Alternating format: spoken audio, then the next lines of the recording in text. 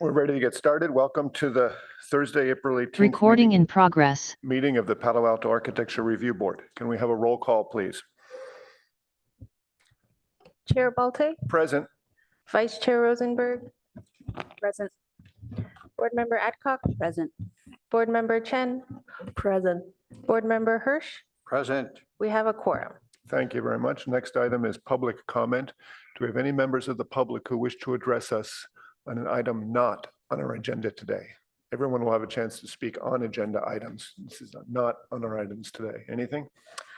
I have nothing for oral communications. Wonderful. Thank you. Next item is agenda changes, additions, and deletions. Do we have anything? No changes today. Thank you very much. Next item is city official reports. Staff? Yeah, thank you. So upcoming meeting schedule, I apologize. I forgot to note that Vice Chair Rosenberg will be gone on May 16th. So I will make sure to note that next time. And tentative future agenda. So we're going to have the Buena Vista Mobile Home Park Streamlined Housing Development Review Study Session on the May 2nd agenda, followed by pre-approved parklet designs and bird safe glazing and dark sky ordinance. And then for the May 16th agenda, we're planning on the work plan. 800 San Antonio ad hoc is hoping to come back that day. We're also expecting kind of a last minute item of a master sign program for an area in downtown on Lytton Avenue. I am holding, because we won't have all of our board members here, I'm planning to do elections following on the 6/6 hearing so that we can have all of our members present when we do elections. And because for the May 2nd hearing, it's a little bit too early, we are planning, I believe interviews are planned for April 30th for the election of the board members by council. So new items. Hi, Claire, I will not be here on June 6th. Did I think that was noted. Hold on. Yes, that's already noted on here, the planned absence for, oh, shoot. Okay, sorry. And sorry to add a wrinkle, I will not be here June 20th. Okay. Okay. Well, I will talk separately with the chair about what we want to do about that. Thank you. Hold on, let me note that absence. Thanks.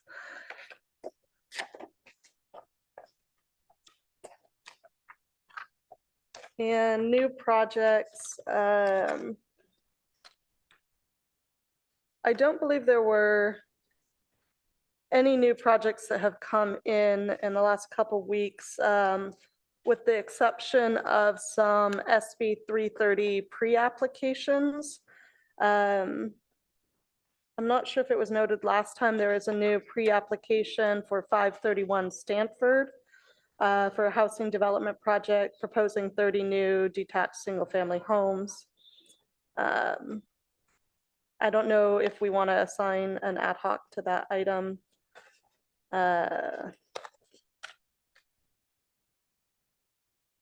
Yeah, so. I'd like to move it along today. We'll pick that up next time. We have a lot of Okay. folks here. All right, So thank you. that covers agenda. Thank you very much. Staff, is there any way we can make the volume louder? Not in the chambers, no. I can adjust the volume of people on Zoom, but not in person. Okay, colleagues, let's make an effort to speak directly into our microphones as loudly as possible. Is that better? Okay, please don't hesitate to let us know if we fall short in letting you hear us. Thank you. Okay, with that, we're going to move on to the first action item on our agenda. That's a public hearing for 660 University Avenue. A recommendation on applicant's request for approval of a planned community planned home zoning on 3 parcels, 511 Byron Street, 660 University Avenue, 680 University Avenue. Deconstruction of existing buildings and construction of a new 4-story mixed-use building with ground floor office and 633 residential units, including a 2-level below-grade parking garage. The applicant anticipates a parcel map to subdivide the office component from the residential component. The environmental impact report circulated for public review beginning on April 2nd and ending on May 17th. Zoning District RM20. Before we start in, do we have any disclosures to make on this project? I'll start with Board Member Hirsch. Any disclosures? I visited the site yesterday. Thank you. Board Member Rosenberg. I visited the site earlier this week.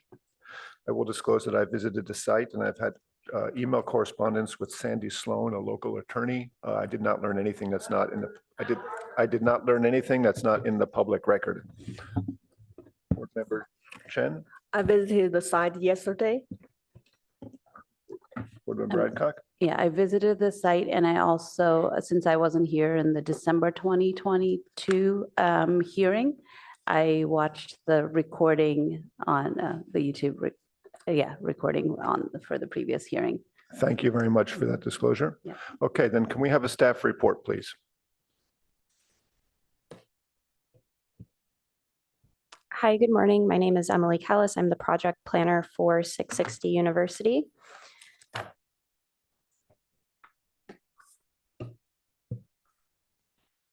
As Chair Balte said, this project includes a planned home zoning for 4-story mixed-use building with 9,000 square feet of office and 63 residential units, 20 of which will be affordable. 20% of which will be affordable. 2 levels of underground parking for a total of 82 parking spaces, a height exemption to the 35-foot height limit, including a rooftop garden that further exceeds the maximum height, and reduced setbacks on all street frontages, including the Middlefield Road special setback. This project is located on the block of University between Byron Street and Middlefield Road. Because this is a high-density project, I included other nearby residential projects and their densities, including Lytton Gardens across the street, across University, that has a density of 104 dwelling units per acre, and the Hamilton, which is on the same block as this project, which is 30 dwelling units per acre. The proposed project is approximately 124 dwelling units per acre. This shows the site plan. It has been revised since the last time that the Architectural Review Board saw it. Most of the ground floor is office use as well as the residential lobby. And there is outdoor space for the office use, as well as mechanical and other support uses on the ground floor. There are now no residential units on the ground floor. This is one of the upper floor plans. They do vary slightly, but this is to show the general layout of the units along a single interior corridor. This is the roof plan, including the rooftop garden amenity space, showing the location of the elevator lobby, which projects further up in height, as I will show later in the presentation, and the locations of 3 trellises. The next handful of slides compare the elevations to what was previously reviewed by the Architectural Review Board. What's shown on the left is the prior plans from the Byron Road side, and then the revised plans, which show that the materials have changed to include the wood-like tile panel that you have as a sample at your area, the trellis, as well as the elevator tower and the siding material as well. The base of the building is also a concrete material. This shows the building from Middlefield.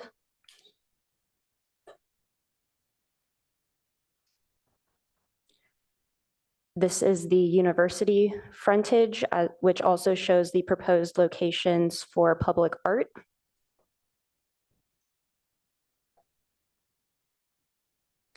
And this is the rear side, the side that faces the rest of the block, including the Hamilton. The rendering, the newer one, also shows the protected oak tree and its general location.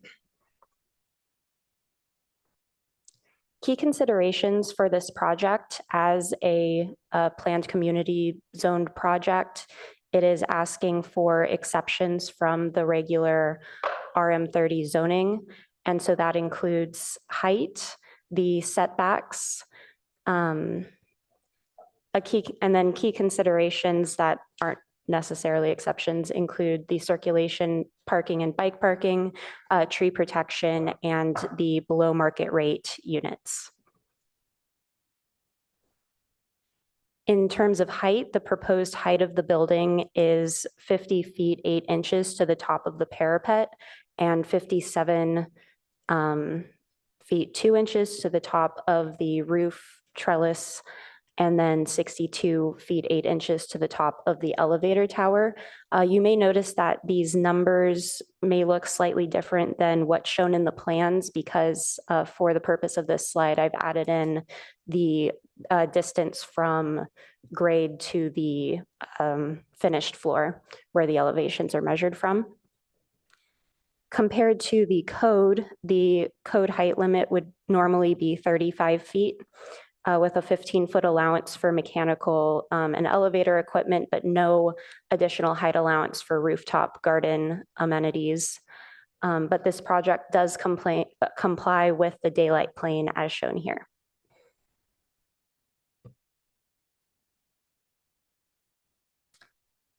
The proposed setback is typically 24 feet along Middlefield and 16 feet along Byron and University.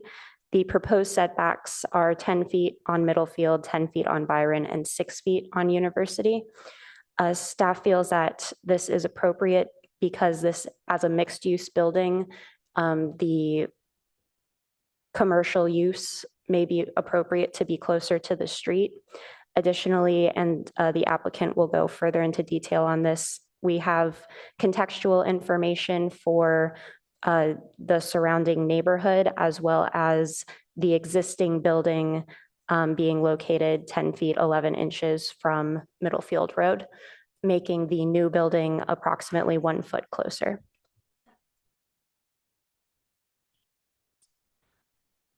This project does include a parking reduction. Typically 103 spaces are required. And for the proposed parking, 82 parking spaces is provided. This also varies slightly from the number in the plans because the zoning code allows the ADA spaces to be counted twice. And so that has been taken into account for this calculation. The project also has a TDM plan that will be incorporated. Adjacent to the property along the property line is a 50-inch diameter coast live oak tree. The project proposes to keep the building area at least 30 feet away. The TPZ, tree protection area, for this tree is 41 feet. And so there's a number of arborist recommendations that are required by the city as well as required by the environmental impact report for regulating activity within that 41-foot tree TPZ, including recommendations and standards for excavation, erosion control, drainage and irrigation, construction staging, and root cutting. The Urban Forestry Department has also included a condition for a security bond for the tree. This would be 100% of the appraised value of the tree as determined by a professional tree appraiser. And it is valid for 3 years from the final occupancy of the building after construction. Additionally, as a PHZ project. This project proposes to provide at least 20% affordable units. This project proposes 13 of the units to be reserved for below market rate. And the city council has allowed a weighted value to be applied, which brings the weighted percent of BMR to approximately 24%. The way that the BMR units are currently distributed throughout the building may not be the final way that they are distributed, but 13 would be the expected number.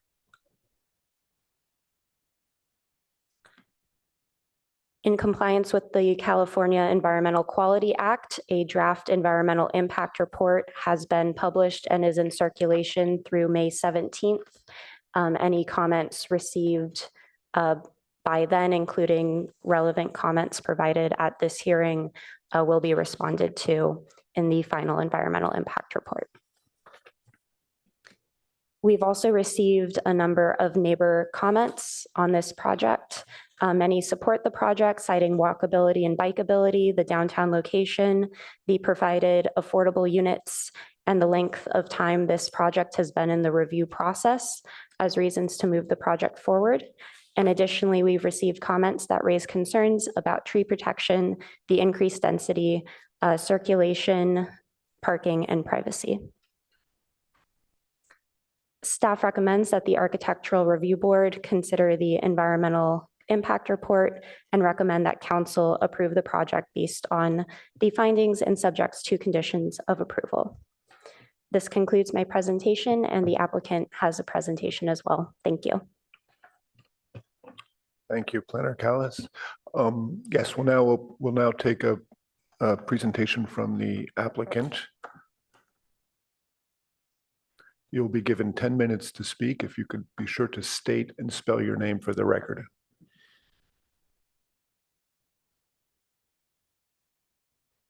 Hi, I'm Ted Korth with KSH Architects. Just give me 1 minute to get the screen to Sure, take your time. connect here.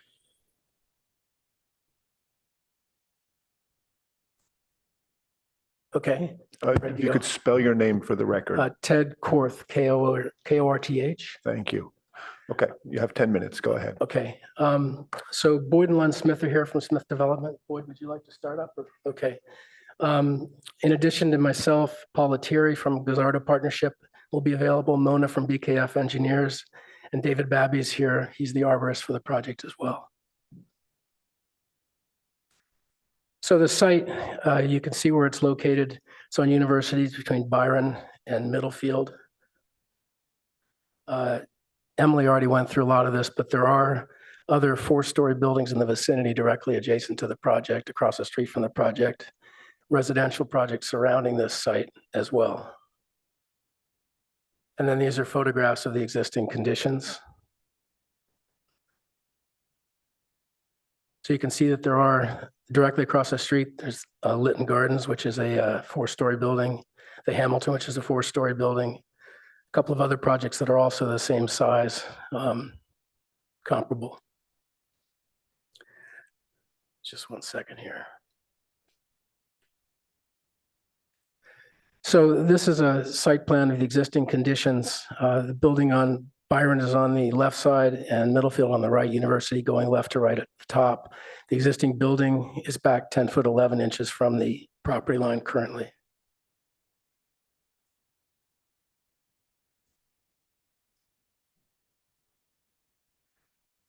We've done an updated context.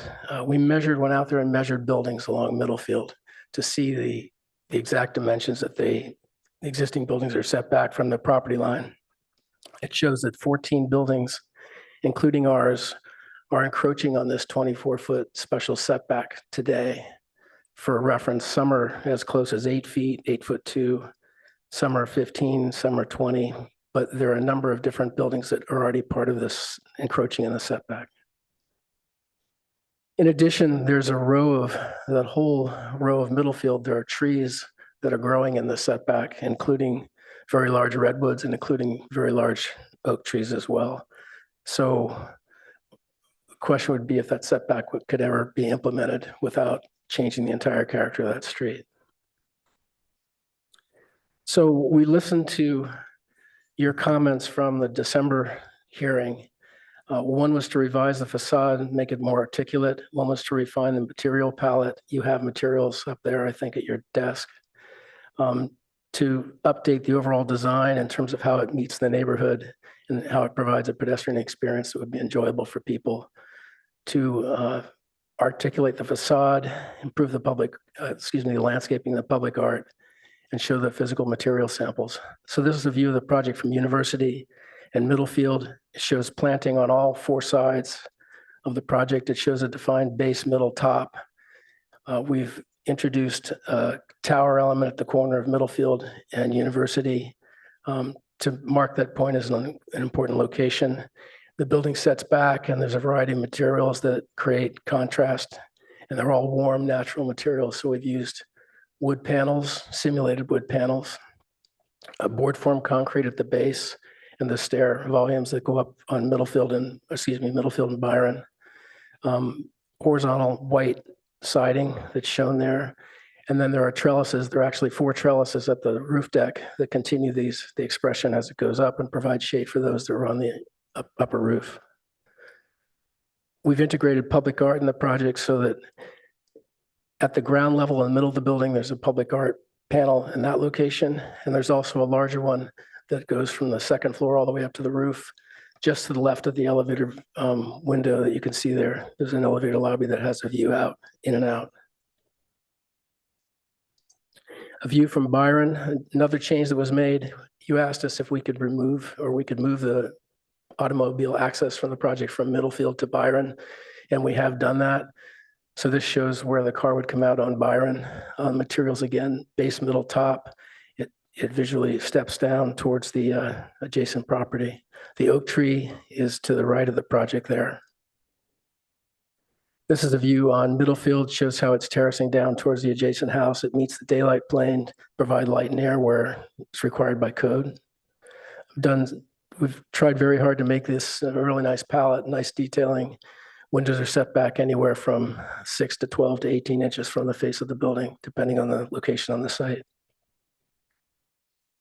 At the ground floor, again, on the left side, you can see the entry from Byron into the parking. We've removed the unit on the ground floor that was a suggestion that you all made. Planting again on all sides.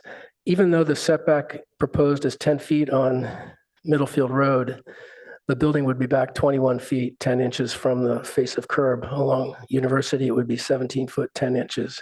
And along Byron, the building face would be back 20 foot, 1 inch. So there's pretty significant setbacks on all 4 sides. It ranges from 19.5 to 26 feet on the property line adjacent to the oak tree. The building's been set back. You can see there's an indent between the 2 ramps, and that's where the tree roots are located.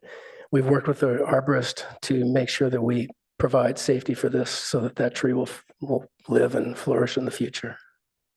2 levels of below-grade parking. And then Emily already went through the floor plans. I'm going to try to go quickly because we're going to run out of time. There are studios, 1 bedrooms, and 2 bedroom units in the project. And the roof deck is all located adjacent to University so that all the activity and anything that would go on would be towards the University side. There's a mechanical enclosure that shields this area from where it is adjacent to the properties to the bottom side of this site plan. And then these are elevations to show the articulation and the varying materials that go into the project. Again, you can see the public art shown in green in this location. At the top on the residential terrace, there's a wood slat wall that's proposed. It's the wall that's set back that addresses the University side of the project. So between perimeter planting, a defined base, recessed entries for residential and the office use, public art, nice materials, warm materials. We feel like this would be a great addition. This is the view from the side where the tree is in the foreground there on the left side. And then Paul Lettieri, I think, is going to participate via Zoom now. Yes, he is. Good morning. Thank you. Paul Lettieri, Principal of the Gazzardo Partnership. I don't know how much time is left. I don't see it here in the Zoom screen, so I'll go quickly, assuming there's little. Um, we start out on the front and just talk a little bit about what we've updated and changed. We sort of optimized the bike parking to get it proximate to the residential entrance and some to the office entrance, meeting all of the criteria for it. And we still have the ramping arrangement that we had previously.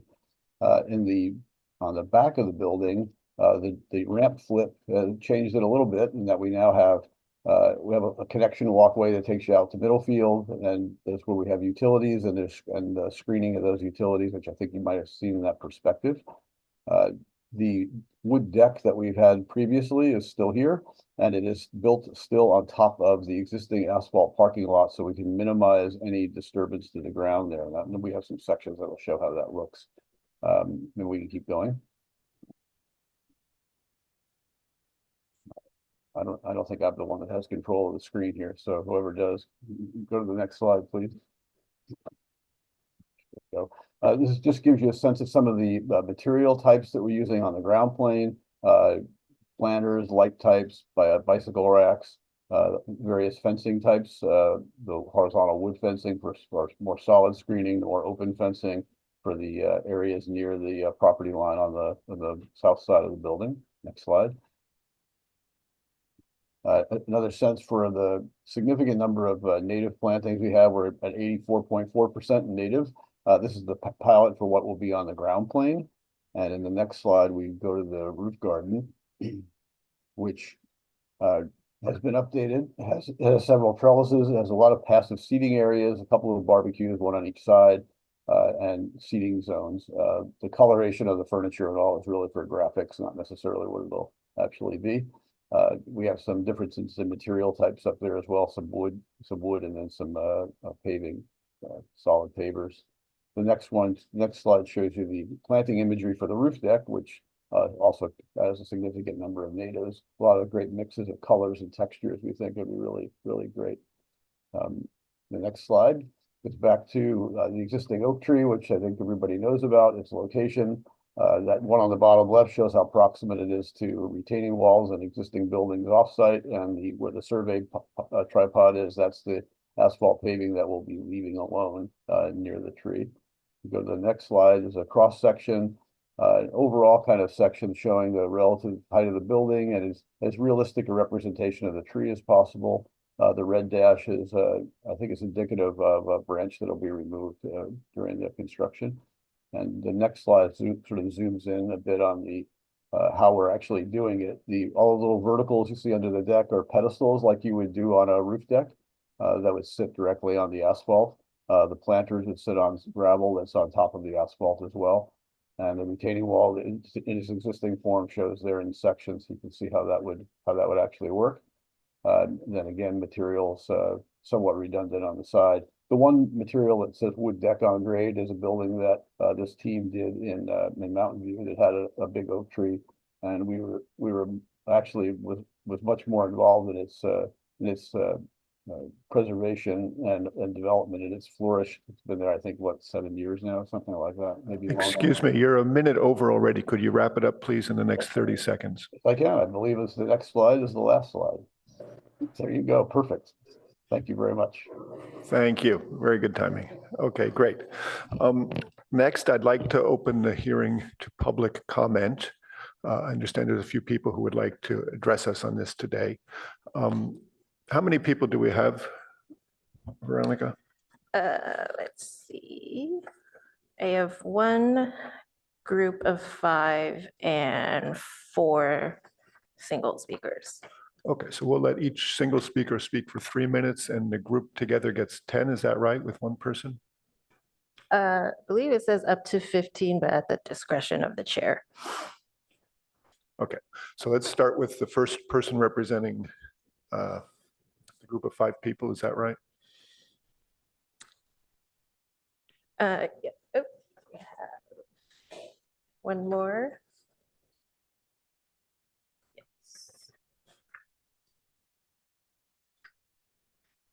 I had one who wanted to go before the group, Carol Gilbert. Okay, Veronica, if you could please announce the name. Yeah, first speaker, Carol Gilbert. And she is speaking for 5 people, is that right? She wanted to go before the group. Okay, well, we'll let the group should have 10 minutes, I feel, and you'll get 3 minutes, please, for your comments. Please state and spell your name. Yeah, I'm Carol Gilbert, CarolGilbert. Thank you. Go ahead. Okay. Long story short, this project was and still is oversized building being shoehorned into a small property. And I think especially since all of you have visited the property, you would be aware of that. First, I would like to thank Boyd Smith for trying to make the accommodations we have discussed previously, and we do appreciate those. However, the project still remains a large building being shoehorned into a much too small property. And I think the planning was done by, I've got a building, now I've got to find a property to park it on, as opposed to, I've got a property, let me think what's appropriate to build on it. Smaller item is maintaining the privacy of the Hamilton residents. And I know that apparently the 5th floor balcony thing, party space, is now on University rather than the other side of the building. But it still is I think, clearly open to the other side. And I'd like to suggest that that space for everyone in the neighborhood be confined to smaller seating areas, not with large television sets that would have big sports events and cheering and yelling going on it, and possibly somehow screening with greenery the side that does abut the Hamilton to cut down on noise. Then we really want to ensure the life of the coastal oak. Chris Ream will speak to that again and has put a lot of time into assuring its protection. I realize that they've said, well, they'll put up some indemnity if something happens to the tree within 3 years. They'll pay for it.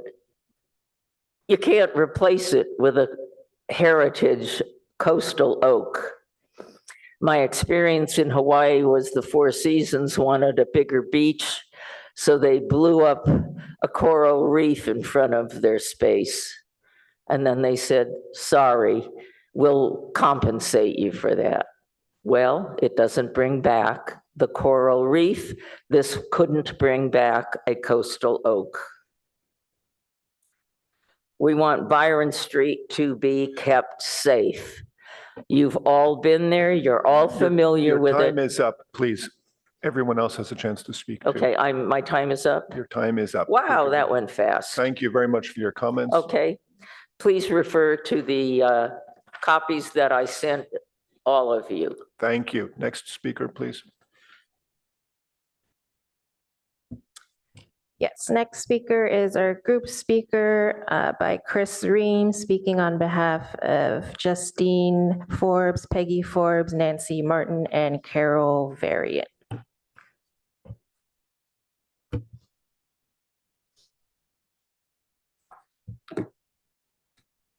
Good morning. Thank you for addressing us. If you could please state and spell your name for the record.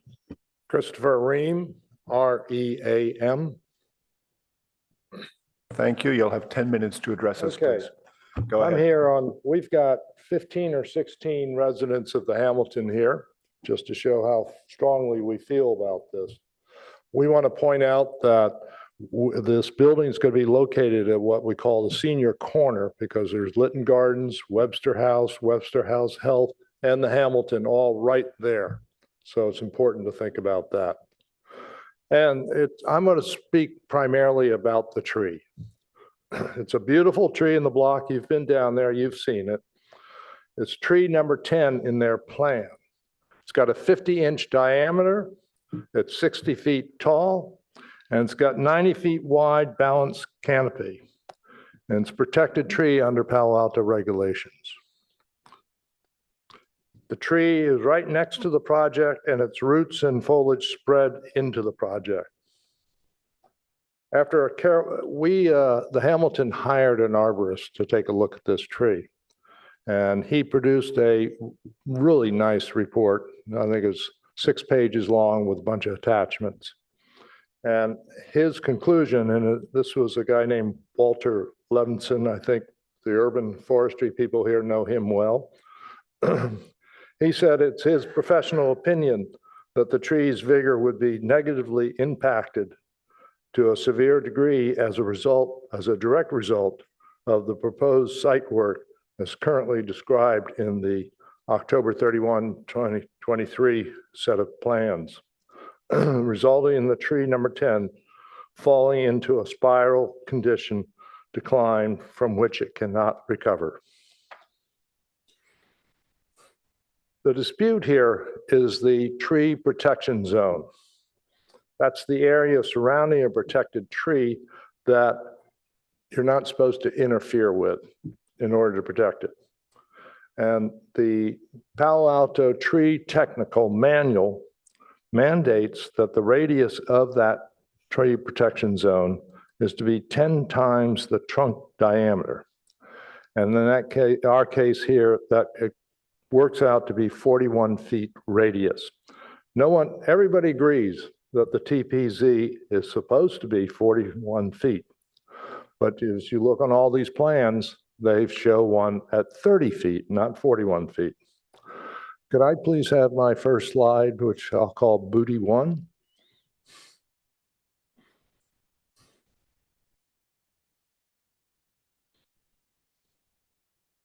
Okay, I guess we've got it up. What this is showing is this is a LiDAR root scan done by a man named Booty. And he was hired by Rincon Consultants, who had been hired by the city of Palo Alto. So this is a city of Palo Alto man doing this work. And what this shows is that the roots of this tree are very vigorous. He's going out to 51 feet. He stopped there. But as you can see, the roots are still going very strong at 51 feet out from the tree. Could I have the next slide, please? Booty 2. This slide is a cross-section of what it looks like at 31 feet out. Let's just call it 30 feet. And as you can see, there are a lot of roots down there. And then he says they're all going to get sliced off. That's going to be a lot of damage to this tree.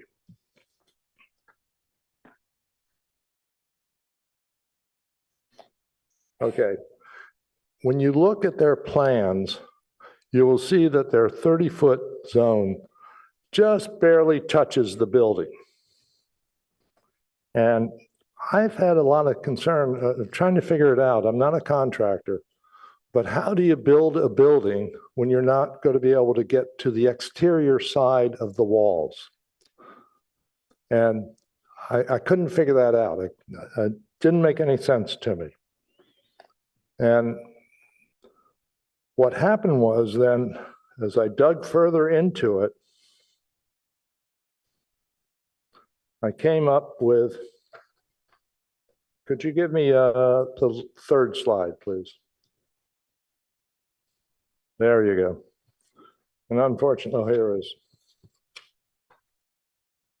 I don't know whether you people have read this or not, but for the benefit of the audience, let me read it. This is from David Babby. Is that who was talking? Okay, David Babby's here. And he wrote this in his tree protection result report. The CPA's tree protection zone, TPZ, standard is a radial distance from the trunk equal to 10 times its diameter. Good. which for Oak number 10 identifies a TPZ of 41 feet from the trunk. The proposed project establishes a TPC to be 30 feet from the trunk, which equates to a multiplier of 7 times the trunk diameter and 11 feet inside. Okay. He then goes on and says that the 30-foot TPZ applies only to the finished building, not to the construction. Because he says then, the architectural design substantially conforms to my recommendations provided in January 2021, which stipulates a minimum 30-foot setback from the Oak's trunk to construct the future building and parking garage, and a minimum setback of 20 feet from the trunk for all ground disturbances beneath the existing asphalt surface. It goes on, roots. The 20-foot setback from number 10's trunk for ground disturbance applies to any soil compaction, grading, sub-excavation, over-excavation, trenching, drilling, augering, storm drains, swales. I'm not sure what swales are. What he's saying, though, is when we say 30 feet, we just mean that's what the final project is going to look like. But before that, we're going to do a lot of construction up to 20 feet from the tree.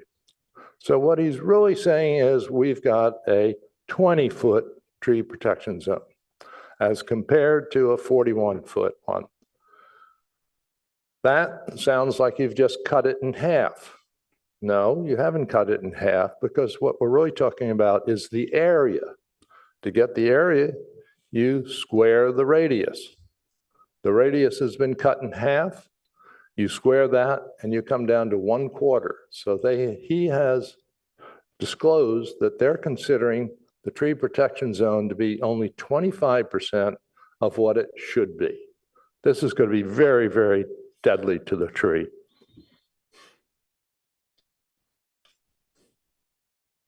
How did this happen? Well, I had to do a little dreaming on this, so I might be wrong, but it seems to me what happened was that Smith Development came up with a plan for this project. And then they put the plan on the map and said, oh, wait, there's a tree there. Somebody draw a TPZ of that tree to fit our plan. So what they did was they came up with a plan first, as opposed to what they're supposed to do, which is go take a look, you find you've got a protected tree, draw a TPZ, now design around it. No, they went the other way. What's the solution? I suggest to the board here that you should insist that they follow the rules and have a 41-foot TPZ and observe that TPZ. Okay, let me move on to a couple of smaller items now. The balconies on University Avenue. There are 24 balconies sitting out over University Avenue, or not over, but looking at University Avenue. And with the 6-foot setback they have, that goes to the building's wall. The balconies extend another 6 feet out, which takes the balcony right up to the very edge of the sidewalk. Why is that a problem? Well, I think there's going to be a lot of partying. There's going to be a lot of young singles drinking beer out on the balconies, and you drop a beer bottle, it's going to hit somebody on the sidewalk. It is a dangerous situation, which I don't think you should tolerate. And we've already had a mention of the party deck, and I got to admit, that's a very pretty looking spot.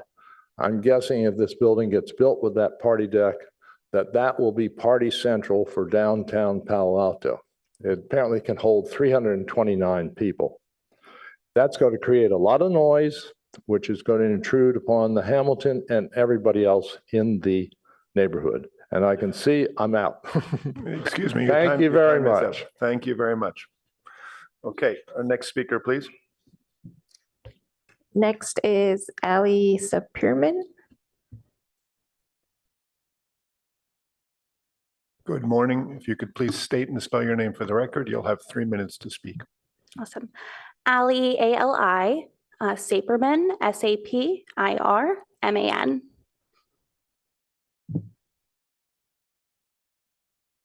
Hi, my name's Ali Saperman. I'm here on behalf of the Housing Action Coalition.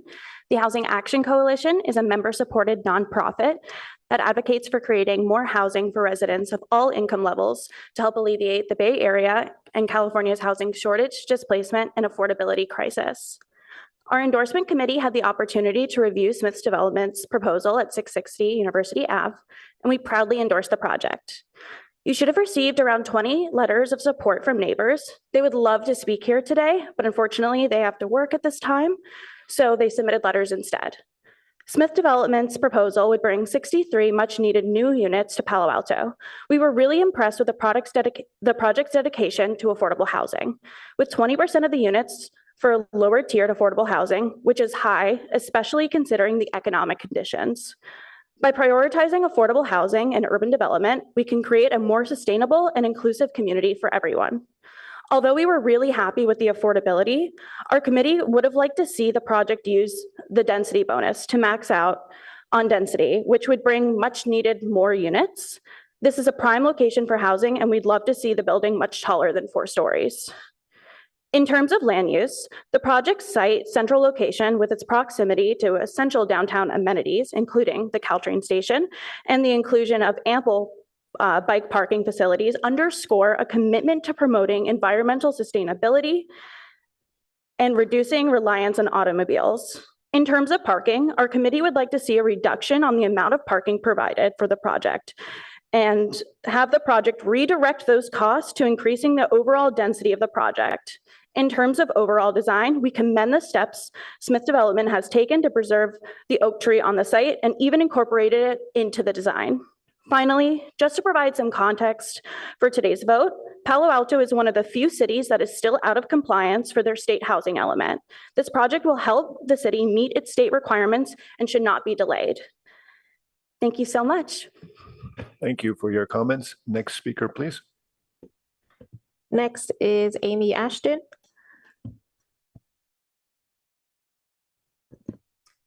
Hello, Amy Ashton with Palo Alto Forward. I am the executive director, and we submitted a letter in You could support. please state and spell your name for the record. We Sorry, want to get it Amy correct. Ashton, AMIEASHTON. And I'm executive director of Palo Alto Forward. We submitted a letter of support and asked our membership to also submit letters, so you should have received those in your email. But I'm actually here today speaking as an individual. I live 2 blocks from the project, and I'm really happy to be able to say yes in my backyard, because so often I'm arguing for projects across the city, but this one's, I can see it from my house. The recent architectural and spatial changes have made this into a really lovely project for the area. I'm looking forward to seeing this corner revitalized. The building standards in terms of height and setbacks are consistent with what is in the surrounding neighborhood and what is really physically acceptable in our urban downtown area. My own home and adjacent neighbors have a 15-foot setback from Middlefield. I was measuring yesterday.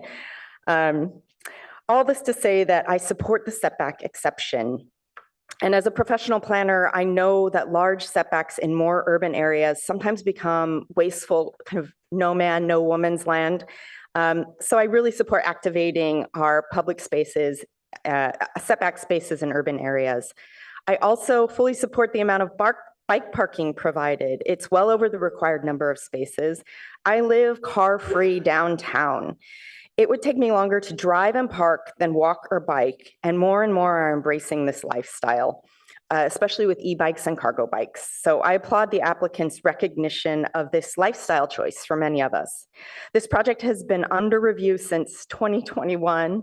I urge you to provide really concrete feedback and direction today and recommend that council approve the project. I really look forward to seeing this built. Thank you. Thank you for your comments. Next speaker, please. Next is Stephen Levy. Good morning. If you could please state and spell your name, you'll have 3 minutes. Yep, my name is Stephen with a PH, Levy, Levy. Downtown is my neighborhood. My office has been in various parts of downtown for 50 years, including 35 years in the 600 block of University. My wife and I lived downtown for more than 20 years in a building that exceeds this height and density and is next to two buildings that are at least 20 feet taller than ours.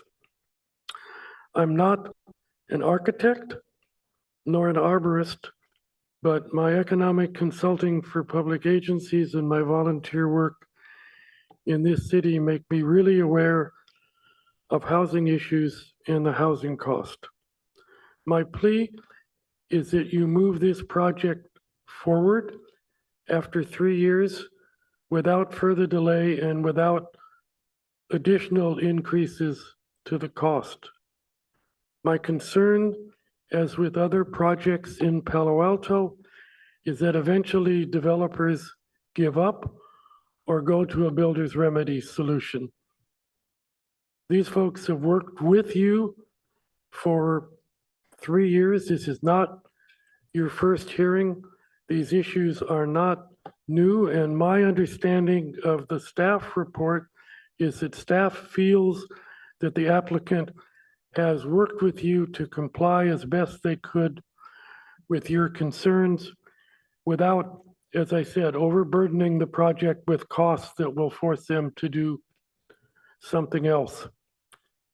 Your part in the Palo Alto process in the housing element has now become really important. The housing element proposes to expedite the review project, and you are a part of this, as with the Planning Commission in their meeting that brought your second item to you. I urge you to continue this process of moving projects forward so that we can get them done. This project does not fall out of the housing element, which would lead towards non-compliance. The rest of my time, I just reiterate what Amy and others have said. I and everybody in my building, we have cars, but in downtown, we use it with walking or biking. All of the people in my building and the adjacent building support the downtown restaurants and the downtown merchants. It helps them, it helps the environment. Please move this project forward so we can get the housing built in accordance with the staff recommendation. Thank you. Thank you for your comments. Next speaker, please. Next is F.W. Bridgell. Good morning. Please state and spell your name for our record. You'll have 3 minutes. Good morning. My name is Faith Brigel, Faith, and Brigel, Brigel.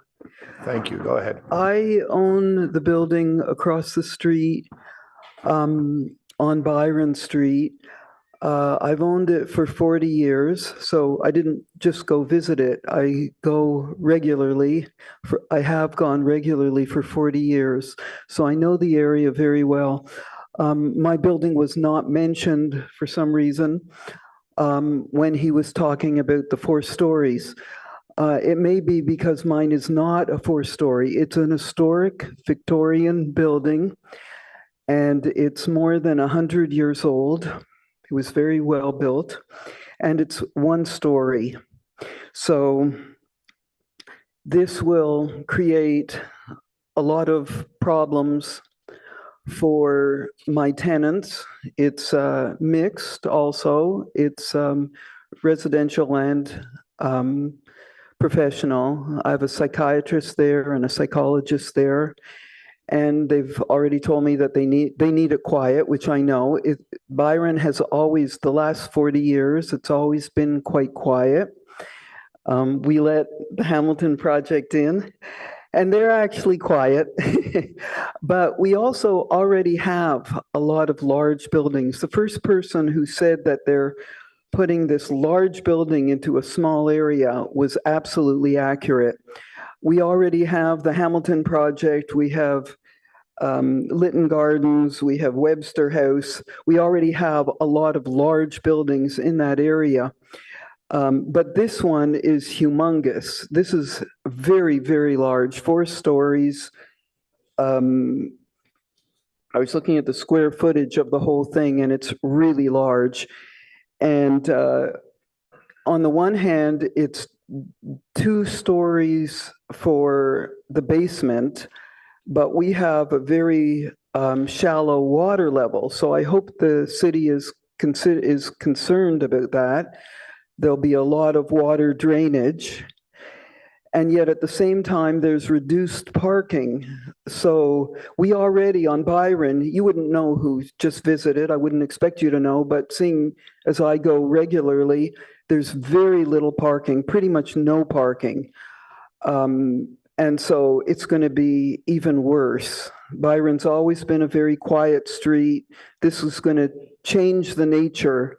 This changes the nature of Palo Alto. It changes the architectural value of that area. It's a very busy intersection, and this is going to make it worse. I'm really hoping that you reconsider, or that they make it a little bit smaller or a lot smaller. A lot of the people who spoke have not been in Palo Alto in that area Sorry, that long. your time is up. Thank you very much. Thank you for your Please comments. reconsider. Next speaker, please. We have one on Zoom with the username Samsung. If you can unmute yourself, you have 3 minutes.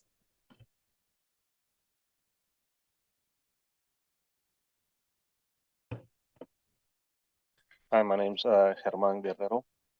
Good morning. If you could please go ahead, spell your name, please, for the record. German, last name Guerrero, Guerrero. I am a field representative for the North Cal Carpenters. Today I speak in here to highlight the immense potential of this project, not just as venture. It's an opportunity to create something extraordinary, something that not only shapes landscapes, but also transforms lives. Now picture this, a project where every brick laid, every beam placed resonates with responsibility and care. That's the vision we strive for, a vision where hiring a responsible general contractor isn't just a choice, but a necessity. Why? Because a responsible contractor doesn't just build structures, they build communities.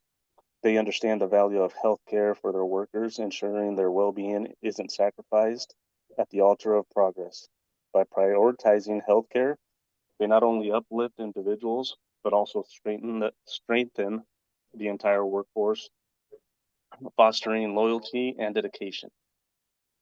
But it doesn't end there. Hiring local, accredited apprentices isn't merely a checkbox. It's an investment in the future. These apprentices aren't just learning a trade, they're becoming the backbone of our industry.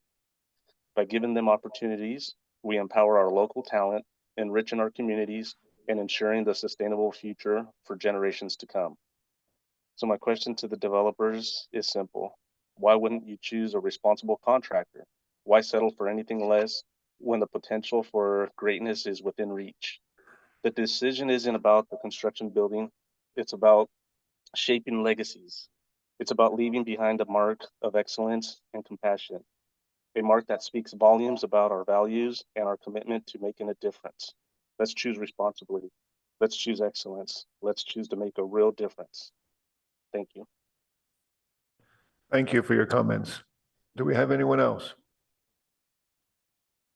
No, that's all our speakers. Okay, then we'll close the meeting to public comment. I'd like to offer the applicant a chance to rebut what's been said if you'd like. You can have up to 10 minutes, only if you like.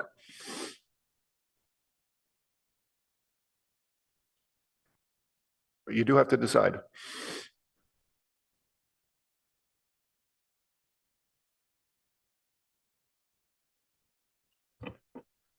Please, yes or no, would you like to speak? Sure. Yes. Please come to the microphone then.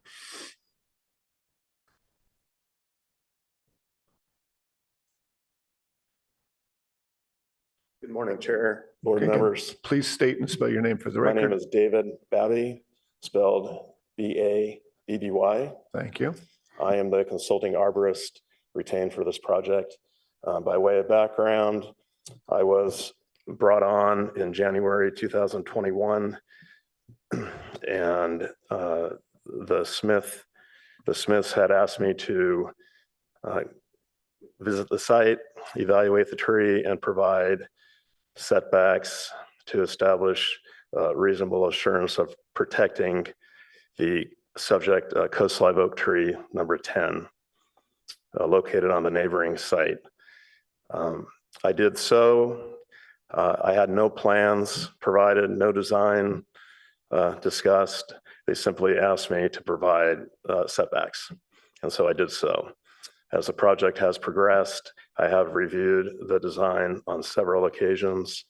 At all times, I have found that they're abiding by my recommendations.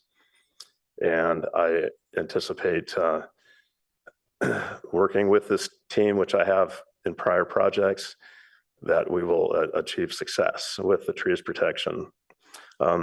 There's been mention about the city's 10 times the trunk diameter as the tree protection zone for trees within the city of Palo Alto. That is a guideline provided within the tree technical manual. It's always served as a guideline. And then from that guideline, professionals like myself will identify other setbacks that are still reasonable. Coast live oaks are quite tolerant of impacts to canopy and to roots. I've been doing this since the 90s, and this type of situation with this given setback, I see no absolute certainty of decline with this tree. The city has fantastic protection measures that they condition on these projects, including monthly site visits, monthly reports, engaging with the applicant if any design changes occur. And that will certainly be the intent here. If there's any examples I can provide of an oak of a similar size and situation, in fact, an even more aggressive situation that I was involved with happens to be at the current site of Hilton Homewood Suites in Palo Alto, formerly known as Palo Alto Bowl. And there was a large oak tree, same trunk diameter, similar trunk diameter, and we were much more aggressive with that particular oak. It is currently thriving. I've been monitoring that tree for over the last 10 years since construction ended in 2014. So that can give you just some sense. So I'm very confident with our setback with this oak, and if there's any questions, I'm here to answer them for you. Thank you very much. Thank you for those comments. Okay, you still have a few minutes left. So just to Please, respond again, your name. Sorry, Boyd Smith, SMITH. The roof deck has come up a few times. Just want to be clear about that if it wasn't clear in the presentation previously.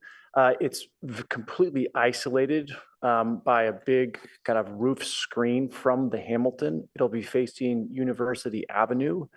I think it'll be completely shielded visibly, and I think sound-wise too. I don't see that being an issue at all for the Hamilton, in my opinion. Okay, thank you very much. So with that rebuttal, we'll close the meeting to public comment. And next, I'd like to see if any members of the board have any questions. Staff, before other members ask in, do we have the city arborist available to speak to us? Yes, we have Catherine Mondkar from the Urban Forestry Department. We also have the Rincon consultants who prepared the EIR, Katie Green and Carly Kaufman. I'd like to offer the city arborist a chance to address the questions regarding tree number 10 and her opinion of the viability of the tree surviving. Hi, good morning. I'm Catherine Mondkar, Urban Forestry. Go ahead, please.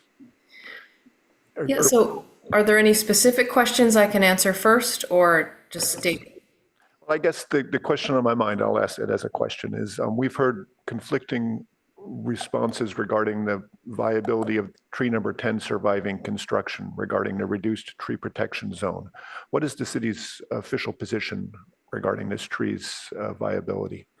So our position on its viability is that there is work in the tree protection zone.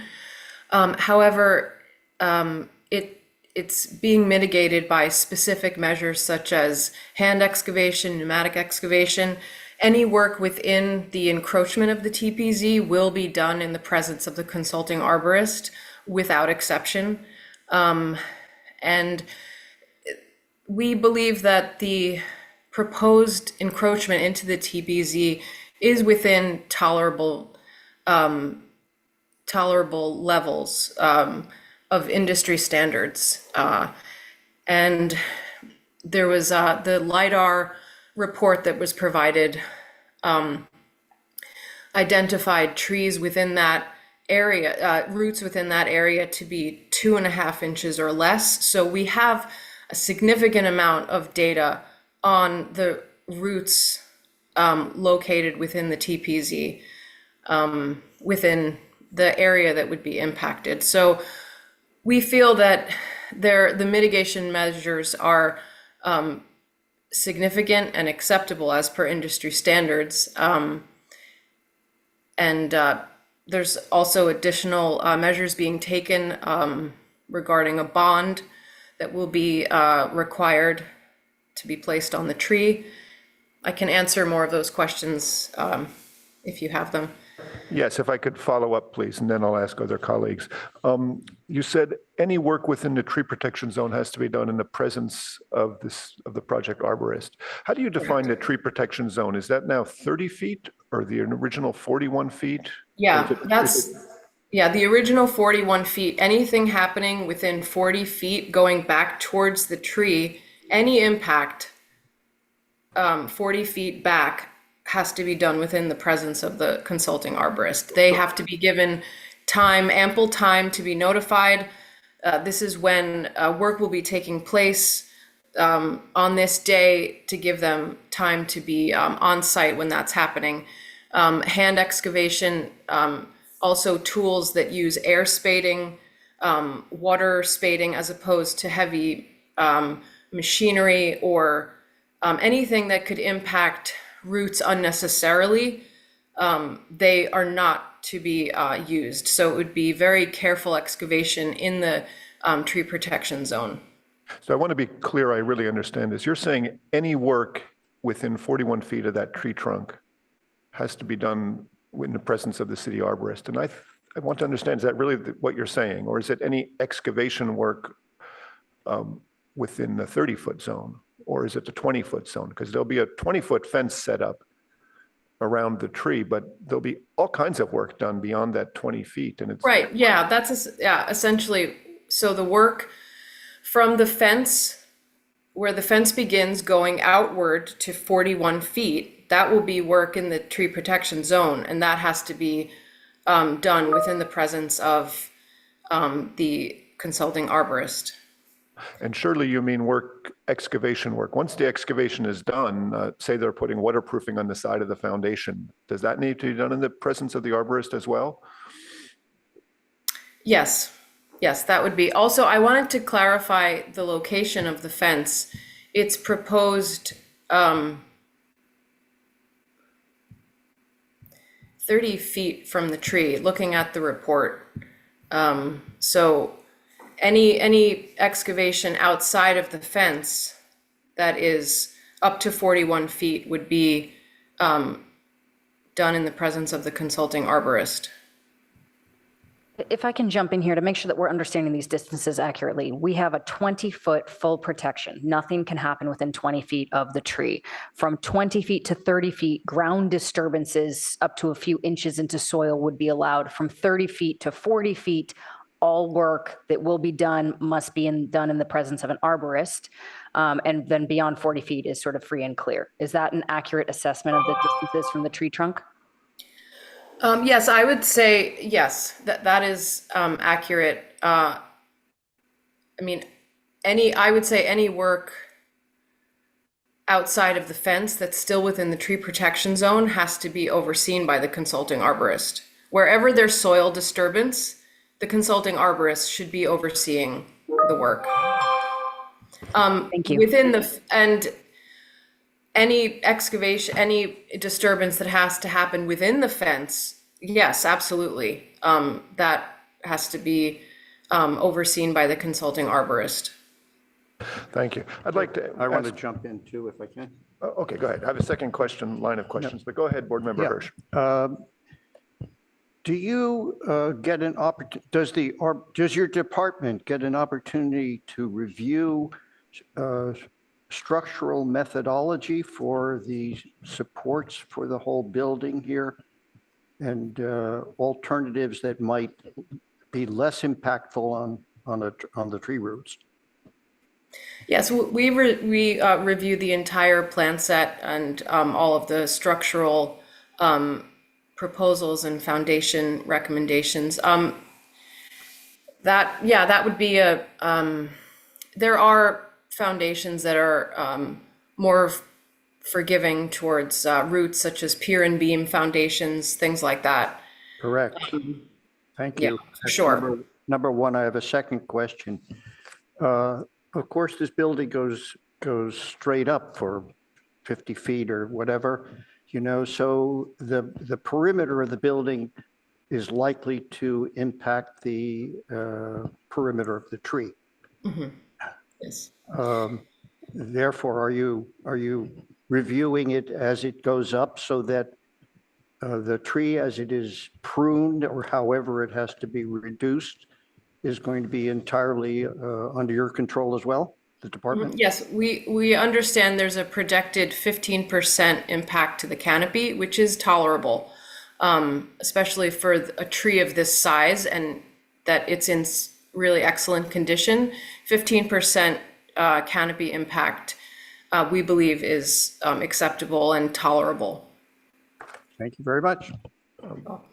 I have a follow-up question as well regarding the tree protection zone. I am also a little confused about the area that is 100% monitored. If it's 30 feet to the fence and the building foundation is coming up right to the 30 feet as well, there is going to be shoring work beyond that, and that's in that 10 feet, the 20 to 30 feet. So that is outside of the tree, inboard of the tree protection fence and would be fully monitored. Is that correct? Absolutely, yes. Any work, there is no work proposed, near the trunk, but just any location from the trunk going out 41 feet, any disturbance of the soil, the root zone must be overseen by the consulting arborist. From the trunk going out 40 feet, including the area within the fence, and out from the fence until it meets 41 feet has to be supervised by the consulting arborist, without exception. Okay, and also regarding the canopy of the tree, clearly balconies are projecting into that 30 feet from now until forever. How is that allowed to be constructed within that 30 feet tree protection zone? And because of that construction, obviously, to work from inside outside would impact fully into that 10 feet zone. So you would be monitoring on site, entire workday every day throughout the construction period, given that exterior work. Is that correct?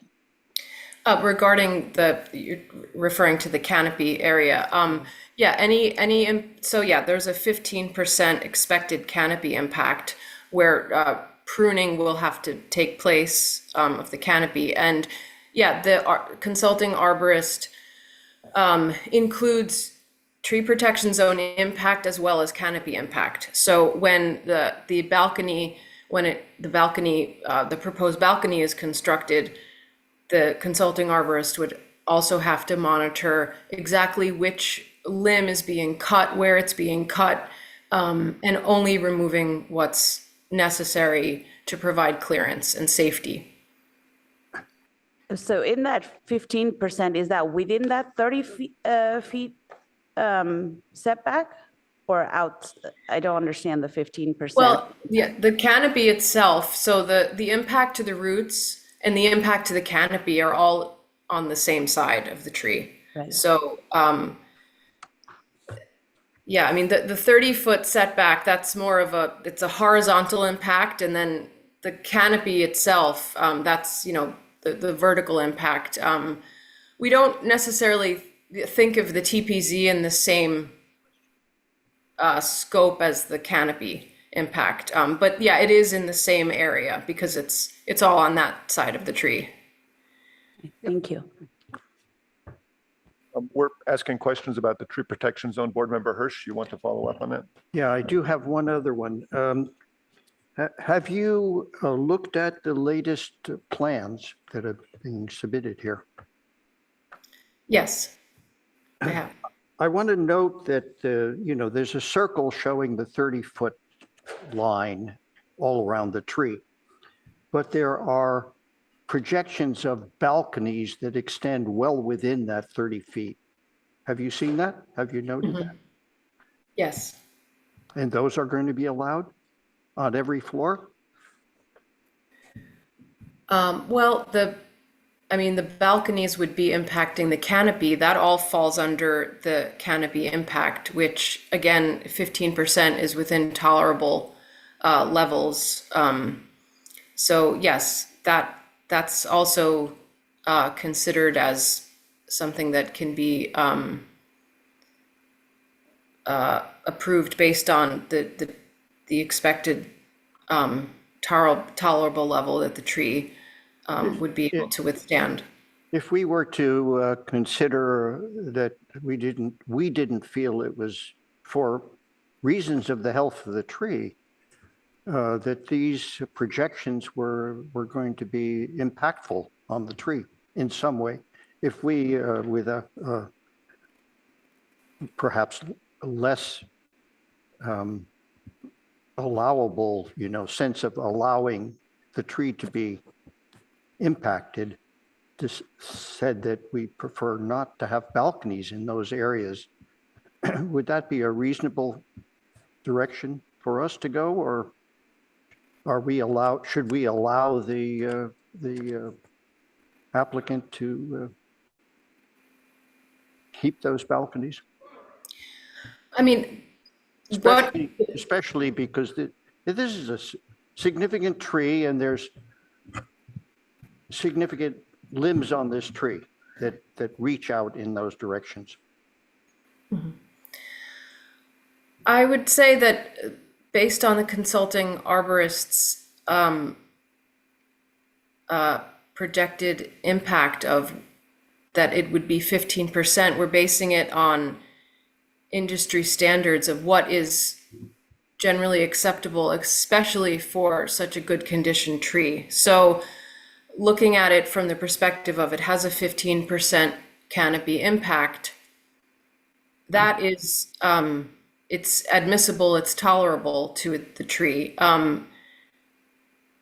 Having less impact, 5% or 10%, yeah, that would be less of an impact on the tree. However, what is projected is 15%. The balconies fall within that area. We're basing it on past evidence within the International Society of Arboriculture's history of collecting data on trees that we believe this is a tolerable percentage, and the balconies are located in that area. I think Board Member Hirsch was asking if you'd seen the plans, because as we do the simple math, those balconies are within 24 feet of the tree trunk. And if the tree protection zone is nominally 41, does 15% reduction really make sense? Do you really agree with that number? That's what we're asking you as the city representative. I think that there may be a misunderstanding of the 15%. This is of the overall canopy. It's not just of one side. It's the entire canopy and what a tree can, what is tolerable for healthy, good condition trees of the overall canopy, not just that side.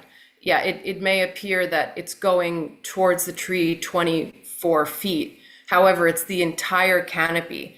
And an impact of 15% of the entire canopy of a tree is tolerable. It's not as much about one side of the tree, it's the tree overall. 15% of the canopy and having an impact on that percentage of the overall canopy is a tolerable percentage. Great. That's what we're hoping to hear, is that you, representing the city, feel this is tolerable. Yes, we Board do. Member Rosenberg, do you have a question to follow up on the trees? Yeah, I wanted to get a little clarification on the conditions of approval. Again, in terms of the language surrounding when the arborist needs to be on site for the duration of construction, within which dimension from the tree protection zone. I'm not finding it anywhere in the the conditions of approval. So I'm looking at packet page 36 under urban forestry. We've got project arborist, tree protection fencing, tree appraisal and security deposit. So I'd just like a little clarification as to what that exact language would be. And sort of piggybacking on that note, we often have an arborist oversee work when it deals with excavation. By the time the dirt has been removed, the impact of the tree is done. So having an arborist on site while they waterproof does seem a bit excessive in my mind. So that's why I'm trying to get a little understanding of this clarification and the language and where that condition of approval should be. Yes, I think the language to more specifically and in greater detail specify when the consulting arborist must be on site long before waterproofing begins would have to be added and modified into the conditions of approval. So I want to be really clear, it's not in the conditions of approval right now, all this stuff about the arborist being present? Correct. It's not currently in the conditions of approval, but it will be edited and added in. To clarify just a little bit, the conditions of approval currently say that the project is required to meet the CEQA mitigation measures, which reference the recommendations from the arborist, which do require the arborist to be on site, but we will make it more clear. Got it. So basically the CEQA language in this, again, on packet page 36 under urban forestry, number 34, project arborist, when it says as well as relevant CEQA mitigation measures, that references back to the arborist report, which the arborist report from Mr. Babby says that the arborist must be on site for those portions. Correct. Okay, thank you very much. And just to clarify, we always require all of the references to recommendations from the arborist report always has to be put into the building permit. And so they always have to follow the recommendations from the arborist report. One more thing about the trees, if I could. I'd like to know what the appraisal bond is going to be worth. What is the dollar amount? So the dollar amount, urban forestry division has estimated $75,000. We with a 150% appraised value, that's a recommendation that we'd like to make. The consulting arborist has to also provide their appraised value, but right now it would be $75,000 for a total of $112,500 bond. That's what it would be at 150%. Wonderful. Thank you for your answer on that question. Any other questions of the city arborist or regarding the tree from any members of the board? Okay, then we're going to open it up to questions from the board members to either the applicant or staff on other items. Anybody else? Board member Hirsch, your light is on. Oh, For yes. questions. Might as well start. Yeah, Questions. Other Any questions, questions? not untreed question. Yes, could somebody describe exactly how does the bike room work? How do you get the bikes from their location to the street?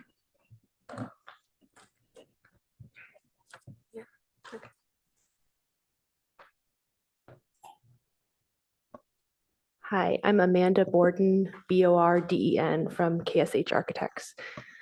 The bike path to the parking in the parking garage is through the front entry of the lobbies and down through the elevator. That's it? I think if you could restate your question so I make sure to answer it that's fully. fine. I think that was the, And that goes to the basement level, the first level of the basement? Or we it doesn't have, matter, I guess, at that point? we have multiple bike parking rooms, and that's to provide in excess of the required bike parking. So we have to provide one per unit, which is 63 for the residential, but we're providing 80 bike stalls. And then we need to provide, I think, somewhere around 4 or 6 for the office, and we're providing 20. And those bike rooms are scattered in smaller rooms. I believe there's 2 per basement level for a total of 4 rooms. So could you calculate the number of bicyclists who might use the main lobby exit from the bike room in any particular day, work day, let's say? I think that would be really difficult to calculate right now without knowing the demographic of exactly, what types of bikes are being used. If they're the, transit type, somebody's biking their kid to school, or if it's a student, or if it's, somebody coming, depending on where they're coming from. I think that's a difficult question to answer, but the total bike parking that we're providing is over 100 stalls. Could we pull up, please, a site plan or a floor plan of the building showing the main floor level and the lower level, so Board Member Hirsch can perhaps be more clear what we want to see, how someone brings their bicycle downstairs. What path do they follow? Yeah, I'd So be happy if you to. could show us, or maybe Board Member. Yeah, so I think maybe if we start at the first floor. Let's go to the first floor plan. And we can draw on the screen, actually. We just want to be great. sure we all understand what's being proposed. Yeah, so we have 2 lobbies on University Avenue. The yellow area is the residential lobby. So that's the bulk of the bike parking, right, for the residents. And so there's about halfway in between those 2 elevators for the residents, and then the office elevator is a single point of entry at grade. Our building is raised above grade for flood protection, and so we have a ramp to either side that leads either to the residential lobby or to the office lobby. And so that's how you get up about 2.5 feet. You enter in through those pair of doors. Certainly on a lot of projects, we install hold opens or other things so that doors can be held open to allow bikes to come through easily. And then you would go into the elevator, and then you would go down to the level of the parking garage that you are putting your bike in. And if someone had a tandem bicycle, or say a bike with a trailer, so they have a child, do they bring that down the elevator as well? I think that those 2 pieces would have to be separated. I don't think it's typical that those are going up and down the elevator. So I think that would be 2 trips. Let's look downstairs a level. What happens once you get out of the elevator? Board Member Hirsch, this is your question, right? Oh, Yes. yeah. So now you get out of the elevator, and where's the actual bike parking? Yeah, so this is the P1 level. So 1 level down, there's the 2 elevators, and that arrow that was drawn, that's to one of the bike rooms. There's another bike room that's kind of L-shaped across that drive aisle as well. And we have a variety of bike parking styles to accommodate lots of different bikes. So we have vertical bike hanging, and we have horizontal. And the horizontal is typically best for heavier bikes. And I think that was some guidance that actually we received from transportation from Palo Alto that was really helpful. Okay, I'd say you've answered the question. Is that fair, Board Member Hirsch? No, I just have a sort of an attached question to this one is that lobby area down in the basement also used for move-in conditions when the building is just beginning and when it's when people? No, we have kind of a loading and move-in at the first floor. At the first floor? Yes. How's that work? So if we go back to the first floor. On the left side at Byron here, where we have our trash room and staging, we have a loading stall. And there's a roll-up door there, as well as a man door, and then a ramp that goes up to the first level. And so that's the kind of ideal location for move-ins to also occur. And because of the roll-up door, a vehicle can also pull onto the site to unload within that gray loading area. Okay, and that ramp then is from street level to the elevator, basically? Correct. That's what that whole kind of circular corner, whatever, Yes. is for. Yeah. So this is, sorry, just to clarify, so this area here is your ingress that I'm drawing with the red arrow is the ingress to the parking structure below. But are you saying that there's a portion of this sidewalk in the red box that's also accessible by a vehicle? Perpendicularly, a vehicle could pull into the gray loading area. So like that? There's a curb cut there, yeah. Okay, there's a curb. Yeah. Got it. Yeah, that would block the sidewalk. Okay, thank you. Yeah, so a follow-up question on the bicycle parking. So for the office tenants, if they want to access to their bike parking location, they will go to the residential lobby and goes down to. No, the office has the same access. So they have at grade, that central location, they'll take the ramp to the other side. So from the central location between the two residential elevators and the office elevator, correct, that blue line. And then they'll go up that ramp into their office lobby and then down the elevator to the parking level to their own bike room. And the office and the residential have separate bike parking rooms. Could you please sorry. Could you please show the basement again, the garage level?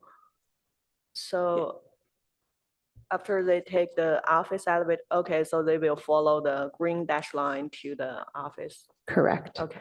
And then one clarification I should make is that we also have short-term bike racks that are outside both entries. So we have near the office lobby as well as near the residential lobby at grade outside of the lobby. So that's for the short-term bike parking. So what we're talking about right now is the long-term bike rack or bike parking. And could you please clarify the trash staging area? Is it inside the on the ground floor? Is it inside the gray area, or is on the sidewalk, or is on the street? It's at the street within the loading area. So if you were able to zoom in on Byron Street, you can see kind of the trash truck and the staging area within there.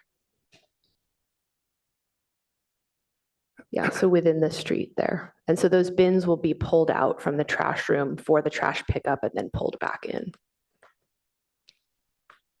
Okay, so do you have any analysis showing like how often will the garbage to be picked up? Like yes, that's in the trash management plan. That's in the plan set. I don't have it memorized, but for various services, there are multiple pickups per week. Thank you. Yeah. I have a follow-up again.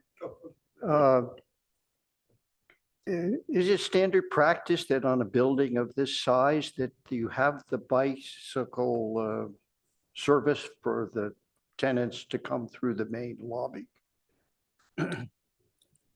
I would say that it's standard practice to have the bike parking within the parking garage. And when the parking garage is above or below grade, then it is standard practice to go in an elevator.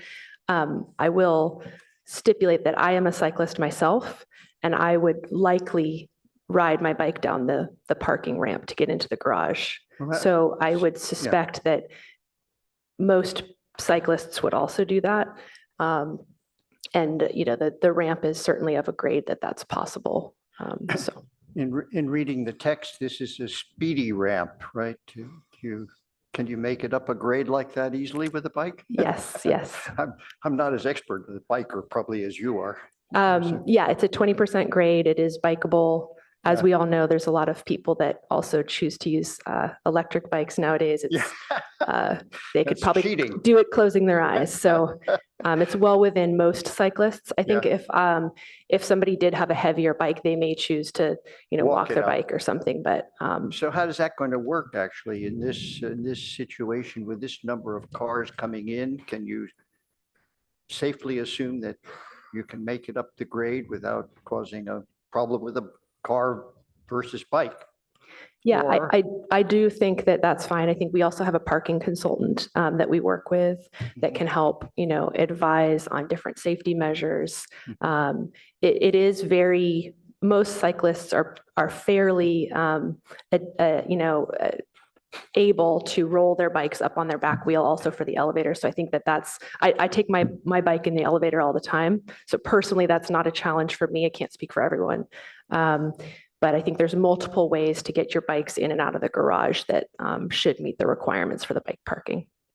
Or just separately, are there ramps, car ramps that have an extra space for a bike to go in and out? That would be equivalent to having a bike lane on a street. As we know, we don't have bike lanes on many of our streets. So we're all very used to, when you cycle on the street, sharing that access. There's not a bike lane to get to this building on Byron. So the cyclist would already not be separated from traffic to arrive. Okay, that skirts the question. Yeah. Successfully, though. Thank you very much. Yeah, thank you. Thank you. Yeah, I have a few questions regarding setbacks. So first, it's for staff. So regarding what is, just for clarification, zoning wise, is we obviously have been talking about setbacks around the tree, but also around the streets. They're asking for reduced setback. Besides that, the balconies are into the setback. Is that clearly allowed by zoning code? And further to that, there's stairs that go down to the basement on both Middlefield and Byron that are in the setback, fully in the setback, pretty much coming up to the edge of the sidewalk. Are they asking for variance for that, or is that just allowed to be in the setback? So the balconies are allowed to encroach into the setback based on the zoning. However, the stairs typically would not. So it is part of what the PHC project is proposing. So just to be clear, this project is a planned community rezoning, and so it will have its own ordinance and own zoning. So everything that they are requesting that doesn't align with the underlying zoning of RM30 would have to be written into that ordinance in order to allow for it. Okay, thank you. And then related to the setback as well, all around when we go down to the basement, they're building right up to the edge of the property line, right? So in that sense, in terms of, it's probably a question for the applicant in terms of what the excavation plan is. Would they have piles lagging? Would that be pretty much outside of the property line and into the tree protection in all directions, whether it's piles and lagging or other ways of doing the excavation? I think this is a question for the applicant. What is the plan for doing the, digging the foundations and the exterior wall when you're right up against the property line in all directions?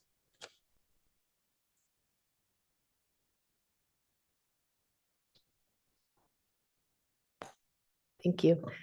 For the shoring, we have not figured out yet whether or not we would need to encroach at the city right-of-way for the shoring. But with regards to the tree protection, it is included in the arborist's review and recommendations.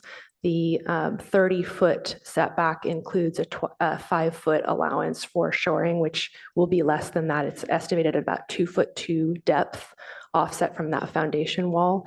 And so that's within the review that David Babby has conducted already on the work within that tree area. So while I have you up there, I have another question also regarding the foundation work and the basement design.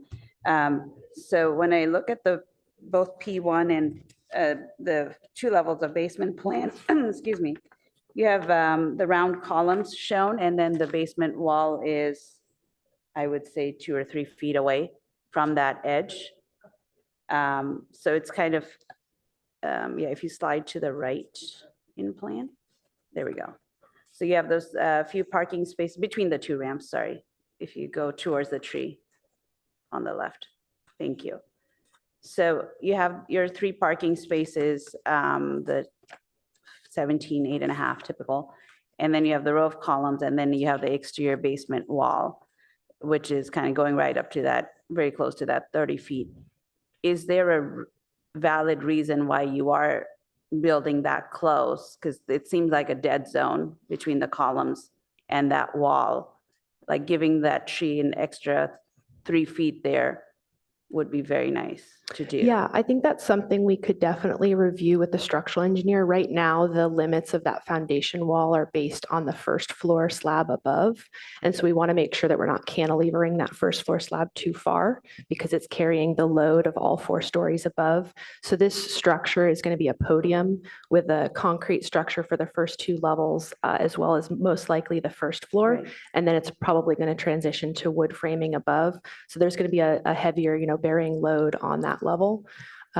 If the structural engineer determines that we could move that foundation wall inboard and cantilever more of the first floor slab, we would certainly do that. Yeah, or even just a second floor slab, right? The wood frame could cantilever out. Yes. Towards that 30, like that 3 feet for the root zone of that tree is really critical. So it seems a little frivolous to just take it up for like useless I think what we like to show is kind of the worst case scenario so that we can always improve it, but that we don't have to come back and ask for more if we need it. So I would say what's shown here is the worst case.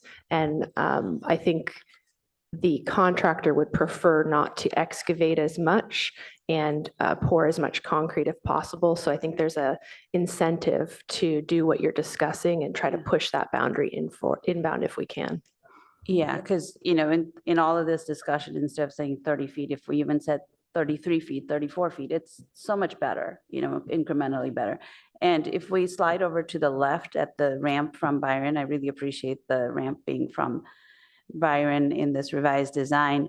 Do you have room in terms of the turning of the radius of the ramp to, again, do that exact 3 feet we were just talking about up the page to left of the page, or are you pretty much maxed out on the turning of the ramp? Unfortunately, we're maxed out. And part of that has to do with a couple requirements. One is that Public Works is requiring that we slope up for 5 feet away from the back of the sidewalk. So you can imagine that that artificially increases the length of the ramp. And then secondarily, it's kind of related to the flood protection. We have to put a floodgate there. And so that requires some additional room as well. Okay, thank you. Yeah. Can I understand that again? The ramp goes up 5 feet, you said, from the street and then down into the basement? Yeah, it goes a horizontal distance of 5 feet at a slope of 1.8%. So not the equivalent of 5 feet in height, but it does increase the overall length of the ramp that's needed to get down deep enough for the accessible parking. And that's a flood zone requirement? I think that specific requirement's not a flood zone requirement, the 5 feet, but we do have an additional, I think it's about 2 feet, or it's on the plan there, maybe 18 inches for the floodgate for the horizontal distance. Okay, thank you.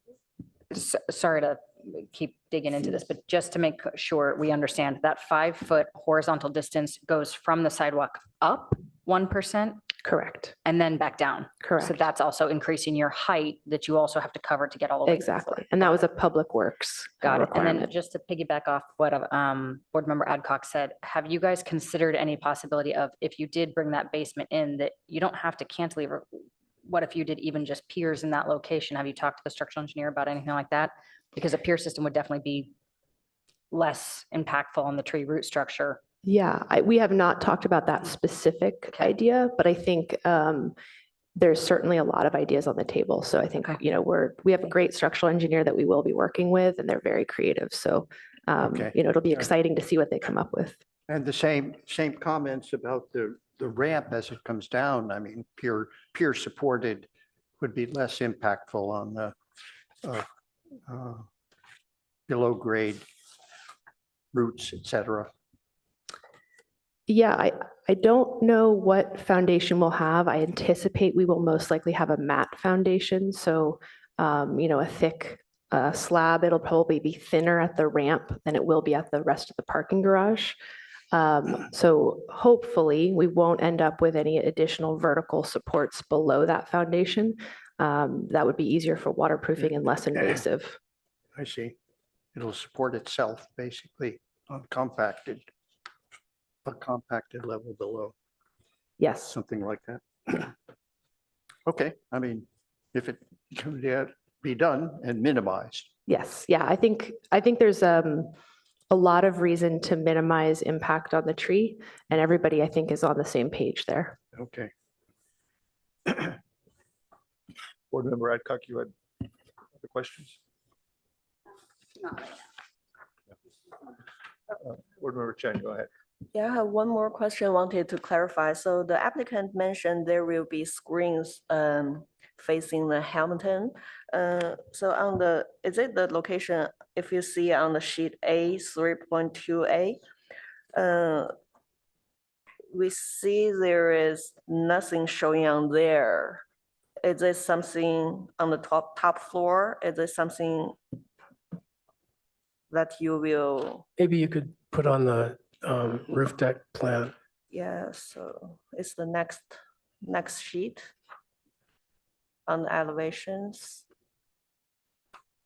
Oh, just. So there, maybe if you Yeah, if you see the top part. keep the one from University, well, actually, this is fine. If you see the building above the roof line, there's a light colored wall that's about 10 feet high. That's the mechanical enclosure that's set back from the edge of the roof. That on the opposite side, so I don't know, 20 feet beyond, there's another wall, and that's a mechanical enclosure. And then the roof deck is on the other side of this wall. So from the roof deck to this side of the building, you couldn't see either from there to either side because of the mechanical enclosure. So it's a functional thing. So between the stair and the mechanical screen, is it just leave it as open, or you also have some screens? There's a 5-foot wall that's set back from the edge of the building where that roof deck steps back a little bit to provide further privacy from the other side of the building. So you can't get to the edge of the building. So you can see the roof deck in plan stops short of the edge of the building in that location. And so that's so that you couldn't, not that anyone would do it, but you could go to the parapet and look down on the house next door. You can't do that because you can't get to that position. So we've separated the deck from the entire other side of the building, parallel to the university edge. If I may piggyback on that, though, if you go back to the other side elevation, just to clarify Board Member Chen's question, right, where you have the people shown.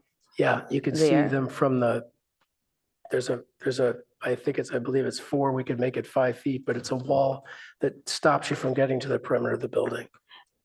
Correct, but based on what I heard earlier, that there was screening in towards the Hamilton, but this elevation is clearly not showing screening. And also in, sorry to jump on your Sure, question, yeah, but actually. the L1.2A sheet also shows that section of the terrace coming towards the Hamilton. I think it would be I think what we're trying to get at is, just like you've screened the mechanical spaces, having a taller screen in that, right in where I colored in yellow, would respond to some of those comments Okay. from earlier. All right. But we'll get to comments later. We're still in questions. Yeah, staff, if you could show on the, if you could show sheet L1.2, the roof plan, and maybe it will be It's helpful. in a separate PDF, so it's Oh, going to take a okay. little longer for me to pull it up. A 2.4 also has it.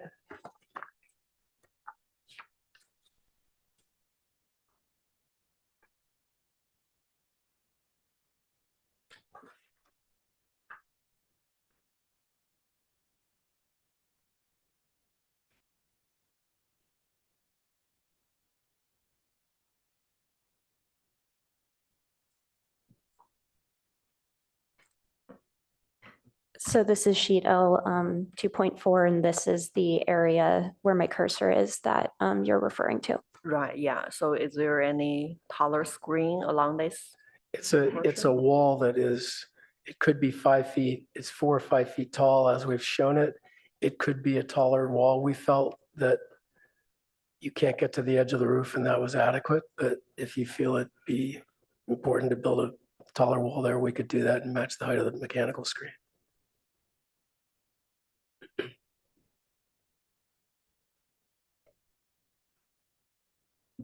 That area is actually what, a viewing area for It's just a seating area as part of the roof deck. But I thought I saw some video screens on the wall. I think there was one shown on the wall to the left as it Right. turns. So maybe the wall being taller would be a good idea. And there's no trellis over this particular section, is that correct? That's correct. So the concept that maybe there's a vertical element here is really what it looks like they're driving at, is it in those two sides? They'd want to get something vertical for more visual screening. Okay.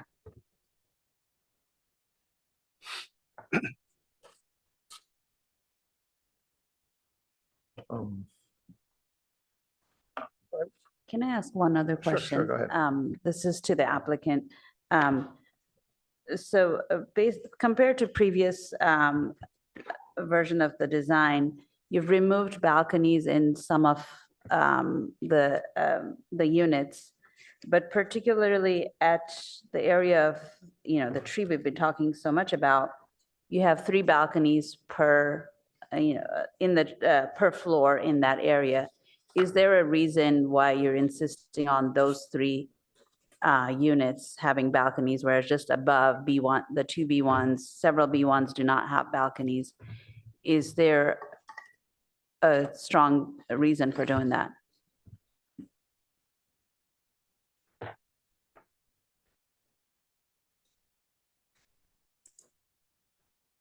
So I think the idea is we're just trying to provide as many balconies as we can. Frankly, it's going to be a beautiful spot for a balcony overlooking the oak tree there. And it sounds like it's not within this protected area. So it feels totally fine to do that, is kind of our interpretation. Just more balconies is better than fewer balconies is kind of our thinking. The other comment we heard from you at our first meeting on the project was there are too many balconies. That was one of the, could we reduce them? And the trick is we're trying to provide some private open space for those folks that are living in the building. So we removed some. And then as Boyd was saying, we left those because it didn't seem to be an issue regarding the tree. There's no perfect number of actual balconies. We're just trying to provide some so that the folks that live there have an opportunity to have private open space. Yeah, I mean, the treehouse aspect of that would be fantastic, but it's the area where we're trying to protect the trees. And this is a question for the city arborist as well, of, all what we heard about, observing the construction, and I guess less so during the above grade work. But every time that tree is pruned, because it's going to keep encroaching into those balconies, is that somehow protected as well? And actually, right on this sheet or the sheet before, it might just be a little graphic issue, but you could, actually right here, if you zoom in, the dotted line of the 30 feet is into the wall of the building. Is that intentional?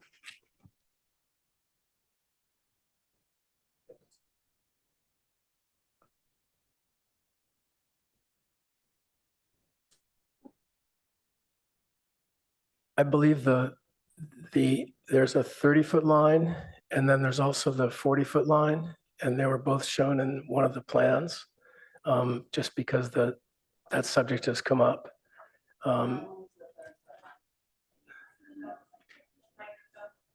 Sorry, that is a 30-foot line that you can see the note right on the left.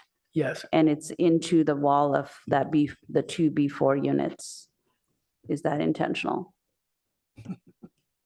I think the question is, on the upper floors, does it come out a little bit more? It projects a little bit above the ground floor, above the first floor.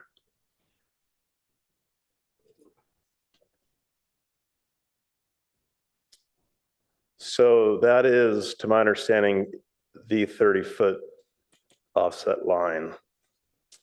And that specific setback established for the canopy did consider an additional 5 to 6 feet to erect construction scaffolding along the perimeter of the building. So the balconies now encompass that space. So we have discussed this internally about how to construct those. And in my report, I do address it, that they are acceptable, provided that there's no construction scaffolding needed along the outside of the balcony. So the design team has been with the contractor. They're looking at how to construct those balconies. Just to Think clarify. think of a Lego type of scenario where they're gonna put them together instead of having to have scaffolding on the outside of them. They're gonna construct them without the need for that. So they can construct the building with the scaffolding, and then they'll install the balconies. That's been the discussion thus far. But anything, yeah, an additional 5 feet, 6 feet for construction scaffolding on the inside of that would require additional canopy loss. And so I'm recommending that not occur. So. But just to clarify, are you saying the floors above grade can be within the 30 feet? Like fixed construction, not just balconies, but the walls of those 2 units are within the 30 feet, and that's within your recommendation, is that correct? The walls, so exclude the balconies, you're speaking of the walls? Right. Where the dotted line for the I see that, 30 yeah. feet is, the 2 units and a little bit, the Yeah, A2 is also encroaching into that. That would be about a foot there. Is that what it? Probably about a foot, foot and a half. Yeah, I would consider that 1 to negligible. 1 to 2 feet. Yeah. But my assessment of that 30 feet did consider that additional 5 to 6 feet towards the tree, where I evaluated how Construction much. access and fixed construction are 2 different things, right? I'm sorry, repeat that. Construction access is one thing, but Correct. permanent construction of the walls, balconies aside, that's basically saying in the canopy, your recommendation is not 30 feet, it's 28 feet. Is that fair to say? For the wall. Yeah.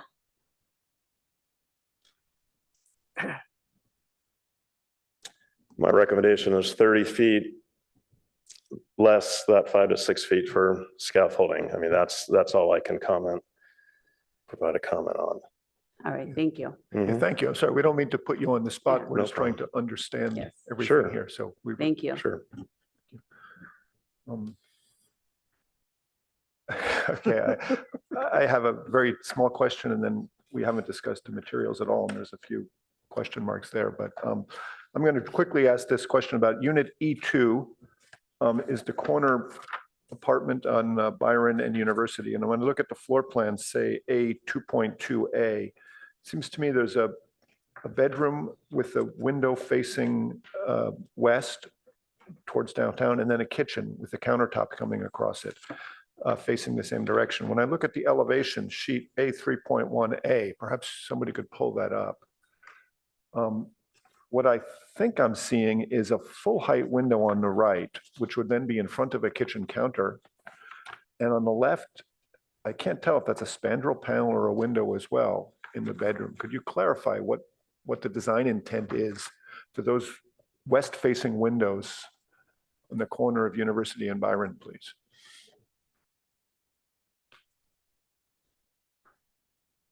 So there are some panels that are opaque. The skinny panels are opaque in those windows on the Byron side. Then the wider section is a vision window. Let's get the image up here so we're all talking about the same thing.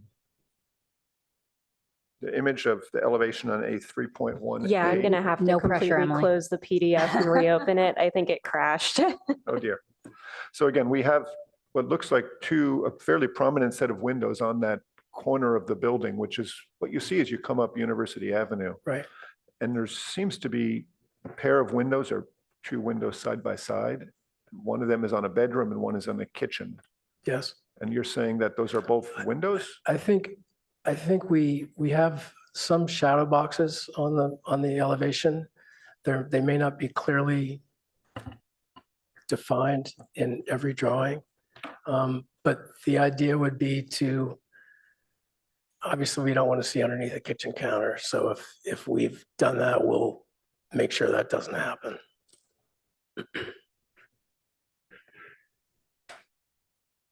Okay, can we? Yes, so this is an image now of the elevation I'm talking about with these windows. So the gray shaded glazing is really a spandrel panel of some kind, a shadow box, as you said? Could you zoom in on that? Actually, you know, we could do is go to the rendering, actually, if that would be helpful. This is the Byron side. Let's keep this elevation since we have it. Okay. The question really is, what is your design intent regarding these glazing panels on this corner? So we have some opaque panels and some vision panels. We tried to provide some variety in the skin, so it wasn't a larger section of opaque material, being that wood material. So the dark version can be a shadow box, so that we'd have glazing, and then behind it, there'll be an opaque panel back 6 inches. So that's a way of having the building feel lighter and not have as much solid to it. That was the intention anyway. And where the kitchen counters are on the right-hand side would be a similar thing underneath the counters then? I guess we'd have to do that, yes. We may not have, there may be a conflict that you've. Okay, so maybe you want to revise this. Yes. A little. Okay, Yeah, Board but- Member Babcock just, or excuse me, Adcock just highlighted these with the red. That'd be sort of top of countertop, Yeah, that glass area. fair enough. Okay, just wanted to understand what your design intent was. Thank you. Okay, colleagues, let's see if we can ask about the materials. Are there questions about that? Who would like to start? I'm looking at the board formed concrete, beautiful photograph, and a sample of, I don't know what to call this, but it's not board formed concrete. What is design intent? We couldn't figure out a way to bring in a real piece of board form concrete and send it to you and deliver it. So we got a panel of a material that is, you know, sort of replicating it, but just as a color texture material. The picture is what we like to do. It just, we didn't know how to get, we knew you'd want a sample of everything, but we didn't know how to get a piece of board form concrete here. So where you're indicating board formed concrete on the plans is genuinely board formed concrete, or is it a panel that's applied as a? We would like to find panels that can provide that same feel if we can, but we're showing it with the seam with the sort of drip edge coming out that happens when you do board form, and that's the intention. That sample actually looks like that in their product brochure, but their sample was definitely not. Yeah, your sample's Not not as selling good. your design very well. And I'm concerned if there's a big difference between genuinely board formed concrete walls. Yes, and there some is. sort of finish to look like that, and we don't see a sample of what that finish is, do we? We don't have a piece of concrete to show you here today, but our intention is as you described it. Okay, Is thank you. it form liner? Is your intent, or real wood board form? Ideally, it would be a form liner for a project of this scale. Yeah. This is not a concrete wall, it's a wood frame wall. But they're wood frame construction, all these walls, right? It's a podium construction. With wood Likely, so frame. that's why a form liner, some product like that would be thinner and it's also has better properties from a waterproofing perspective as well. Absolutely. Okay, that answers my question about. If I can follow on the same question, though, the sample is, says precast, I think, is that intent to do precast panels, form lined precast panels that are then mechanically fastened to the building? It could be a veneer that's applied if it's the material that is achieving our goal in terms of the texture. A precast panel would have to be 4 inches thick, and that may be too thick for a wood frame construction. So we will do everything to make sure that it looks the way we've rendered it. And we can run by the actual panel when we get it with you if that would be helpful, because I think we all have the same goal there.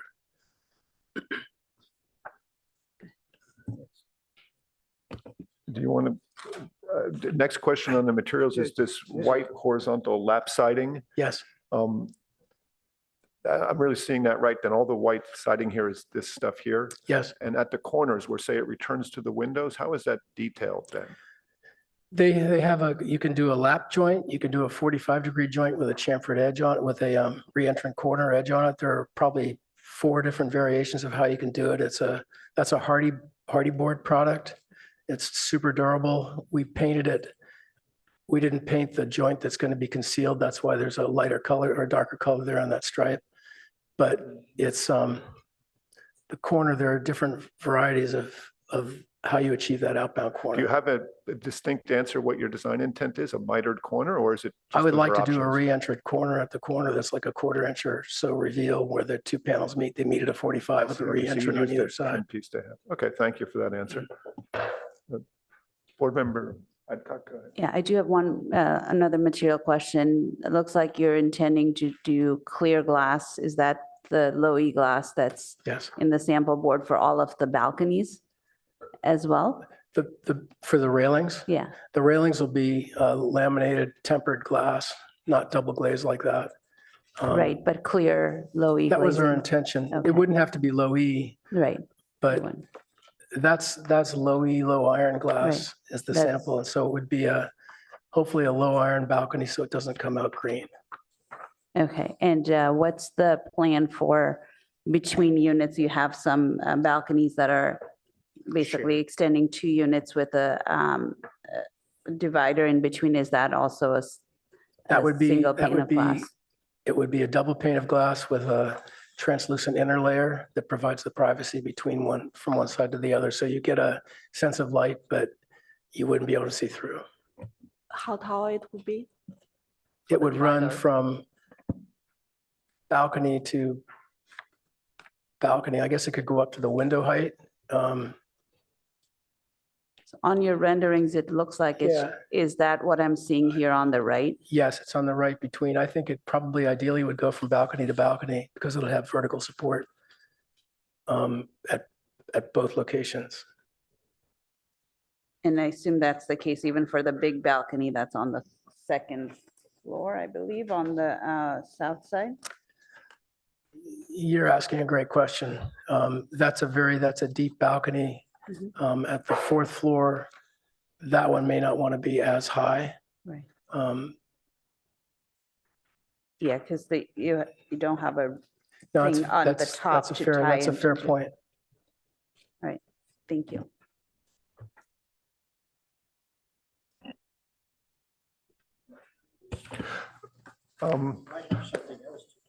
I was hoping to finish a round of questions on materials if we had any other things. Yeah, I have one more. But then we can, I have another question on materials.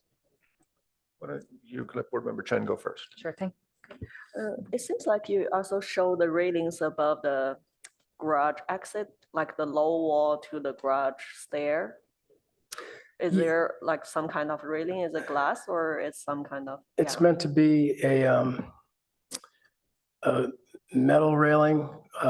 It could be turnbuckles, but a narrow profile so that it goes away as much as it can. So it could have verticals every 4 or 5 feet, and then it could have a 1/8 inch band rod that would be welded there. So it's more transparent than opaque. We were trying to leave the area in anything that's in the setback to make it as understated as possible. So there was one question from our previous meeting with you, is if there was a stair out there, could you enclose it? And the trick with enclosing it is then you have a solid within that area, and we were trying to leave that setback visually open. So to have a lightweight rail there that would tend to go away versus become a volume that you're actually looking at. So how tall is the concrete base and how tall is the open? It would be 3'6" high above that concrete band. The planter band runs continuously, and then the stair comes out. It would be 3'6" high above that line. So that height is how How much? If you can see on the screen, how tall it is? 3'6" high above the concrete band. Okay, thanks. And how high is that concrete band? It's 1'9" tall. That's the planter height that tracks around the ground floor. So if that's just 42, I have a design question related to that. In plan, I see a gate. Sorry, I just jumped in with my question. Sorry. That's okay. Go ahead. There's a gate shown, but it's 42-inch tall. Is that for security? Because anybody can just jump that 42-inch gate, right? Someone could jump the gate or climb over it if they wanted to, but when you get to the bottom, there's a door that goes into each garage, so it's secure. So it's a well, it's a stairwell. It would be drained at the bottom, and then there are doors that access the garage so that it's a secure area. And to follow up on that, will there be some type of keypad entry, something like that, so that only the residents can enter those garage doors from the exterior? That's a good idea. We haven't gotten into a security overlay on it, but that's a great idea. Okay, thank you. Okay, Board Member Hirsch, you had a question? And then we're going to wrap it up. Thank you. Yes, I think I have a more serious question. I think we've all been hacking around this tree issue and the balcony and the construction of the outside. But from my point of view, those are not really great apartments when they're stuck in a tree like that. I mean, that's really where they are. They're in the middle of this gigantic tree. If you drew a perimeter of the tree into your building, you'd be seeing tree. That's it from the inside of the apartment. I don't think that's a reasonable idea. I think there are 3 apartments there that will be so impacted by looking specifically and only straight ahead at a tree, taking that whole facade. Well, I don't know if they're saleable or not, people renting whatever apartment like that. But I think it's only reasonable to set the building back where the tree impacts it. Good for the tree as well, to have more branching that you can keep without balconies there. If you set the building back, you have a deck instead of a balcony. And you have that on at least one floor, or you have a smaller deck that's pulled back into the building in some way. It's a more reasonable way. Now, thinking about it, I don't like the idea of losing space for you, internal space. But there seems to me to be a problem with to me, in any case, the length of the facade facing University is a 200-foot long facade, which you've articulated pretty damn well. But I think you could improve it by perhaps duplexing the ends of the building, creating a greater wonderful unit at the end of the building that goes up almost to the full height of the stairwell. This is a suggestion. It's quite a change from what you have. I'm not suggesting an apartment up there, but it's a second floor bedrooms or whatever, and you can redo the end unit and get a better unit. And each of the ends, because the elevator is certainly going to even go up a bit higher. But at the far end, it's only a stair, and it would make a more interesting building because then it divides it up with kind of corner points. This is, of course, the entry to downtown, this building, and it's really, really very significant. My feeling is that the materials, which is an opinion here. A question, David. We're supposed to be asking a question, but if you want to go into comments, let's just do that. This is sort of at the same time I really. Let's just morph into that. Go ahead. Okay, so let's call this a transition. You have transitioned us into a comment section, so you're starting out. So make sure you include anything else you think about this as well. Go right ahead. I mean, those are the 2 major issues that we've been dealing with here. The tree for about an hour, I would say. And now we're at the materials, which I think are pretty well chosen. They're colorful, interesting divisions of the building and repetitive. But it needs something on the corner to say you are here. This is it, something that really emphasizes the fact that you're come to downtown, and that's the important corner. Across the street's a really pretty building that was designed in a particular era and with wonderful materials and plenty of trees. And you're a solid element at the corner. I'm going to suggest this, that you have an opportunity here to do something that's more aggressive in design and divides the building. So you have the other end with the vertical tower of the elevators, turn the corner with it. You don't need actually more balcony space over there at that far corner, you know, and you turn the corner and have a duplex at both ends of the building, and then the bridge element that's repetitive. I think I'm just suggesting you think about that as a possibility. In a way, it was sort of a alternative to reducing the area on the opposite side, where you really should be back from that tree, so you get more sky, more light, and a reasonable, and treat the tree rather differently too. Understand that there is a tree there and you have to respond to it. Those are my. That's your comments. Great. Comment. Wonderful. Thank you. Oh, one or two other little ones. Sunshades. You haven't considered the possibility of sunshades, and it would add a little more texture and detail to the buildings as well. Other than that, I think that the improvements from our first time we saw this plan are really good on the ground floor. Separation of the office space, the way you've done it is really good. I'm so glad to see that you've taken care of the garbage appropriately, because we find that problem in all kinds of other projects that we are looking at.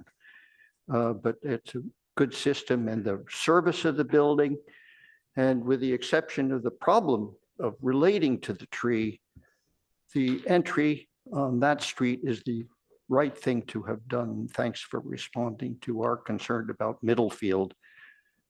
As the city grows, the traffic along Middlefield is going to grow, and I think you really answered the issue for that.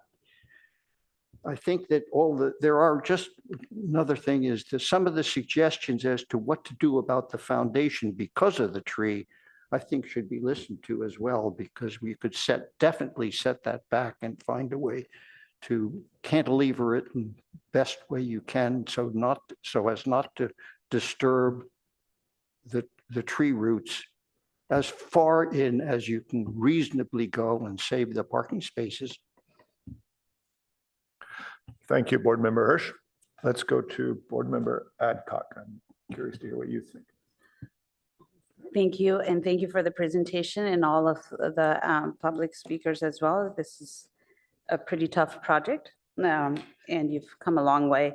I have a few comments for minor changes. I thought the rendering with the concrete look was great, but hearing your feedback on how it's actually constructed, I don't think you'll end up with concrete, but some other fake concrete, which would probably be more like fiber cement panels. So I would say just embrace that difference, and because if you're hanging it on wood and it has to be thin and light, and the thinnest concrete precast panels is not going to cut it, right? So with the color scheme that you have with fiber cement panels or even large format tile, you can achieve that look of the color difference without pretending to be concrete. Regarding the white fiber cement, the hardy boards, it's actually pretty apparent in your renderings versus elevation drawings. Elevation drawings with the lines, which are, in dark gray or black, gives that elevation a slightly darker tone than the actual siding would be. Even when you lap it, the shadow line is so small that you won't get strong lines. So with that, I think the white is a little too bright white, especially facing west and south.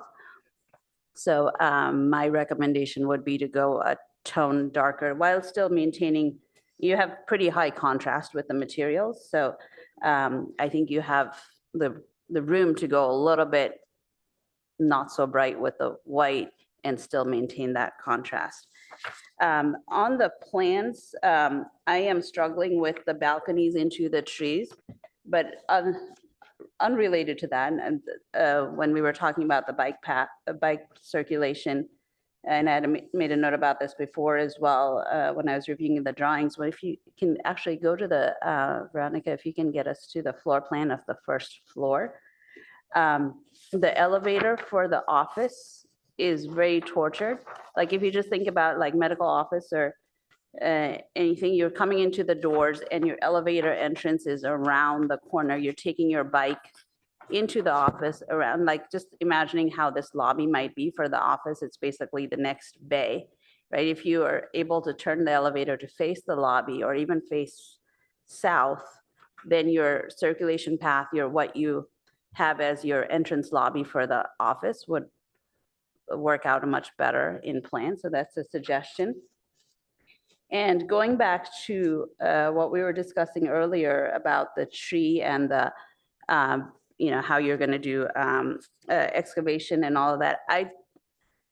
We're struggling so much with the tree protection zone for this tree, and just taking that extra 3 feet for structure. I've worked with very great structural designers too, and I don't think you need that extra 3 feet into the tree zone when it's already so, you're limiting, going so far up to that 30 feet. Some of your upper floors are even into that 30 feet. I really think you need to give that tree at least another 3 feet. And I think the ramp, I don't know about the public utilities, that extra 5 feet, but that's also encroaching into that from the Byron Street side into that tree zone. So I would urge my colleagues to recommend at least another 3 feet around that tree. Other than that, I think we've discussed many of my comments already. So thank you so much for your presentation. Thank you, Board Member Adcock. Board Member Chen, would you care to go next? Thank you so much for your presentation. And we see lots of major changes on the design. Thank you for reconfigured the driveway and underground garage and facing the barrier instead of the middle field. I think that's a big improvement for the site planning. As far as the tree, before I came to the meeting today, I was kind of concerned, but after hearing the arborist input and the city arborist presentation, I think I'm more confident to see what's happening now, what you proposed. And as what board member Adcock suggested, I would strongly suggest you to work with your structure engineer and see whether the basement wall could push back a few feet. As far as the bicycle exercise, it seems like this is a building with lots of people could use their bikes. So I think the 5 feet wide ramps is kind of narrow. It's hard for 2 people to go across each other. So I would suggest you to widen this ramps because it's also the only access from the street to the lobby and down to the basement. And also the biggest concern I have is the encroachment to the middle field. I understand that we already built just up to the setback to all the 3 street sides, but my major concern is the middle field, because we see on your neighborhood context analysis, there are lots of buildings that are less than 24 feet, and some are even closer, like 7 feet. But those buildings are smaller buildings, like 1-story, single-story buildings, and they were built in like decades ago. But for the new construction, I would suggest to push it back instead of keep the 10 feet. So if you could align the setback with the Hamilton, the senior housing within the same block, I think I would be more comfortable with that. Because based on your study about the trees along the street, we can see the beautiful tree canopies along the middle field. But in your site, we just lose the opportunity to have some large trees along that portion. of the sidewalk.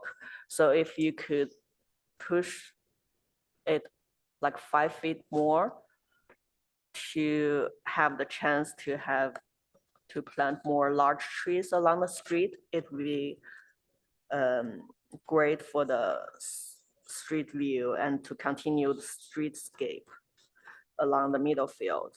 Because when I look at your floor plans, it seems like you still have some tolerance for the unit size, because what you designed for the end units, they are larger with 20 feet wide, for example, for the unit type D, but compared to unit type B and C, they're all like 15 feet. So I think you could work it out.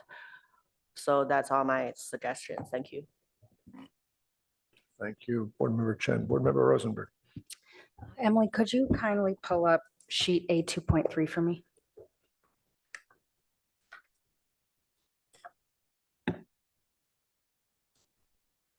So first of all, thank you to the applicant. I think it's a beautiful project, and it's one that I do hope that we see built in the near future. One comment I'd like to make regarding this floor plan is that so much of this project comes down to this tree, right? We are really doing our best to try and reduce the impact on this tree, you know. In my mind, I understand that you've got a few different issues going on with daylight planes, things like that. One thing I would just like to put in front of you is the concept that maybe this portion in the middle here could be one of those F1s, and that this becomes another nice large terrace, right? That will pull back from the tree, it will pull back from the canopy, it will allow for a lot of that. That could be done on the lower floors as well as the upper floors. In exchange, you can request from the city that that becomes 2 units. So you'd have a net loss of 2, right? Food for thought. One of the things that I would like to say is just sort of a final thought, and Emily, you can take that down. Thank you very much. I'm going to just read something off that I wrote. We are tasked with at the ARB, we are tasked with the responsibility of finding ideal balances between the built environment and the natural environment, as well as considering what neighbors impact, but still keeping this city moving forward in progress. We owe our residents the diligence of ensuring new buildings are well-designed and thoughtful to their neighbors and their surroundings. Progress and development still needs to continue. It is very difficult when we find ourselves in a position where we are risking 63 new potential units for the sake of 1 tree. That's a very difficult thing to say. We are in a housing deficit. Not only is it just at a human level that we need more homes for our teachers, our firefighters, our police officers, but we also have a state mandate that we are required to meet. And if we can't find good solutions for this housing issue, it's going to be a big problem in the very near future. As a board, I think it is our responsibility to encourage the thoughtful design and support architects like this with their designs moving forward. The alternates are worse, let me say. If this project seems shoehorned now, just wait to see what happens with a different developer in the hands of somebody else who can push this through under builder's remedy, who makes this thing a 6-story tall, an 8-story tall building, builds it straight to the setbacks. It would be a very different situation than the building that's being presented with us now, which I do believe is a thoughtful design. I think it's a beautiful design. I think it will enhance the downtown area. Yes, there are issues. Yes, there are a few things that still need to be considered. Care and attention needs to be paid. But I think that the presentation of the design as it is a thoughtful one, it's a beautiful one, and it does deserve to move forward. Thank you. Thank you, Board Member Rosenberg. So I'm just going to jump in on the 6 items that I think we can try to get some change on after listening to everybody speak. So one is regarding the tree. I think I heard the arborist say there's a 30-foot tree protection zone. I think we ought to just say clearly what that zone is. If we agree to 30 feet, it's 30 feet, but that really means 30 feet. It means no permanent buildings in that zone. That's what I heard us say. That's what I heard the arborist say, but that's not what the building is now. So maybe it's better to say it's 28 feet and let them build the building, or we have to go back to the drawing board. On the tree, we need to have strong, clear language in the conditions of approval that are printed on the drawing set regarding the arborist inspections. Anything less will not be followed. It's not here in the package. I'm rather astonished that it's not, but we need something just to clearly state that, what's expected. And I'm of the position that the bond amount is too small. Essentially, we're selling the life of this tree, and 75,000 is a drop in the bucket to the builder. They'd rather not even spend the money on the arborist, but just get it done. We all want to save the tree. They do too, I'm sure, but the forces at play are huge. This tree is driving an enormous amount of this project. And I think the least the city should do is insist on at least a 2 times the appraised value bond, if not higher. But I think if we as a board stipulate that there's a chance that will be followed. We've done that in the past. It's not unusual. But that's my opinion, is that the bond ought to be twice the appraised value, whatever they come up with. Regarding the building design, I think the elevation on the corner of University and Byron, the one I was talking about with the windows, needs to be just modified a little bit so those are real windows. I think that elevation is critical to this building, to the perception of the building, and having shadow boxes or things, kitchen counters in front of it just isn't acceptable. You can have a real window into the bedroom or put drapery there. You can modify your kitchen design or make that work. I think the roof deck screening is necessary. We talked about that in our question period. It's obvious what has to happen, but it's just not here yet. I'm dissatisfied with the bicycle access. I don't believe people are going to put their bicycles in the elevators in the lobby of a building. They're going to ride down the ramp, and then we need much better efforts to make sure that's safe. I'm really disappointed that we haven't found a way to fit the bike parking on the main level.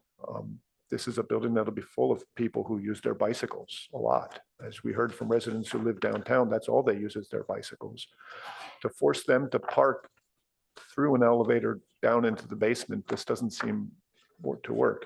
When I look at the plan, there's a chunk of the commercial section over the ramp behind the entry, behind the lobby for the residential building that would make a great bike parking area. And I just don't understand how you couldn't make an access ramp through that service area into that as a bicycle parking area. And yes, you're giving up a small amount of commercial space, but that's what makes these kind of buildings really function for people who live downtown. It seems to me a small thing to do. If I recollect, we asked once for this to happen. If I recollect with our board, we ask and ask again, and we want these to approve quickly, but we want you to work with us. When we make that kind of request, we make it for a reason. So I stand that the bicycle parking should be at the ground level and somehow easily accessible from the street. I'm dissatisfied with the detail of these materials. I think the concept, the design intent is good. I think it's a very handsome building, but I think the white horizontal lap siding is the wrong choice. It ought to be perhaps a white or a lightly colored plaster of some kind. And I think I'd like to see much more detail on how this board-formed concrete effect actually comes about. I think those are just details that need to be responded to, but hardy siding is a tough thing to make look really good. And without the detailing of how you do the corners and such, it's really tough. To me, though, it's just something inconsistent. When you have a board-formed type material, you're sort of expressing the three-dimensional mass of that element of the building. And yet this board-formed thing looks like a residential siding. Just not consistent together with a high-quality design. Lastly, I support the idea of getting foundation revisions to pull the foundation as far as possible from the tree. It seems to me that 3 feet is a very reasonable request that most engineers could accommodate, both by cantilevering the edge of the curved ramps 3 feet out and the building itself. I would say that I wouldn't want to see the parking count reduced further, but I think you can accommodate both. And so that would be some work to accommodate those things. Regarding Board Member Chen's comments about the setback, I'm quite comfortable with the reduced setback on University Avenue. I agree that right now there's a beautiful row of trees and most buildings are farther set back. I think in the future, the town is going to grow. We want to provide more housing. We cannot do that with 24-foot setbacks. We cannot do that with broad tree-lined boulevards. We have to compromise on those things. This is the corner of University Avenue. I'm quite comfortable reducing the setback to 10 feet there. In fact, I think we should be everywhere requiring much less setbacks to urbanize our environment more. Regarding the changing of the apartment units, especially the ones facing the tree, I fully agree with what Board Member Hirsch said, that those 3 apartments that are halfway into the tree canopy will be extremely unpleasant as it is now. I'm weighing the other side that this project needs to be approved, and I don't want to see them do further redesign on that. So that's a decision they're going to have to live with when they try to sell those apartments, in my book. I really don't want to have to go back to the drawing board and reconfigure greater changes than that. Board member Rosenberg suggested flipping some of the units. That only applies on the upper floor, not the lower units. And I, for one, greatly appreciate the way the daylight plane setback on the building respects its neighbors. And I would not want to see that changed, which is in part created by those upper units along University. With those, what I wrote down as 6 conditions of approval, the real question for us as a board is, can we approve this with some sort of subcommittee reviewing these fairly substantial changes? Or do we have to push this back to another round of design? So any other comments on that question? Board member Chen, you got your finger on your microphone? Yeah, I just want to ask the whole board opinion on the setback along the middle field. Fair enough. So, yeah, I know the code said 24 feet, and I know there are lots of exemptions along the street, and it would be a big challenge for the applicant to reduce it to meet the 24 feet back, but will they consider like 15 or 16 that just align with the 4 buildings down the street? So as a board, what do we all think about requesting reductions to that setback on University? Yeah, one more thing is, if you just look at the rendering on the cover page, you can see the trees down the road, and just in front of this building, there's nothing there. It's just what you see is just the 4-story building, the large walls there. So I would think it'd be nice if we could continue the wonderful tree canopy along the street. I have a comment, living in the neighborhood here. I don't think there's a lot of actually pedestrian traffic along that piece of the street. It's adjacent to a parking lot for the Hamilton. There's another building in the middle that has its own, I think, its own parking right in front as well. And I don't see so much actual pedestrian traffic along the street. So I think it's not unreasonable to have, which doesn't show up here, the amount of sidewalk and trees along that portion, so you'd have a narrower pedestrian path, but you could still get tree pits into the street. You're suggesting narrowing the sidewalk to allow greater tree canopy? The other aspect of this, which we just have to recognize, is that if you don't have the staircase down to you eliminate that staircase, of course, then you could widen the sidewalk. But what do you do? What do you do about exiting the garage at that end of the building? It's a very long building. A lot of the cars are in this portion of the building. I think it'd be difficult for them to, unless you eliminate that staircase and make them walk further in or find another place for the stair, I don't think you really can widen the sidewalk. But if you didn't have the stair, then you might get greater trees growing where the stair would be. Well, that would be fine. But that's on top of the parking garage still, right? You're not going to get large street trees growing above a parking garage, right? No, but the sidewalk is further out here. Look at the line in the background here. The sidewalk is further out. You can certainly put a normal tree pit in the sidewalk. Okay, so your response to Board Member Chen's request that we consider asking for a 15-foot setback is instead to ask for additional tree planting on the sidewalk and reducing the paved area. There's an alternative, right? Yeah, An alternative might be that you would have a single run of stair with a longer run of stair. That's a possibility from below. But regarding the setback itself, then you could add to the setback. I mean, you could add to the sidewalk dimension. Right. If you had a narrower stair, a single run. But the question of whether the setback itself is okay, where do you stand with that, David? I think the setback works. Okay. Board Member Adcock, what's your take on the setback? I've been struggling with this one because in broad brush, I think the setback is fine. What bothers me more is the stairs are in the setback. So it's really building is in the setback. It's not just balconies are in the setback. Basement is in the setback. Basement is in the setback, and because of the floodplain and the podium, the whole building for several feet is right up to the sidewalk. And I think, so the setback, in a way, farce is not the right word, but is, poo-pooed over for several feet above the adjacent grade already because of the basement parking, plus the access to the basement parking.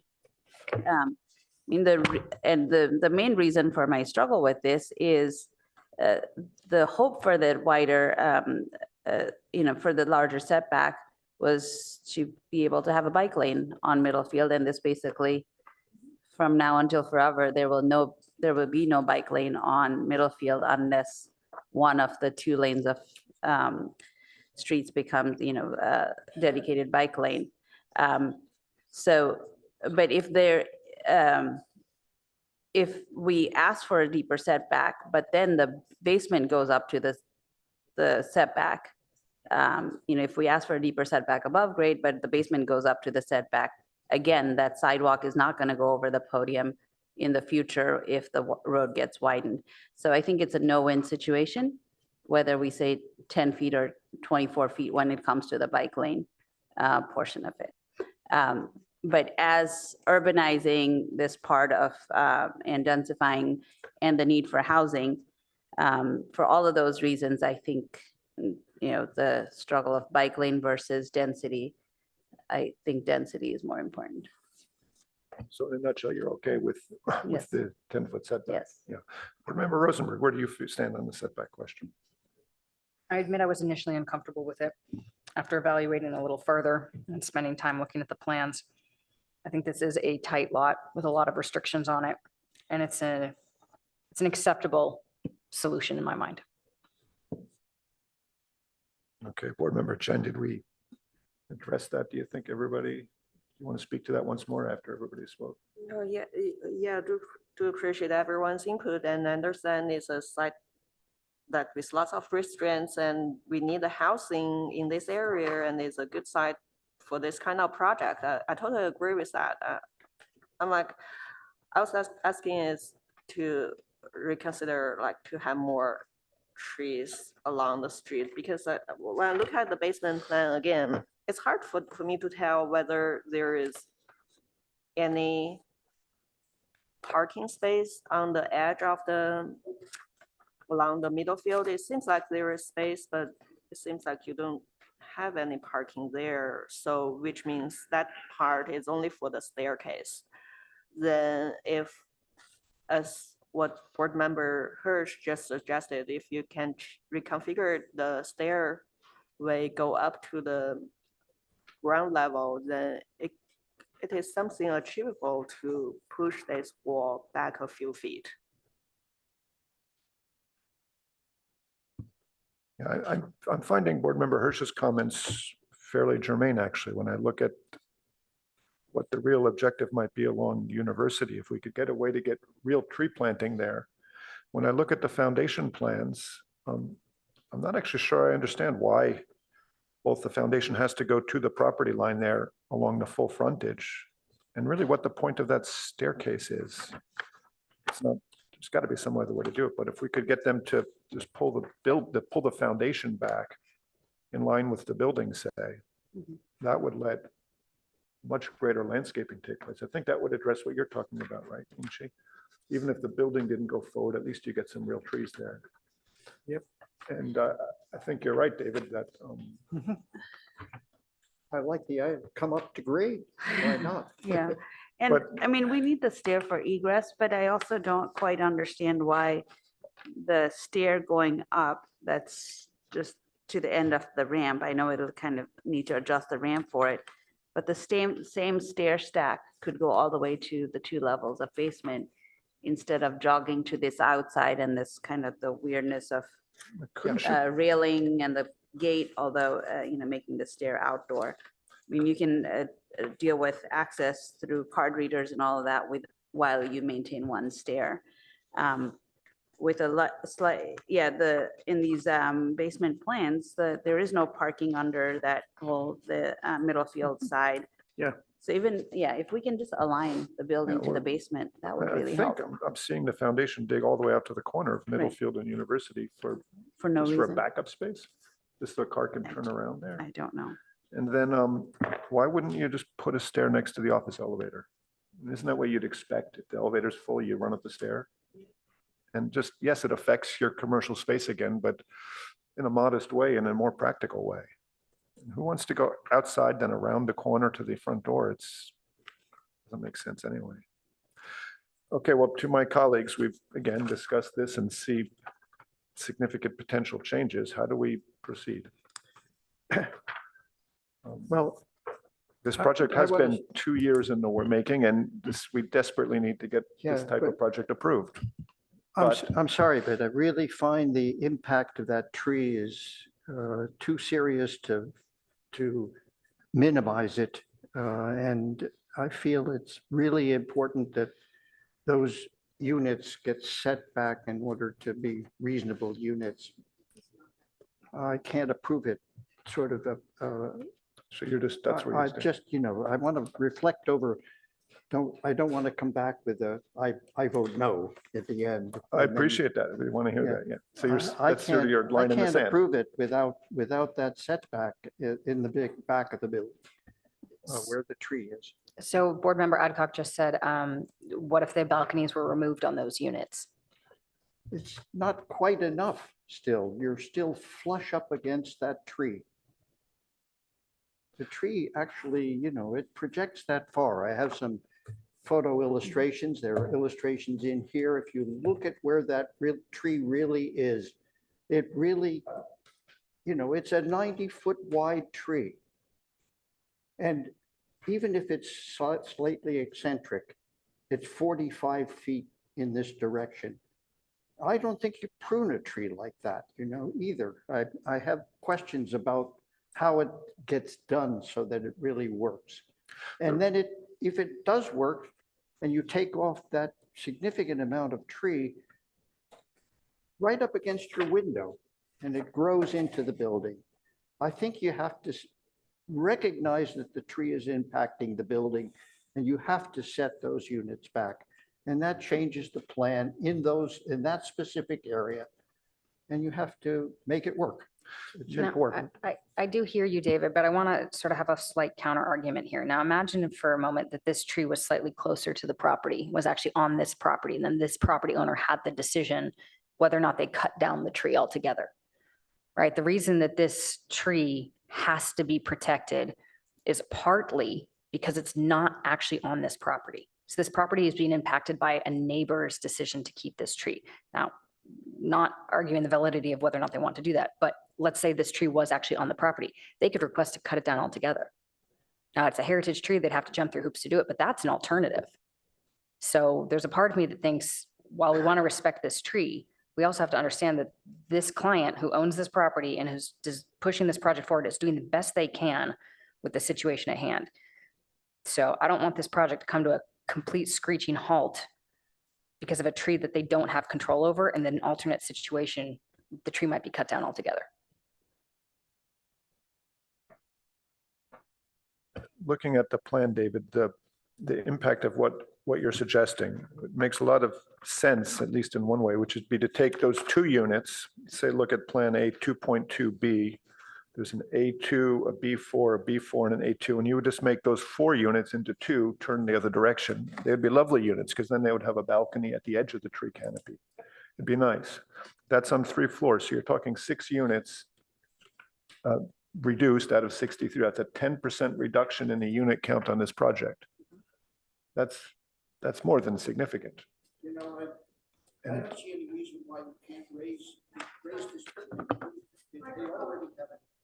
Sorry, they already have an exception to a height limitation here. So you could raise both ends of the building. Councilor.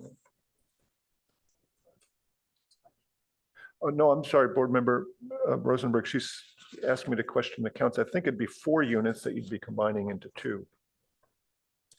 No, I think you could do, I think you look at this perimeter of the tree right now, you'd be 2 B4s and an A2. Emily, could you please pull up A2.2 again? An A2 might, it's certainly 3 units. So I want to clarify this with a visual, is that previously I had drawn the concept of reducing this one down to 1 unit, with that being the terrace. That's not what's being recommended right now. The recommendation right now is that this is sort of being proposed as 1 unit, and then that's the terrace. Well, I would go all the way across. Go all the way across. Yeah, don't forget the tree canopy itself is almost twice this dotted line. It's a 45-foot radius of branches. So you go 1 unit here and 1 unit here, and would you have terraces there or no? Yes, of course, you'd put terraces in No, front. I think it's an eccentric tree, as a matter of fact. I think the greater volume of the tree faces the other opposite direction to this building. And it's probably closer to 35 to 40 feet in its direction towards the building. I have some photos of it, which we could show. Yeah, and there are photos in the packet as well. It And does there's show that photos tree in the goes packet, other. but actually mine are a I little wanted better, but it's to not. drive towards the bigger point, though. In my opinion, we feel that the tree is going to be adequately protected. The arborists have done quite a bit of work, and I think we're all convinced with that. So the question really is the viability of these units. And if the applicant wishes to build these units in this way, and they feel that the apartments are not quite as viable, I'm willing to let them run with that. I think that's the nature of doing this kind of development. They have to decide whether the greater unit count works for them. And I just hate to see them be pushed back to the drawing board yet again for this. And so to me, David, it's really, if it's no longer an issue of the safety of the tree, then let them build the apartments they want to build. Okay, my opinion is I think that the volume of this building wouldn't be harmed. In fact, it might be enhanced if you allowed them to build it higher. Discussed that last time and asked them to consider making it taller. You're absolutely right. If you made the building or part of the building higher, you could get your unit count. Again, this is the application in front of us. I'm suggesting there's an alternative which could come back to us.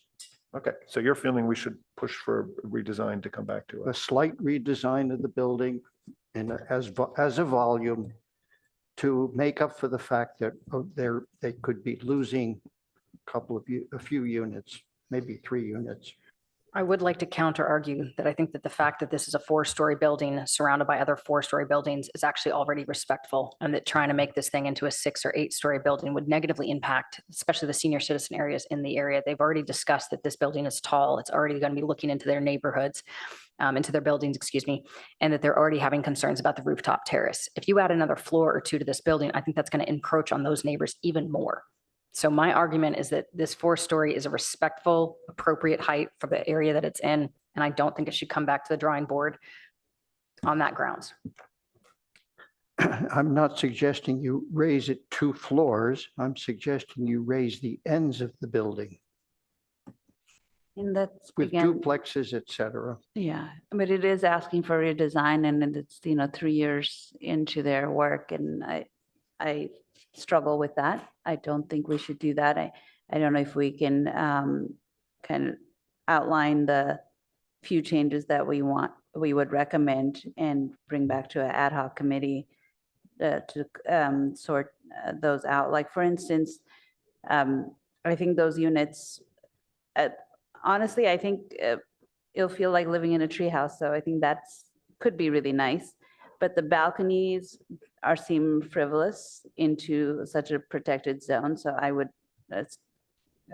recommend removing balconies from those 3 units, but not changing the unit count. 3 units per floor times 3. So it is a few balconies there. I mean, the upper floors can still be at 30 feet, not 28. off of the tree protected, the edge of the tree trunk. But the basement, I really think they can go another 3 feet without impacting their structure. A little 3 feet of cantilever in a 4-story building is nothing. It's totally doable. They should really do that to protect the roots of the tree. Yes, the upper portions can be pruned over time. I, again, don't think it's worth pruning for future balconies and continue to prune for future balconies to 25 feet. I think we should maintain the 30 feet canopy and 33 feet for the root zone and not push this back to redesign. So we're saying a 33-foot tree protection zone at the ground and 30 up top. What if we just made it 28 up top and no balconies? So it's 28 real, no permanent structures in that zone, but leave it so they can stick with their plans. I think it's a graphic error because I see that it's 30 on some floors and 28 on others. So Is that anywhere to check that? I would love for them to check that. If we look at the 4th floor on A2.3, it is not overlapping. If I look at A2.2A and B, it is overlapping. And if you look at the section, the walls align. So it's just on sheet 2.2B where it's 2.2A and B, they overlap, and 2.3, they don't. So it's fair for us just to say, based on the drawings, 30 feet is the number. Yeah. And it's Yeah. their typographic mistake. Yeah. Okay, can you address this question for us, please? I can try, yeah. There's a difference between floors. The basement is 30. The ground floor, I believe, is 30. And then it's a little bit less at the upper floors because they're projecting. So in terms of the 30-foot protection zone, which could be larger as you suggested in the basement, we've maintained that at the ground floor. Where the dirt gets affected, we're not encroaching on that area. It's above. So there's some manipulation in the elevation above it. So I think our confusion is comparing sheets A2.2A, which is the second floor plan, shows the dotted 30-foot protection zone a foot or two into the building units. That's A2.2B shows the same thing, and yet A2.3 does not. So are those 3 units aligned? They're a little bit different. So the upper floor steps back? And the second floor projects out from the ground floor. So it's. So Probably it could project back then. Yeah, I think so. I think we can clean that up. Fair enough. So 30 foot is what we're talking about. We tried to maintain the 30. Yeah, I think 30 feet is what you're going to get. So. Yeah. Well, I think that's a good solution to the foundation questions. So the tree protection zone is 33 feet at the grade level. Do we have a consensus or a sensibility that we can push this forward with a subcommittee? This is considerably more than we would typically do. But Well, we could do like we did the last time. I hear you, differ David. from Persuade everybody of the you merits can't of redesigning. You don't need a super majority. No, for I know. everything. No, we don't. We don't. I want to respect you. That's all. Yeah. So your feeling though is that this just needs another round of design. Yes, but I think no, I think I have to say that I think it has to be. There are some substantial changes. Yeah. Okay. So no, these changes are substantial. I mean, that I'm suggesting substantial changes. And your position is you cannot support this project unless those changes are explored. Yeah. Okay. That's true. I hear you loud and clear. What about the rest of us? Board Member Chen, where do you land? Because you had substantial changes also of concern. Do we have the same situation? Well, yeah, but it could be substantial or minor if we could make the upper units smaller and make the basement, push the basement towards inward. If we were getting the basement changed along University, that No, I mean, I only talk about the middle field side. the University, the Middlefield side, yes. Yeah. That was your, if I understood right, that was your significant Yeah, real right. concern, right? Mhm. Is that you just felt the setback was not appropriate. Right, yeah, because there is a reason why the city asked for the special setback is 24 and now it's reduced to 10. And we were not asking anymore. We just asked them to align with the other 4-story buildings down the street. And so that in the future, it might impact the future master planning in this area. Because if we allow the building to just build against the property line or 10 feet away from the property line, then it will impact the planning in the future. If we have more buffer zone, then there could be something happen in the future, but we just don't know it. So the question to you, though, is can you support this with other amendments with the 10-foot setback, or is that an absolute for you? Because we're trying to count votes here. And I think some of us want to push this forward, ideally with your support, but what is it necessary to gain your support? Because I think you'll find that changing the 10-foot setback to be a greater setback on the upper floors is basically a redesign or just eliminating 2 times 3, 6 units. Well, no, it's not eliminate. It's like if you see their dimensions, the units C and D on sheet A 2.2A, it's kind of like you just make unit D and E1 smaller instead of eliminate it. So you're saying just shrink those units. Yeah.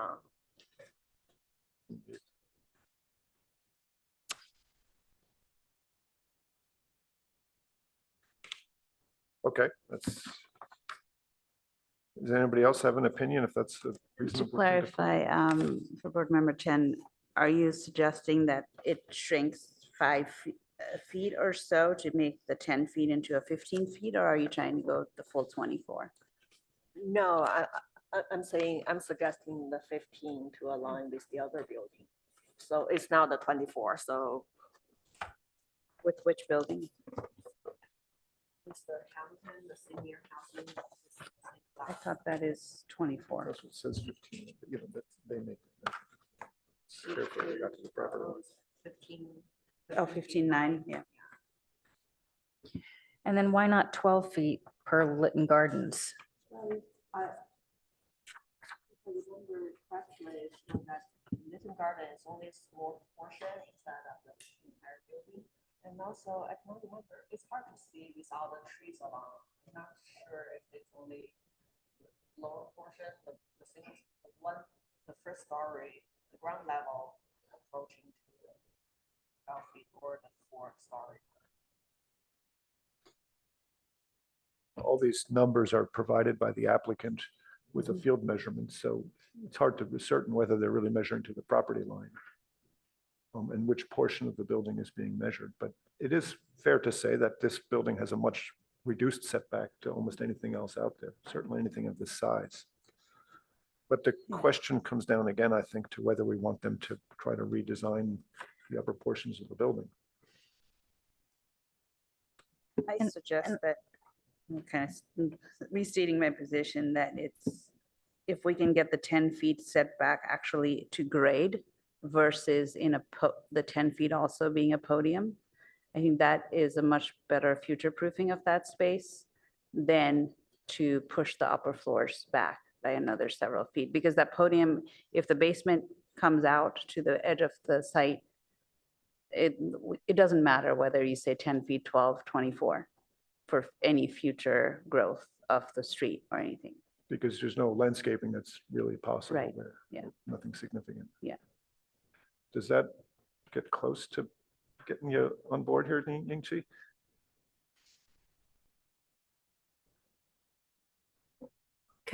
Can we hear the staff inputs on the setback? Because what we see on the package is only the applicant's standpoint of view. It seems like it's impossible to have the bike lane along the middle field in the future.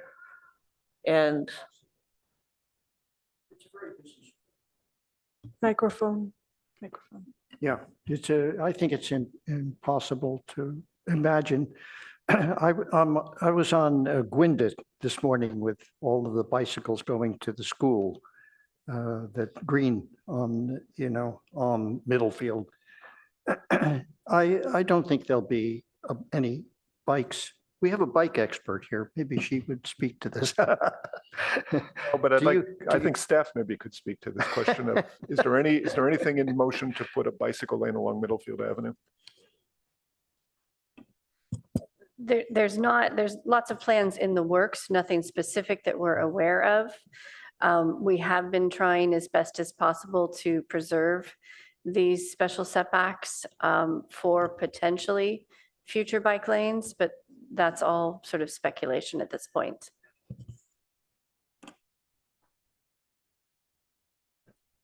I don't think we have any real answers, Yingxi. I mean, it is a busy street now, but it would be great to have a bike lane down the length of Middlefield, of course. And once you let them build there, it's gone.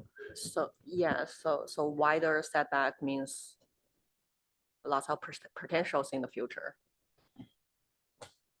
Well, but I would argue that the bike lane would never be on the sidewalk, right? That's the whole point, is that it would go into the street. So. Right, but the sidewalk would have to move to extend. Exactly. So are they going to move the entire sidewalk down the entire length of Middlefield to get a new bike lane in? I think that answer is extremely unlikely. But especially if there's a basement podium there, then there's nowhere for the sidewalk to move. But again, that's also on their property, right? Their podium's only going to their property line. Right. That sidewalk's going to be there. It's not like they can, I mean, except for eminent domain, take over a portion of their sidewalk, right? The portion of their property for a sidewalk is unrealistic. I think my issue with this whole project is that this is a really big picture item with a lot of potentially long-term consequences. I apologize, I'm stepping away from my microphone because the sun is right in my face. It's setting a precedent. This project sets a precedent. It sets a precedent for new setbacks. It sets a precedent for how we want to build in the downtown area and how important new housing is for us. And I think that's what we're all really struggling with. This is a project that means a lot. It's got significant impact on neighbors, on trees, on the downtown area. And I think that we as a board are really being tasked with, do we think this is the direction that the city wants to go? And that's sort of the big picture question here, right? And that's what's making this so difficult.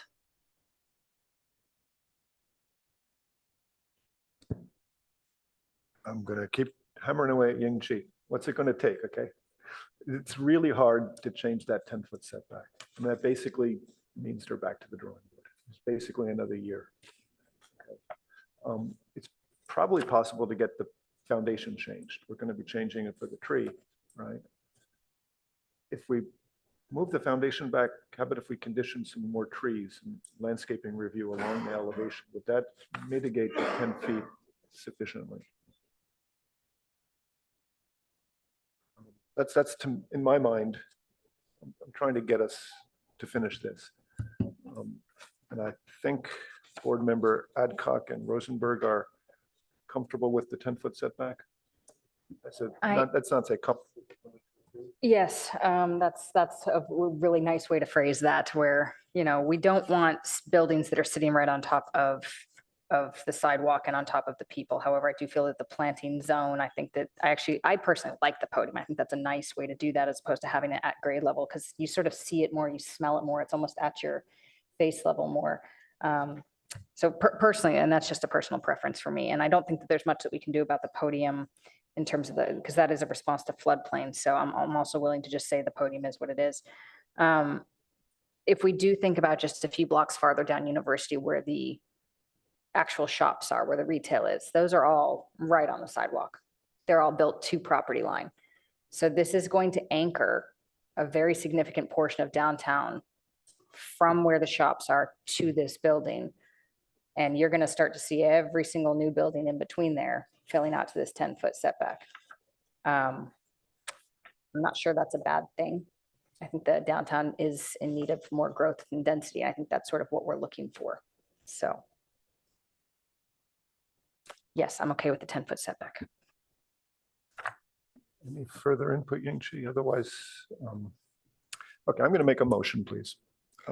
I'd like to move that we recommend approval of this project subject to the following conditions. That the project be returned to an ad hoc committee for the following items to be modified. So Claire, could you start typing these things? Oh, I did try and capture as you were talking. So it might not be the exact language you can kind of refine, but.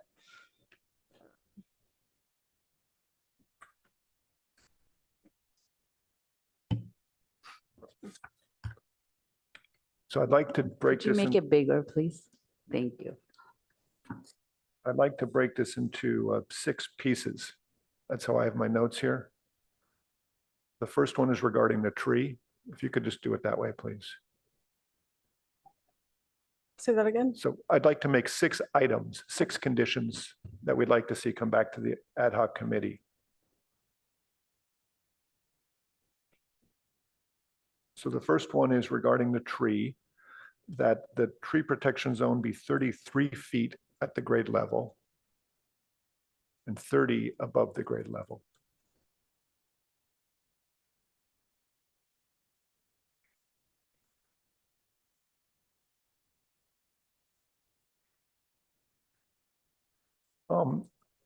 We'd like to see the conditions of approval include arborist site inspections, what the details are around that. Why do you shake your head, Jody? Is that not Because possible? staff will automatically add those. But if you want to write that down, that's fine. Yeah, I'd like to see that. And then we'd like to have the bond amount set at 200% of the appraisal value, or we're recommending that. And then I had written down that the balconies should be removed on units projecting into the tree canopy. Board Member Adcock, is that correct? Okay, I think that covers the issues on the tree. Item number 2 is to review the windows on the Byron Street elevation Tree canopy. for units E2 to provide, just review the window design. We'll leave it to the ad hoc committee to satisfy that, but we'd like to see real windows there. So review the windows design, is that? Yeah, review the window design on the Byron Street elevation for units E2. There's 3 floors of that. To provide greater transparency, yeah.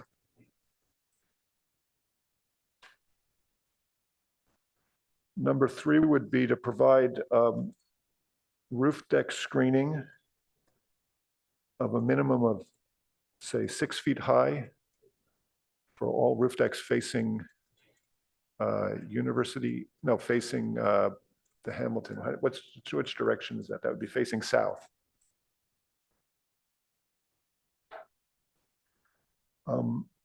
Provide greater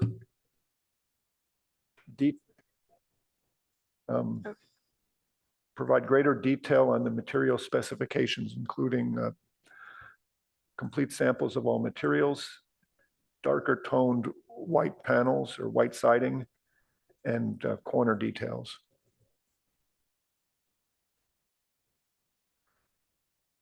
Revise the foundation design to maintain a 10-foot setback along Middlefield Road.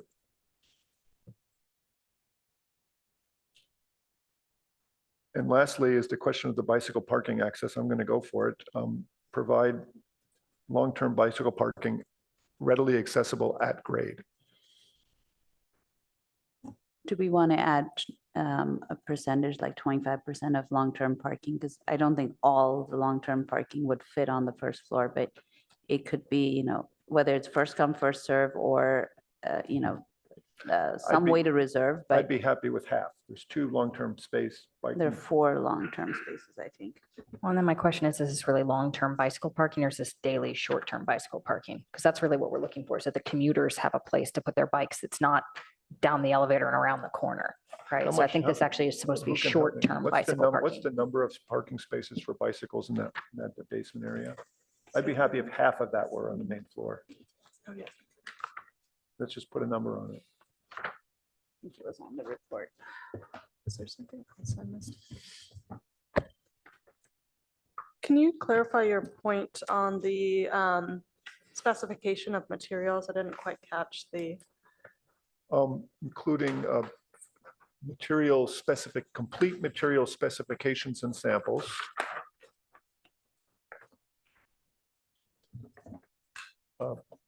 Corner details and make the white finish darker.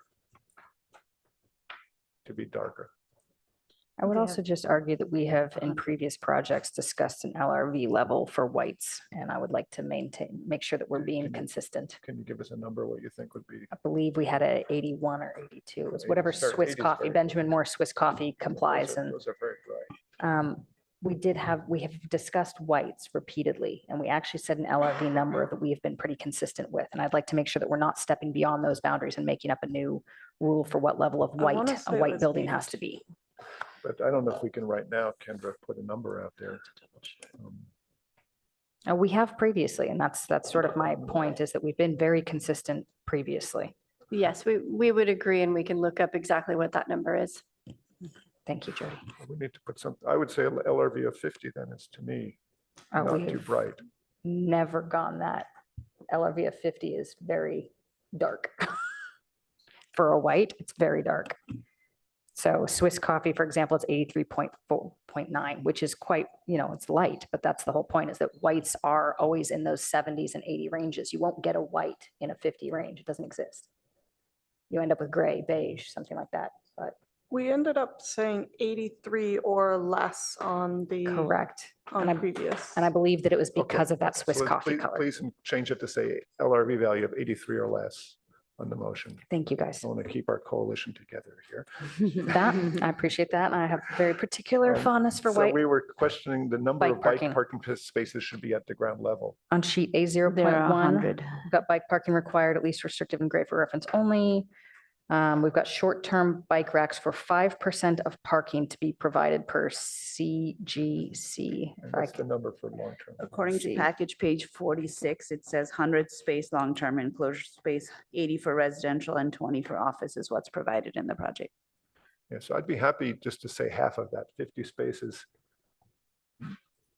50 of the long-term bike parking spaces need to be at grade. Okay, hang on. We've got two different pieces of information here. So the short-term racks is required for 5% of parking, which means that there's required to be 2 bikes for the non-residential office and 3 bikes for the residential. So that's only 5 spaces. Let's make sure we get this number, what we want it to be. That's the short term, yeah. It Yeah. says on package page 46, 5 short-term rack spaces and then 100 spaces for long-term enclosure. Got it. I'm looking at item 6 should say provide at least 50% of the long-term bicycle parking. The short term has to be at Outside. grade out at the street. We're not talking Yes. about that. It's the long term. 50% of that needs to be at grade, readily accessible. We'll let them decide how they break it up and figure that out. Okay, that's my motion. If someone could second it, I would appreciate that.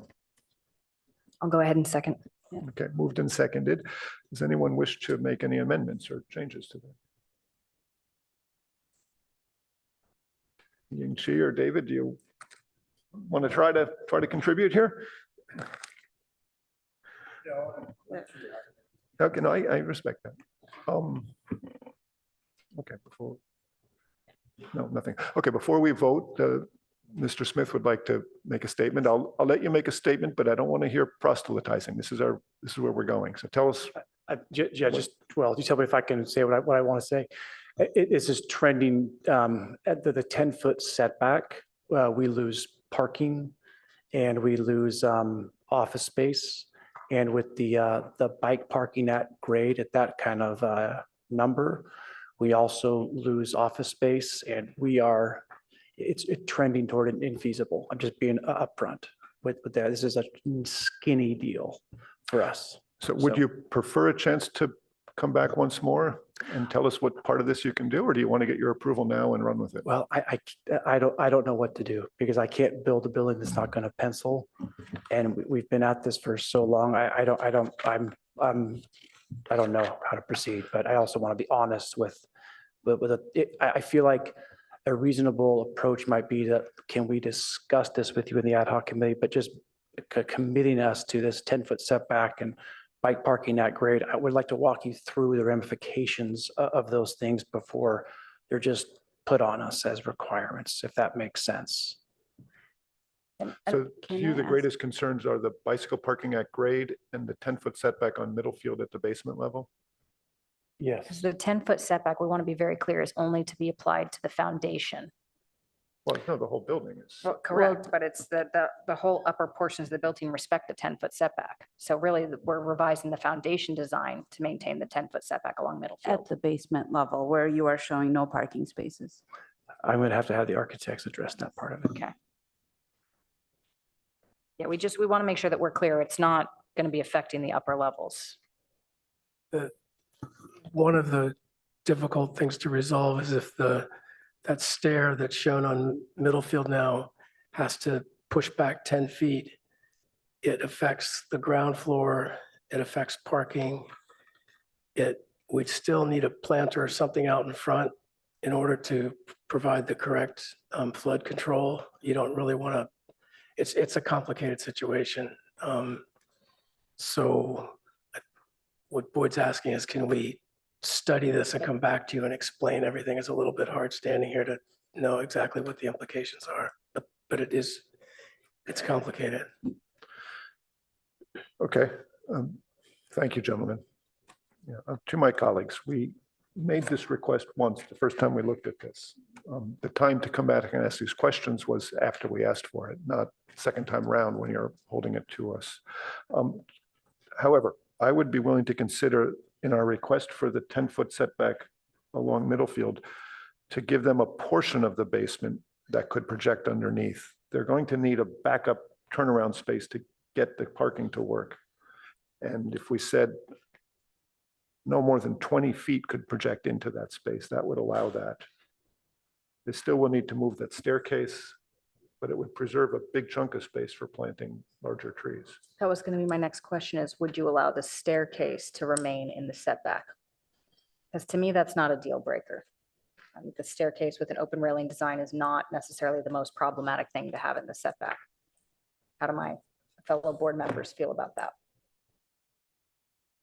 I'm just looking where we Number 5. revised a foundation design to maintain a 10-foot setback along Middlefield Road. And we can write with the exception of the staircase. But I don't think it's the staircase that's the deal breaker. I think No. the parking won't work if they can't get the traffic pattern to work. Right, but I think part of the issue is that if they can't get that staircase down, then that staircase has to shift into their office space and has to Right. take over a portion of their habitable area. If they can keep that staircase out and just provide enough access into here. There's parking Right. also, you need to get this backup space right there. Right, but if this one's not a space anyway, that's That- parking that up. is a space, right? No. Right, this, but that's the upper level right there, that dashed line, sorry, drawing on here.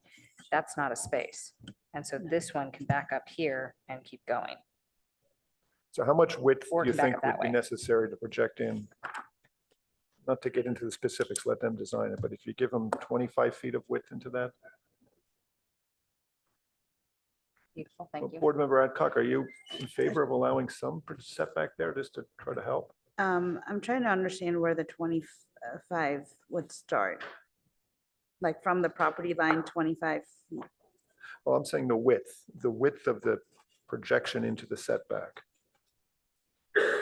Right, this dash line that they're showing up here is this one I'm sort of highlighting is the building above, right? And so if we just follow that building above around here and then bring it back over, you're keeping this whole area here as an availability for deeper planting, which I think is the goal here. We're trying to get a tree going. Yeah, so if you look, the real question when we regulate this is the piece of the foundation that projects into the 10-foot setback we're insisting on is how long?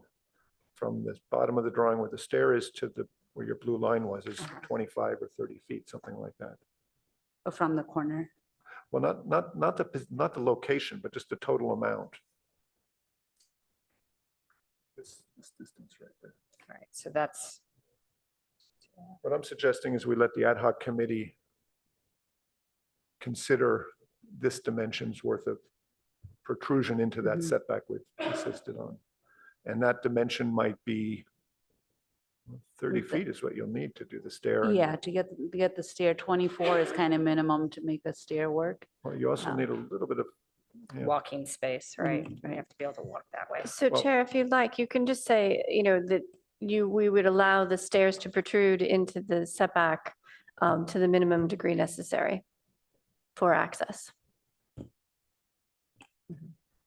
for what it's worth, Peter, if they're parked in this parking spot, they can back up that way. Okay, does that work for you folks? As a question, based on the applicant's comment, so if we go to the first floor level, the stair, again, I hate that I'm asking for redesign, but there's this stair. Oh, my pen's not working. Yeah, that is already taking a bite out of the office. And that stair could just go down to the basement. It'll totally interfere with the ramp. Right, the ramp would It will need to do a little twist at the bottom. There's no way. It's Little not a little twist. Twist It's at a the bottom. So My- yeah, I hate Yeah, my asking for microphone's on. redesign, so I think it's a good compromise to say the stair with a minimum length necessary is the Yeah. only projection Okay, into so the go back, setback. Claire, to that list of the motion. Mhm. I'd like to propose a friendly amendment to my own motion to allow,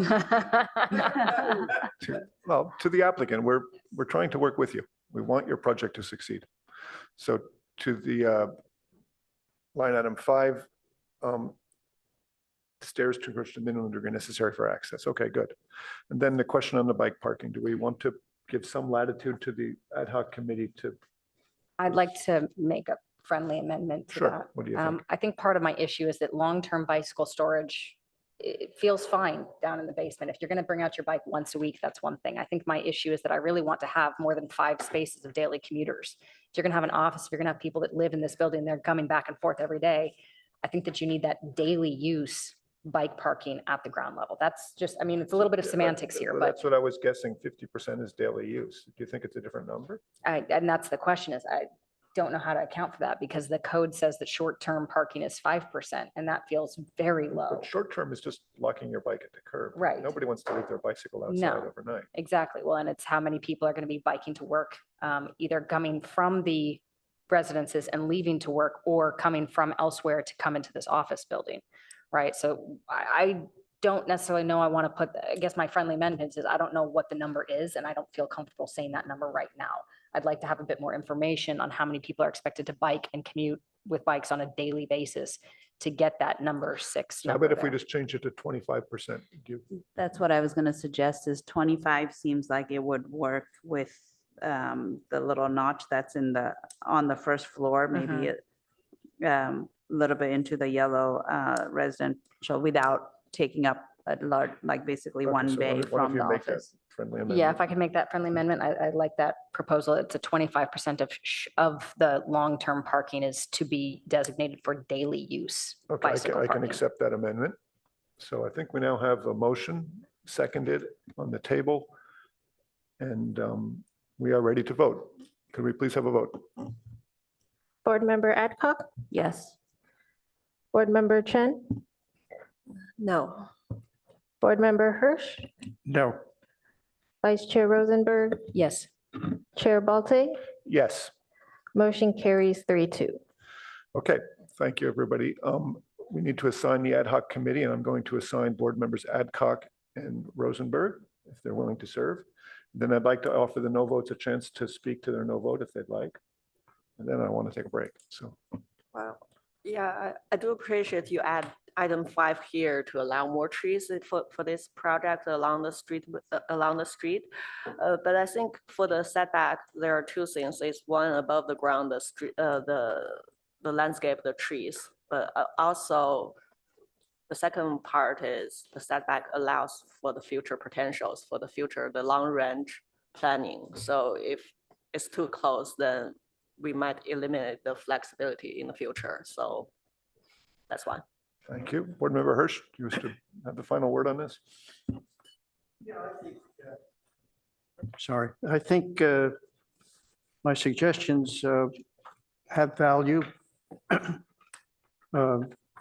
Would make a better building, would even make a more interesting arrangement of apartments at the top of the building. And that the setback is really a necessity, which I think ultimately will be a problem for the building anyhow, due to the tree growth. And that side of the building will be better if there were a reduced amount of extension into the tree. Thank you, Board Member Hirsch. Okay, I'd like I'd like to take a break. Actually, can we make it a lunch break for about half an hour? We don't have the food here yet, Oh, just, what is our timing on that? uh,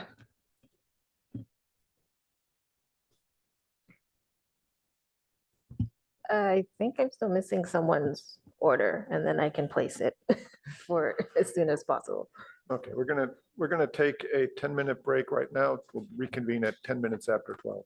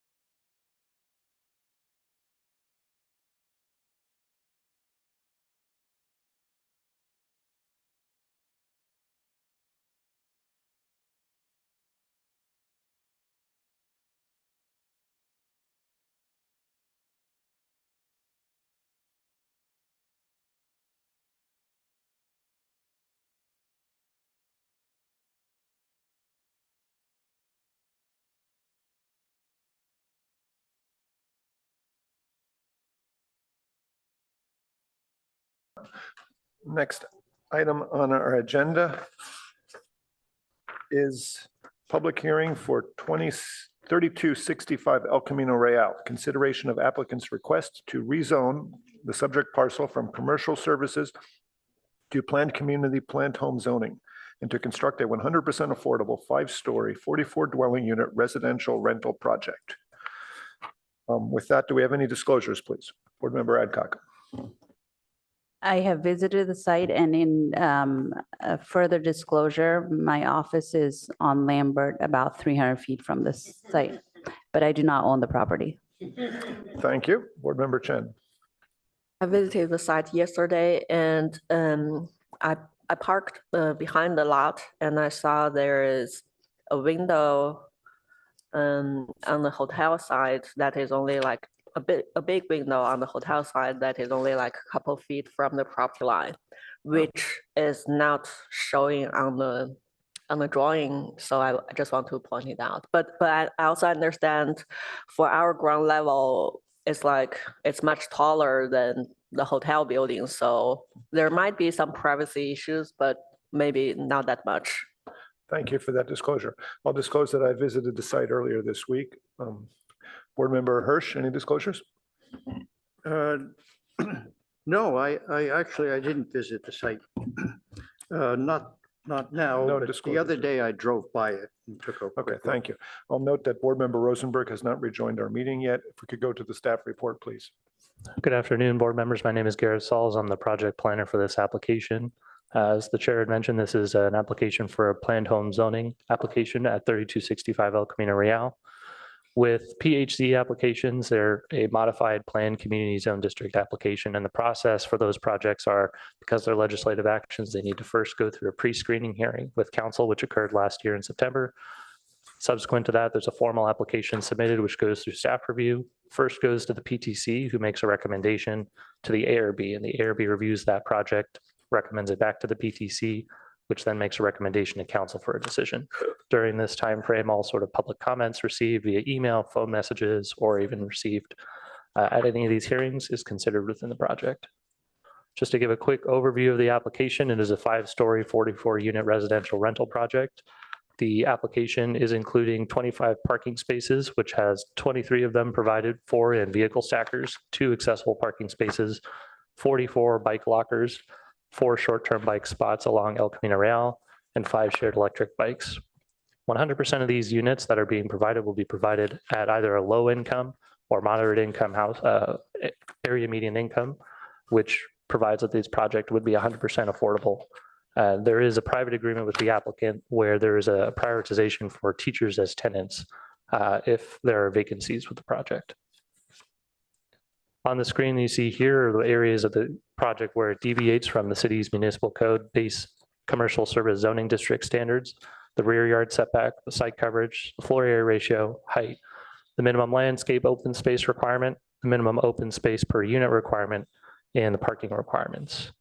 City also has an affordable housing incentive program that is the city's local ordinance intended to try to incentivize affordable housing developments, 100% affordable housing developments.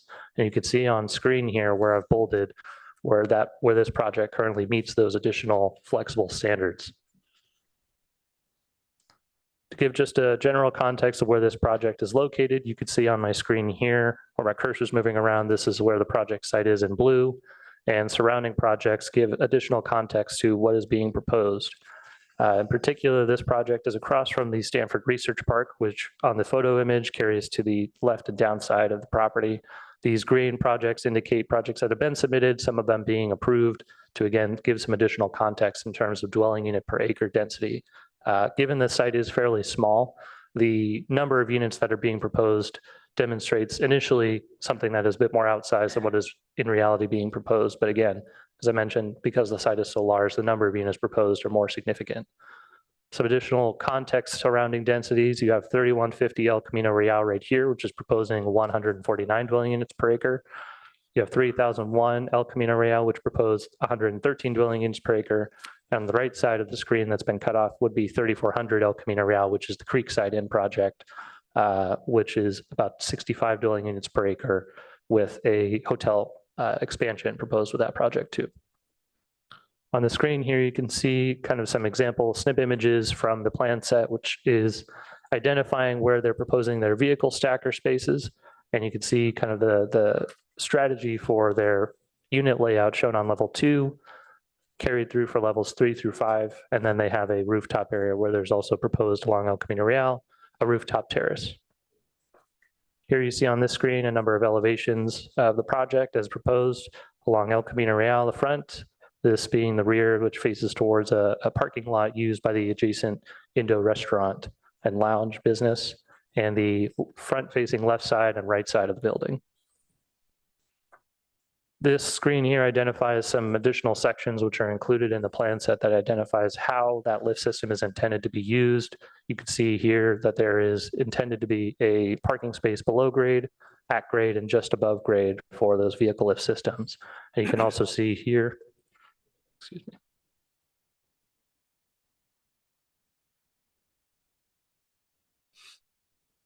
Sorry, unmuted myself real quick. You can also see here, this is where, again, the vehicle stackers are proposed and the accessible stalls.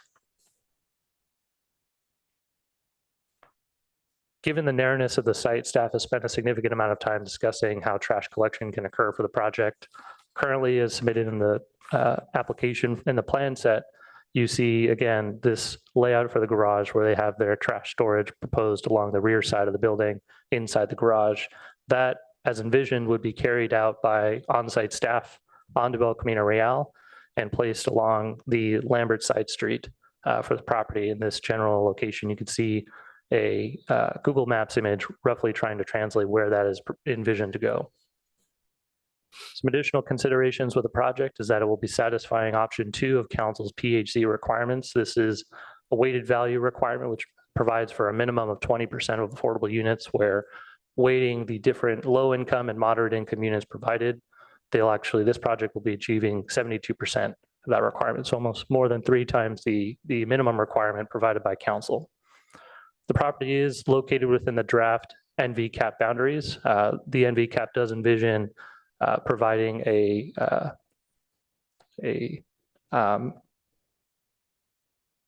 provision for projects that are either deemed complete prior to that ordinance being effective. It does provide for a provision that they would not have to conform to the NVCAP standards. So that is already built into the NVCAP ordinance, which we're looking or imagining that this project will be able to be excluded from those development standards. There is a protected valley oak on the site that its trip line exceeds 25% of the allowable buildable area for the site. So it is allowed to be removed per the city's urban forestry's ordinance. And the roof deck, as you see on the right side of the screen, provides the majority of the open space requirements for each of the units. What you see on the screen here, the feedback and comments that the city received during the council and pre-screening hearings. The PTC in particular asked the applicant to study ways to continue to expand the common open space at the rooftop terrace, to continue to study circulation and trash collection solutions, and to study additional ways for the TDM plan to be more robust and enforceable if there are any sort of issues that are being proposed that are found out once the project is built and operational. Initially during council's hearing, there were some concerns about the driveway width. Previously it was 14 feet and the applicant has modified that now to be 20 feet wide to meet the city's minimum 2-way driveway requirements. The staff's recommendation would be to provide initial feedback and comments on this application and recommend it to return to the Architectural Review Board at a date uncertain. That concludes my presentation. The applicant also has a presentation. Thank you. Before we go ahead with that, I'll note that Board Member Rosenberg has rejoined us. Do you have any disclosures you'd like to make? Yes, I'd like to disclose that I visited the site, and I apologize for my tardiness. Thank you very much. Okay, to the applicant, please. You'll have 10 minutes to speak. If you could state and spell your name for the record, we'd appreciate that. Yeah, good afternoon. My name is Isaiah Stackhouse of Trachtenberg Architects, spelled I-S-A-I-A-H. Last name Stackhouse, S-T-A-C-K-H-O-U-S-E. Thank you. Go ahead, please. Let me share a screen here.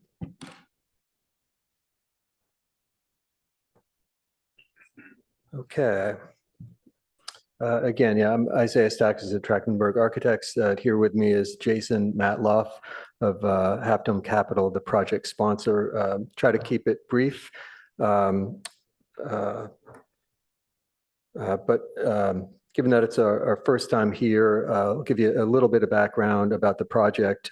So it is a 100% affordable housing project with priority to local educators.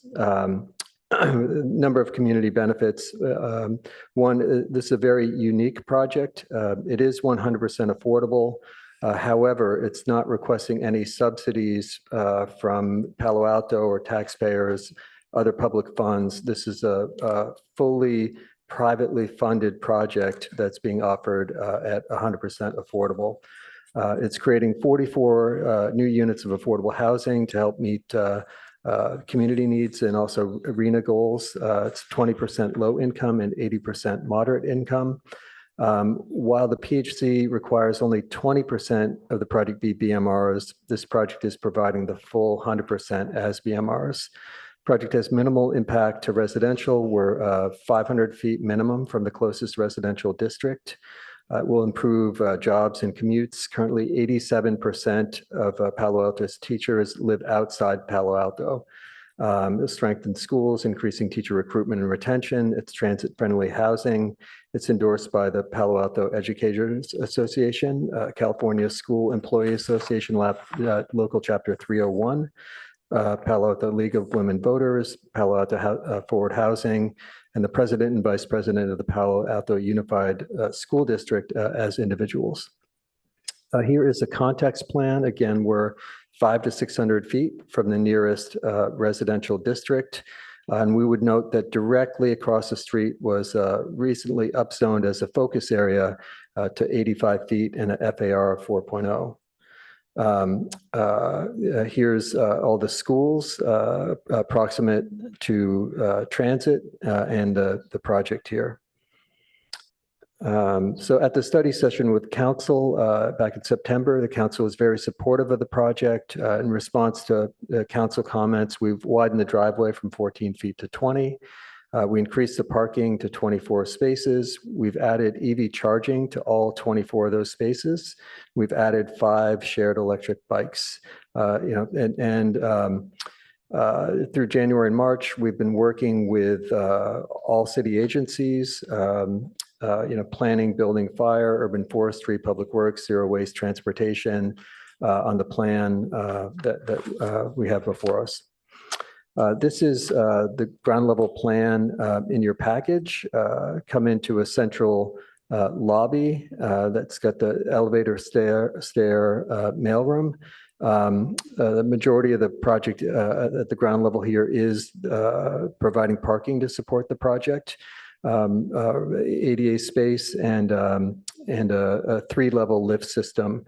The lower level in a pit that we've set back from the property line. And then 2 levels up above.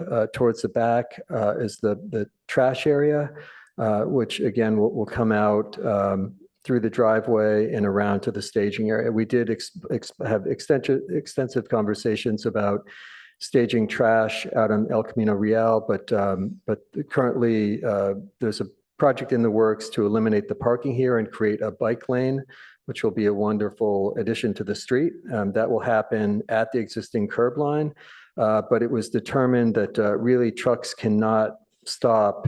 So even if we were to stage the trash right up at the front, they don't want trucks stopping here to load, and so that will happen down around the corner.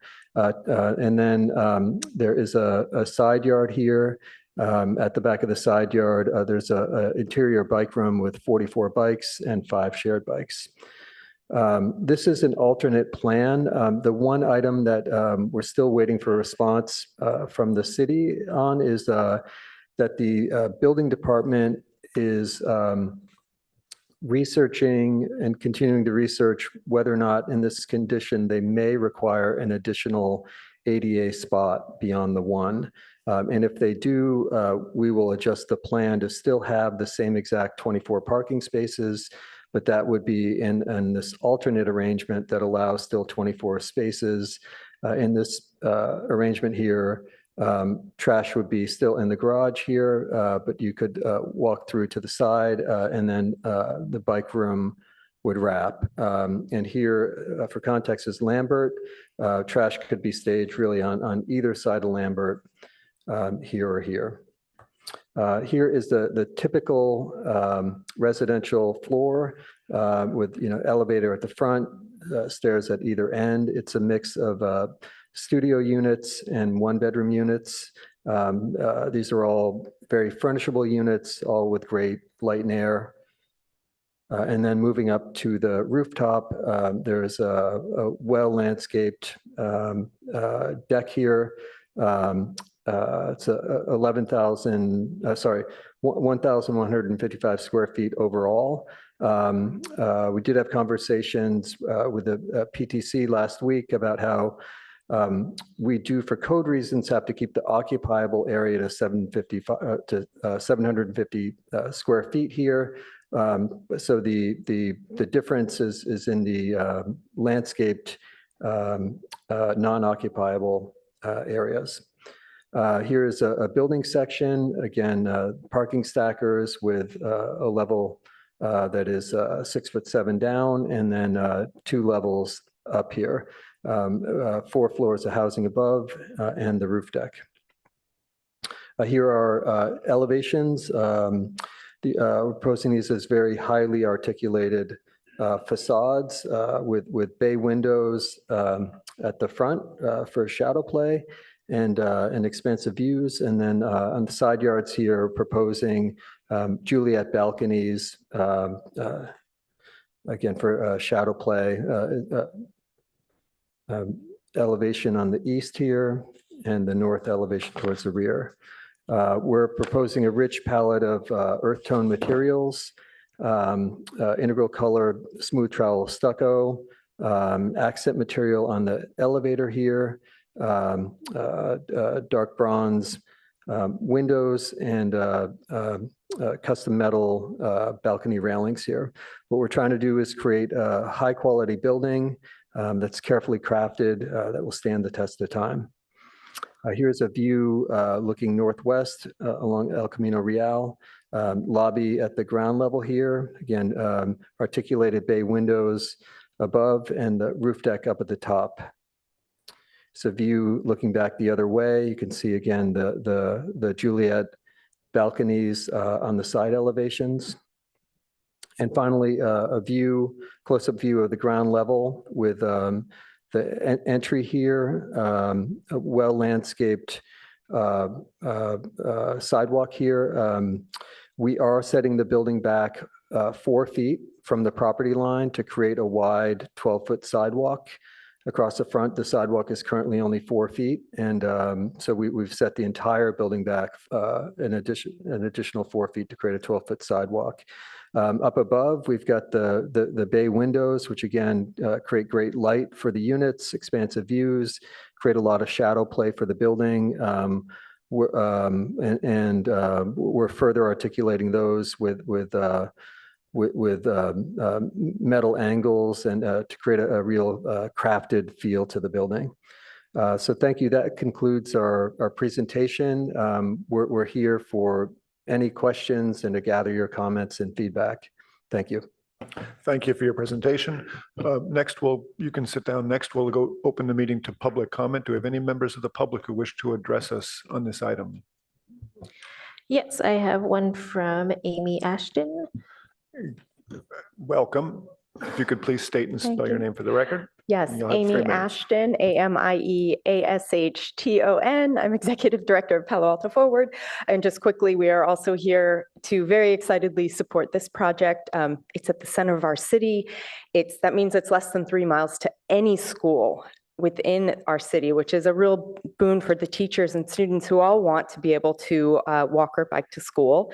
I met with 3 teachers who live at Forest and Gilman. There's a 5-story tower there. They live in 250 square foot studios right now with no air conditioning, no laundry facilities, no parking. And we talked about this project, and they were so excited about the possibility of new units that would be accessible to them. Overall, we're just here to support housing generally as well. Of the 6,000 units that the city has to build between now and the next 7 years, we've only built 200 and we've only permitted 263 and 159 of those were ADUs. So the more projects we can move forward, support, keep moving through the process, the better off we'll be. This area on El Camino is going to change so quickly with the El Camino focus area that's been approved. The council just voted the other night to expand the focus area. So while I look at this building and I think, wow, it looks big, I don't know. This entire corridor is going to change for the better. So I look forward to seeing this project being a part of that change. Thank you. Thank you for your comments. Anyone else? No, just the one. Okay, seeing no other comments, we'll close the meeting to public comment, bring it back to the board for a quick round of questions. Anyone have anything to ask? I have a minor question, if I may. If you could bring up the elevation and actually the view going, I think it's a few slides back. Yeah, this one. Oh, sorry, the one after this. So I'm trying to understand the egress corridor on the first floor. On the section view, it looks like a partial height wall, and it does say egress corridor with pathway. I'm trying to understand what that height of, what would normally be a fence at the property line, what the intent is for that. Yeah, the intent is that it is sort of a 6 foot high fence level. So it's essentially just a side yard. It allows egress from the rear stair. It allows access to the bike room. But yeah, it's proposed as a 6 foot, plastered wall. And when you get to the very front, in the front elevation, it looks like a full storefront door. Where does is it that the 1 hour tunnel on the upper left? Is that an enclosed interior space? It's still completely exterior. So you can see a bit in this rendering here. It's fully exterior. This is really just a gate. And so, the building at this portion at the very front, extends over the side yard. There's an open air gate here at the front.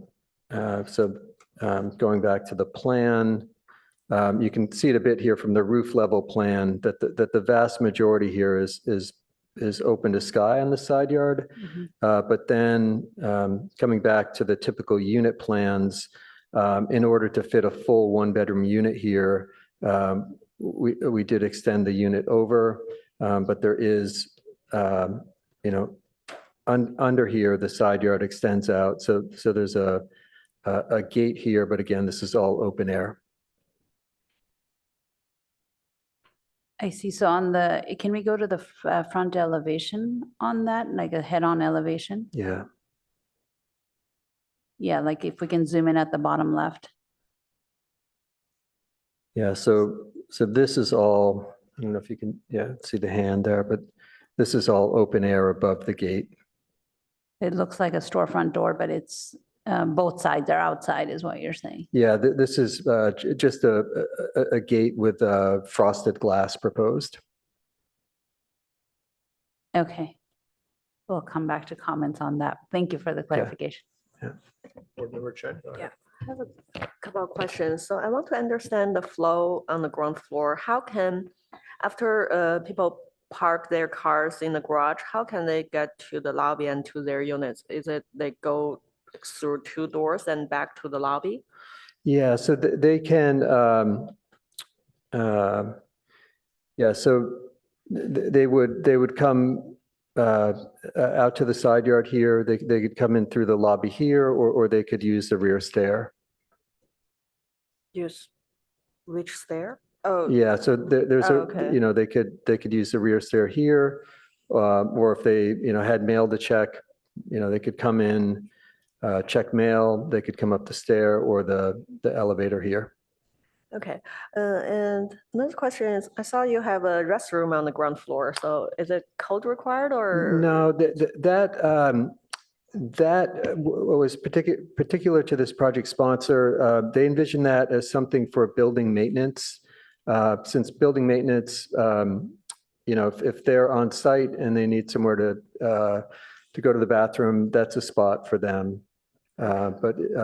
But yeah, that's the main reason for that. It's not code required. So you have like on-site staff Well, working there as full-time, like? No, it wouldn't be full-time, but you would have people come occasionally to, repair an appliance, that type of thing. And, given that,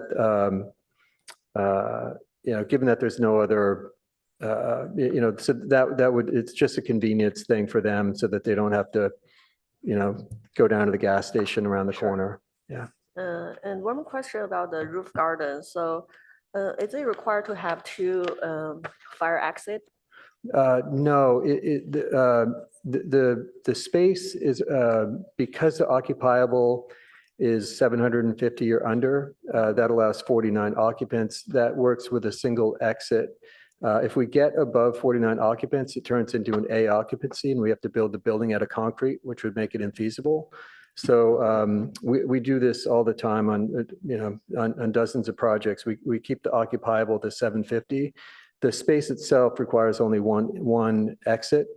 However, any occupied floor, via the California Building Code, I think it's like 106.3.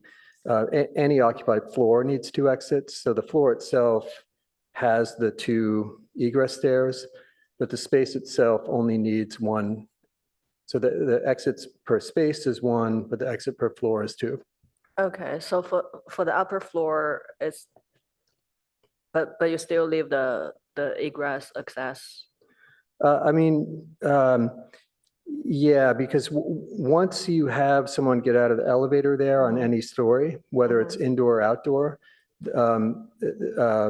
that person needs access to two stairs. So the space itself doesn't trigger the second exit requirement, but the story does. Gotcha, thank you. While you're standing there, you're showing a garage door on that elevation for the entrance. Is that going to be a garage door or will that be just an opening? We are proposing a garage door there, yes. Okay, great, thank you. Any other questions? Board Member Rosenberg? Yeah, follow-up question, how fast does that garage door open and close? Quick. Yeah, I don't know. Because when you've got traffic piling up behind you and you're waiting for that thing to open so you can turn right and get home. I drive down that street every single day. So I know that turning off, the backup always ends up at the Starbucks drive-through, but I don't want there to be another secondary backup because of that one. So just being able to. Yeah, and there is, time that. we've got a 12-foot setback, and then also the door itself is in another 3 feet. So we do have 15 feet as that opens. And so they can at least nose out of the way and people can get around them. Yeah. And again, we could leave it open, but then there's, security issues and I quite like sightliness. I like the door. I'm not voting against it, just wanted to understand it better. Additionally, trash collection, where's that going to be located? Are you going to have trash chutes? Is it going to be floor by floor? No, it's a very, to state the obvious, it's a tight site. It's 7,500 square foot site. It's only 50 feet wide. Right. And we're really trying to find the balance of, providing, the right number of units where the project can pencil, even as 100% affordable units, 100% affordable project. And so, it's similar to probably half the projects that we work on where, where trash, tenants do bring trash down to the trash room on their own. So that's the case with probably half the projects that we work on, where either, chutes aren't wanted. A lot of project sponsors don't want the chutes because they can be maintenance headaches. But yeah, so we're not proposing chutes here. Tenants will bring their trash down to the trash bins in the garage is the intent. Okay. I did have one more question. I'm just trying to process it. In the basement, or sorry, excuse me, not the basement, at the ground floor, you have the electrical room right across from the elevator, and that's sort of front and center in your building, right? Yes. What's the reasoning for having that in that specific location? Well, this building is so tight. We've run this project in a very different way from most. Most projects will bring in the MEP and joint trench after the entitlement process, because we've got so much extra room that we can block out an area and feel very confident we can make it work down the road. In this case, we've already had half a dozen meetings with the full MEP and joint trench team, and we've taken that quite far, and located where the transformer is going to be offsite, and line runs and all that, and really to get the MEP to work here, we need to get it up at the front. So that's the reason for that location there. And also, in terms of, meters and PG&E and the city being able to come in to those spaces, they also wanted that directly at the front. And in fact, there was even quite a bit of requests to try to get an access door into that electrical meter room right from the sidewalk. So we were able to find a compromise where they can come in through the side gate and come in, and didn't have to add one more door to the facade. But again, for all those reasons, that equipment kind of needs to be up at the front here. Okay, thank you. That's it. Any other questions? Board Member Hirsch? Yeah, just a bit. Get rid of my wife here. Backflow preventer and some of the plumbing, has all of that? Yeah, so backflow preventers are on the screen here. Okay, got it. Yeah. Fine.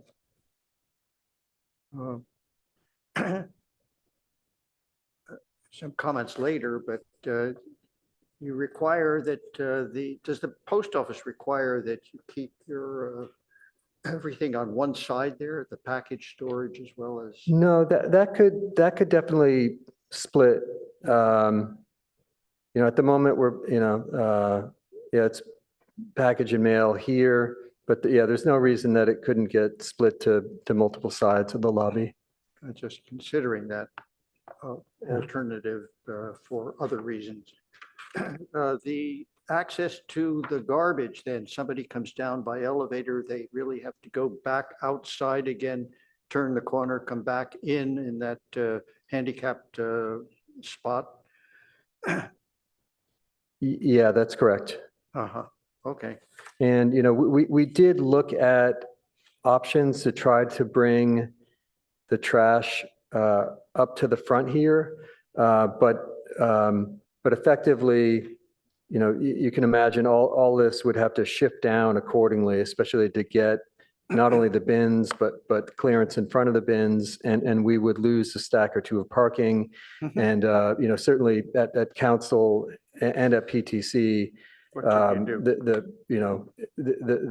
charge here has been to get as much parking as we possibly can, or to maintain as much parking as we possibly can. So, thus in terms of the economics, it would be great if we didn't have to do the triple high lifts, but in terms of the, getting the right amount of parking in here, we're looking at intensive lift systems.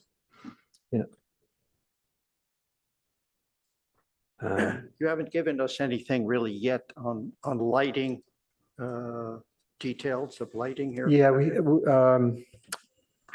if you look on, it's up near the end of the plan set.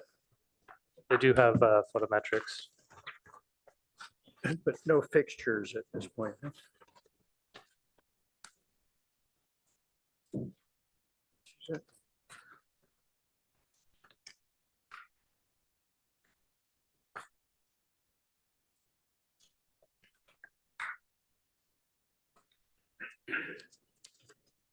Are there more questions, Board Member Hirsch? Or? No, No. not at the moment. No. Okay, so we're going to move on to comments from the board. Board Member Chen, would you like to go first? Overall, I think the design is quite straightforward and the flow, the circulation is clear. And also the materials selected here are very high quality and looks nice. The building looks really elegant.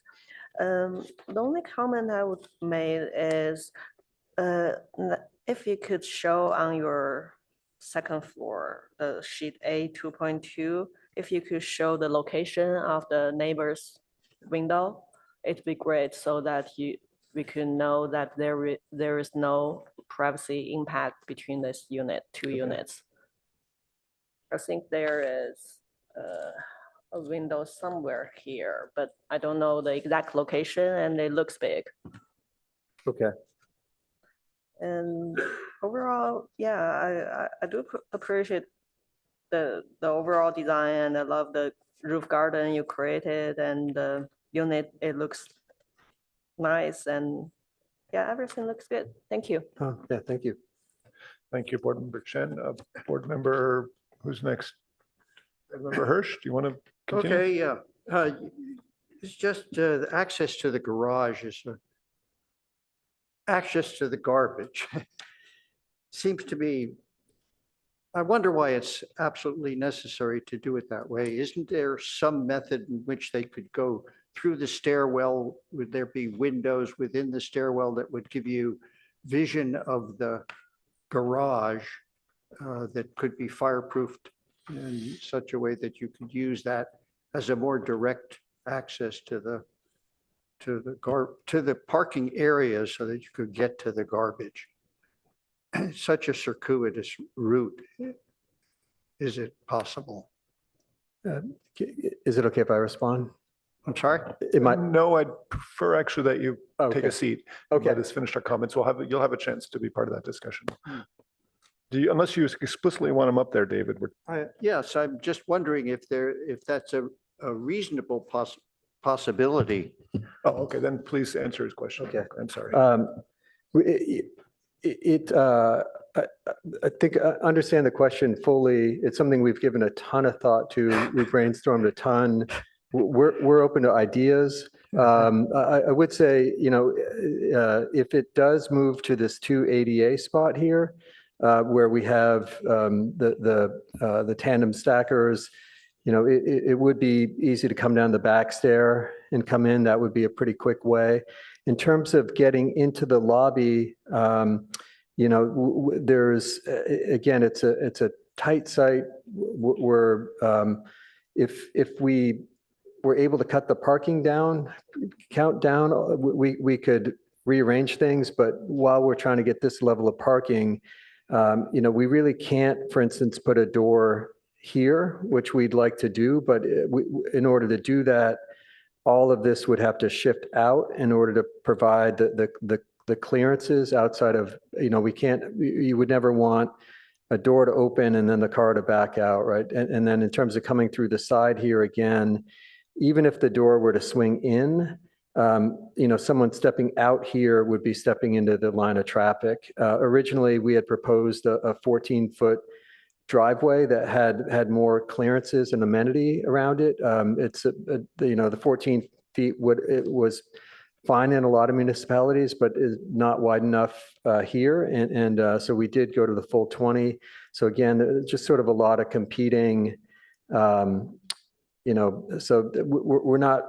we're currently not seeing any code compliant way that, complies with life safety codes to do it, as much as we appreciate the goal.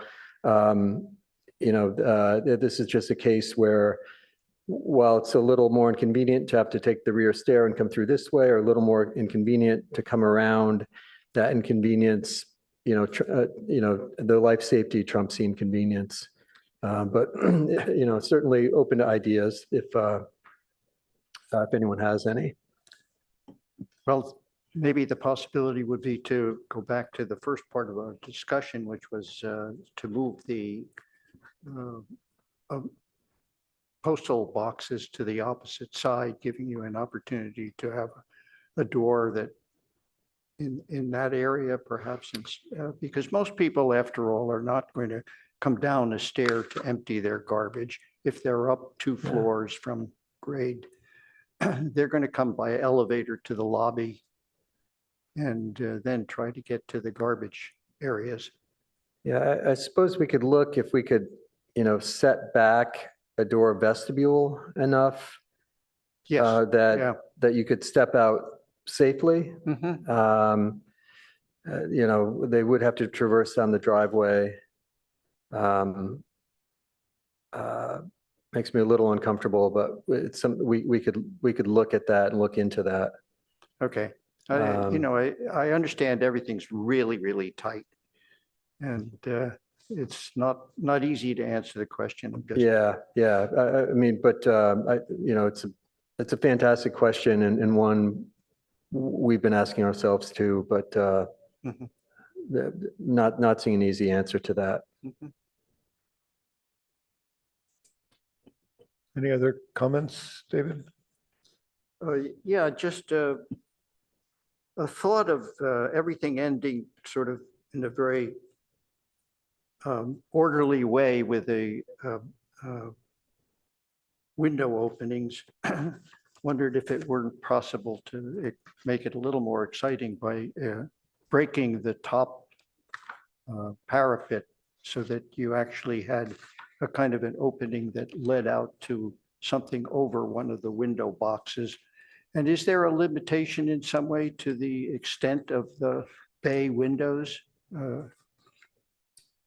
What is the dimension there? Yeah, the bay windows can extend further out.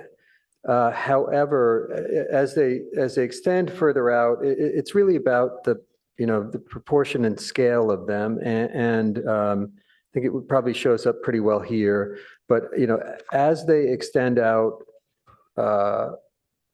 far, and when they're close together, you start to get privacy issues between the units, but also on a view like this, like if these were to extend out twice as far, you no longer see the base building, and these bay windows can start to read from the side and from an angle, like this whole thing is all glass, and it can start to look like an office building.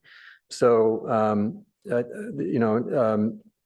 this is a similar depth to a few different buildings that we've done, and we studied it here, we studied it there, but sometimes less is more, and it's nice in a residential building to feel some of that solid wall.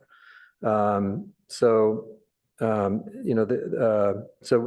have studied it. We think it's in the right spot, where it provides a lot of good angled view and the feeling that you have light on 3 sides. But on a technical level, we're still well behind the property line. There's no code reason. It's really more a function of what we thought, comes out in amount that still allows you to read the solidity of the building, because it's really all about that play of, something light and airy projecting from the more solid wall.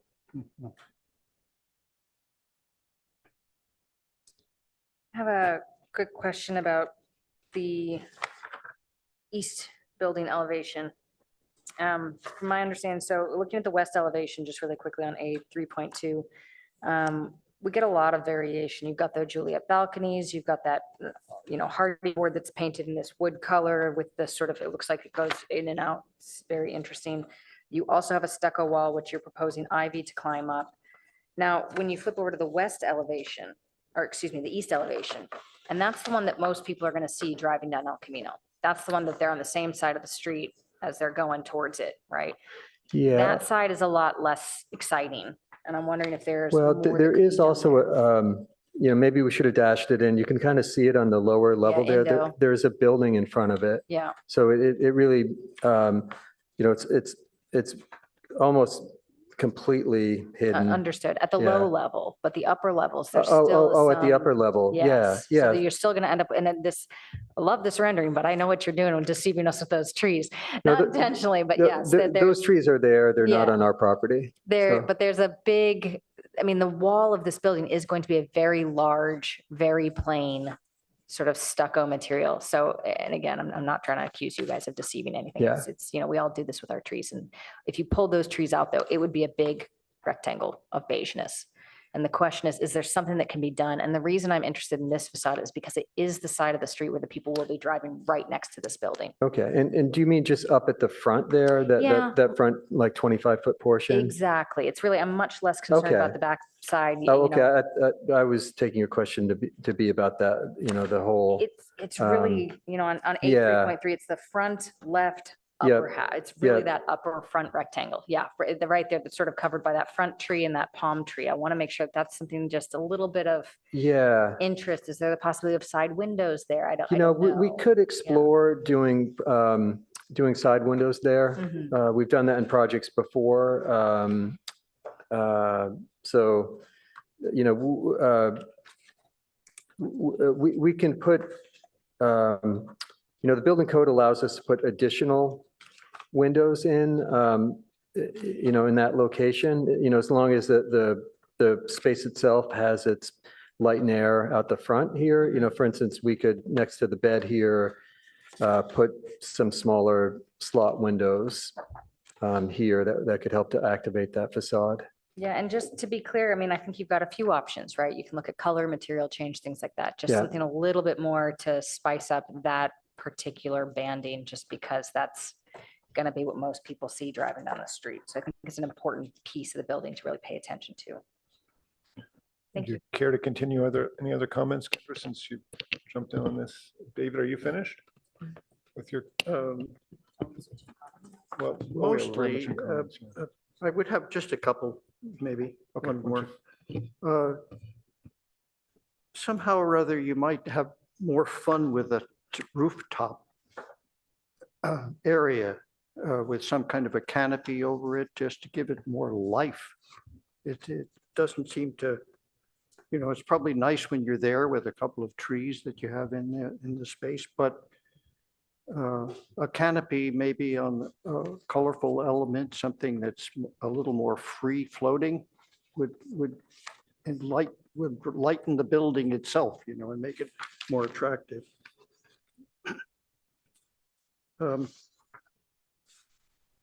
So you wouldn't consider using the same treatment of the side as you have Excuse me, done on the David, front? I'd really prefer we make comments, not engage in discussion with the architect. Well, Please have a seat. yeah. Please make comments, David, so we can finish this. You can ask a specific question if you'd like to bring them up, but otherwise. The Juliet balconies versus the idea of a bay window, even on the sides. But I'm also concerned about how you are, I'm assuming you're air conditioning each of these apartments. And wondering the ventilation of the ones that are facing the street, which is alternately noisy and not so noisy, they could stay closed, I suppose, if the units are air conditioned. It's a concern I would have of course, units that are this close to the street, but okay, so that's life. That's all for the moment. Wonderful. Thank you very much. Kendra, would you like to continue? Do you have any other comments to add? Sure, I'll keep my comments short and sweet. I think if you would just a little more attention to that rectangular beige area on the El Camino side, I'll be very happy with that. I like the roof deck. I think it's interesting. I do find the front facade a little bit repetitive, to be honest, but I see that it's beautiful. And I just can't argue with it too much. So it's one of those where knee-jerk reaction, it's a little bit repetitive, but I still quite like it. That's about it for me. Other than that, I'm looking forward to seeing this one again. Wonderful. Thank you. Board Member Adcock. Thank you. I will also try to make it brief, and I have comments in 3 categories. First one, if I look at A2.2, which is the level 2 plan, there are areas of planters kind of between the patios. I'm not sure who maintains that, how somebody goes out there to deal with the planting, all of that. So I would like you to take that a little bit further. And also between the private patios, I see indication of a wall or parapet. When I look at the sections, it does look like just parapet height, and I am just curious about how privacy between units, patios will be addressed. So that's about that topic. The next one is about that egress corridor. I'm assuming there's a code reason why it is an outdoor thing, but I don't really think so, because you are calling it a 1-hour rated tunnel. It has to be out open air. You may call them up for a specific question, sorry. Board Member. Yeah. Sorry. And ask the question, you may sit down Yeah. again. Quickly. Yes, please. Okay, just very quickly, that is an egress court. Right. It's allowed to have MEP and other unoccupied spaces open up onto an egress court. If that were a fully interior, it would be that exit discharge, it would be a exit passageway. Right. Exit passageways can't have any unoccupied spaces or mechanical rooms or anything else off of it. I see. So our MEP design would not work if that were interior. Thank you for that. Yeah, you have the bathrooms and all of that. I see that. I guess what bothers me with that is really the front entrance, the gate from the front. So even, I don't know if just that front a little bit where you have the 1-hour rated tunnel, if only that could be enclosed, or at least the very front entrance off of El Camino is a wall with a door, but you're going from outside to outside, kind of like, going into a courtyard.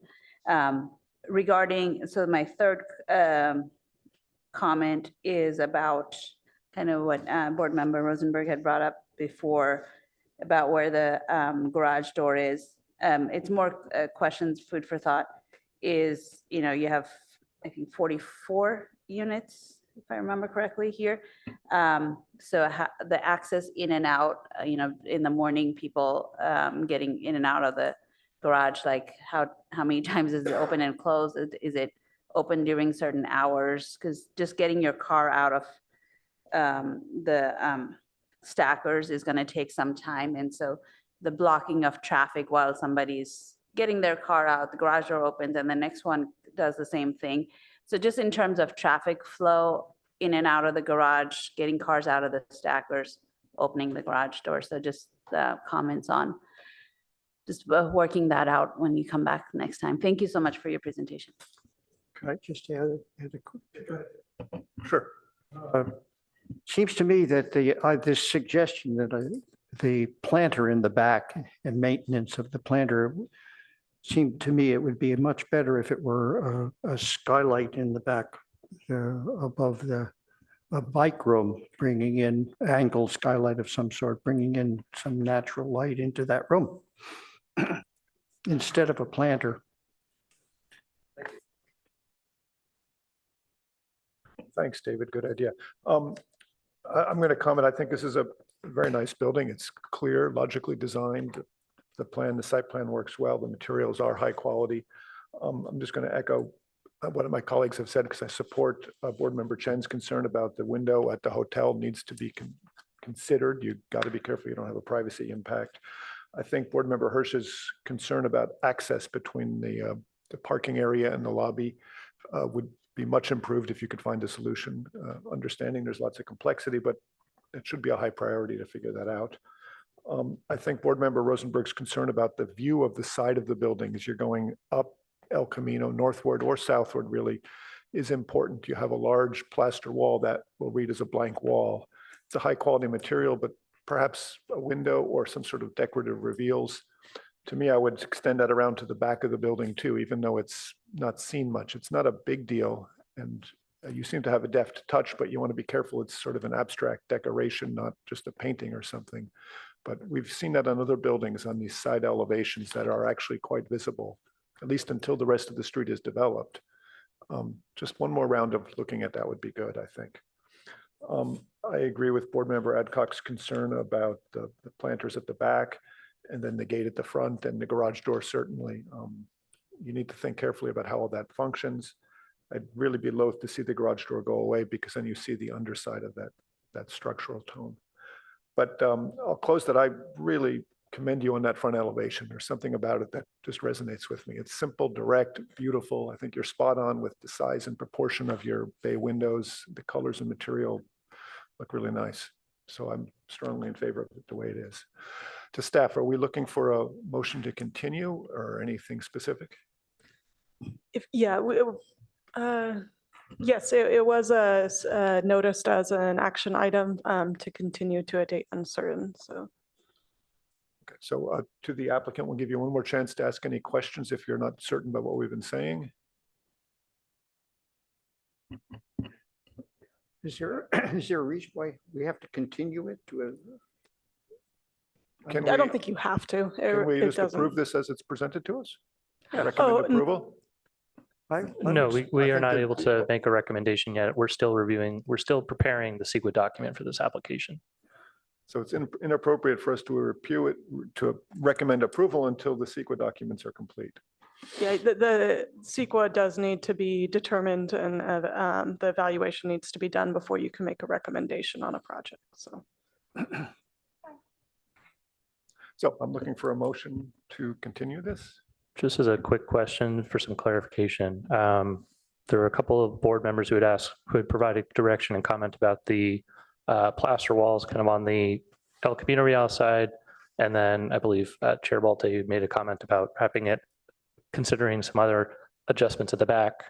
I believe board member Rosenberg's comments were specific to the El Camino Real side that you are driving toward the project from. So that would be kind of the northbound direction. Correct. But I do just want to make sure to ask whether or not that similar type of comment would be directed to the kind of southbound facing side of the building or not. Great question. The southbound facade to me looks more interesting. It's got when we look at it from the other side, it's got the beige, but it's also got that sort of, wood look tower next to it. Whereas this one is just beige and then the rest, and that's kind of it. So this extra element on the, I guess, southbound facing side, just to me, I feel is adequate. And I'm totally fine with it. It looks good. It's only that northbound direction that needs a little more love.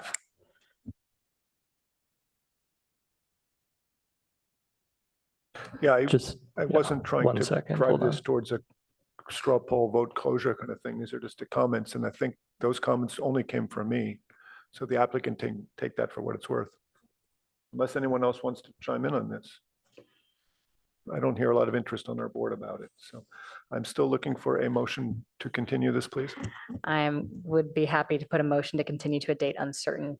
And I would like to see that next date be after the CEQA is available so that we can actually make a motion on it.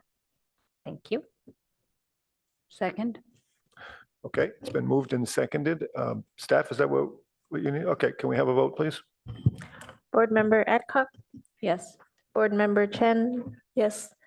Board Member Hirsch, Yeah. Vice Chair Rosenberg, Yes. Chair Balte, Yes. motion carries 5-0. Thank you very much. Thank you. Okay, colleagues, we can take a lunch break now. Is that the plan? So let's take a break until 1:30. And see if we can go quickly. Good, 1:30, we're on break until then.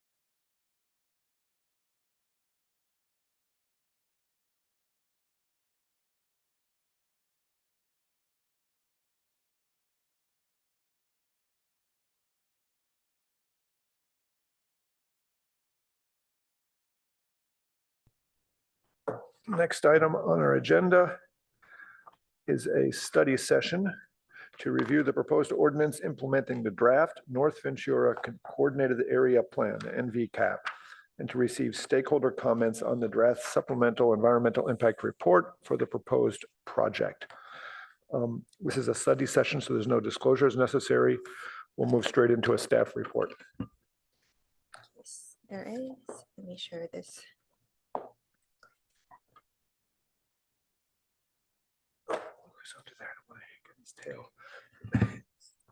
Okay. Hi, my name is Kelly Cha. I'm the project planner for the North Ventura Coordinated Area Plan, also known as NVCAP. Sorry. Hi, my name is Kelly Cha. I'm the project planner for the North Ventura Coordinated Area Plan, also known as NVCAP. Today's study session, staff is asking feedback from the board on the draft NVCAP zoning ordinance, which is attachment A in the staff report, and to ask to allow for public comment on the NVCAP and draft supplemental EIR document. Currently, we are in the public comment period, which will end on this coming Monday, April 22nd.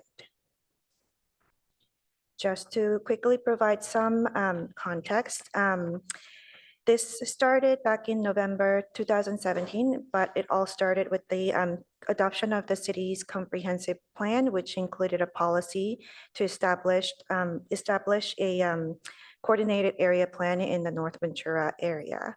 And City Council shortly after adopted goals and objectives for the plan, as well as appointing members of the working group to work with the staff and consultant team to develop the plan in 2018. And after receiving Planning and Transportation Commission's recommendation on the preferred plan in March 2021, City Council endorsed a preferred plan alternative in January 2022 and further refined the endorsed plan in November 2022. And staff and the consultant team in May 2023 published the draft NVCAP, and the board, ARB, and Planning and Transportation Commission had study session each and provided feedback. In March 2024, which was last month, staff revised the draft NVCAP with the feedback received from ARB and PTC,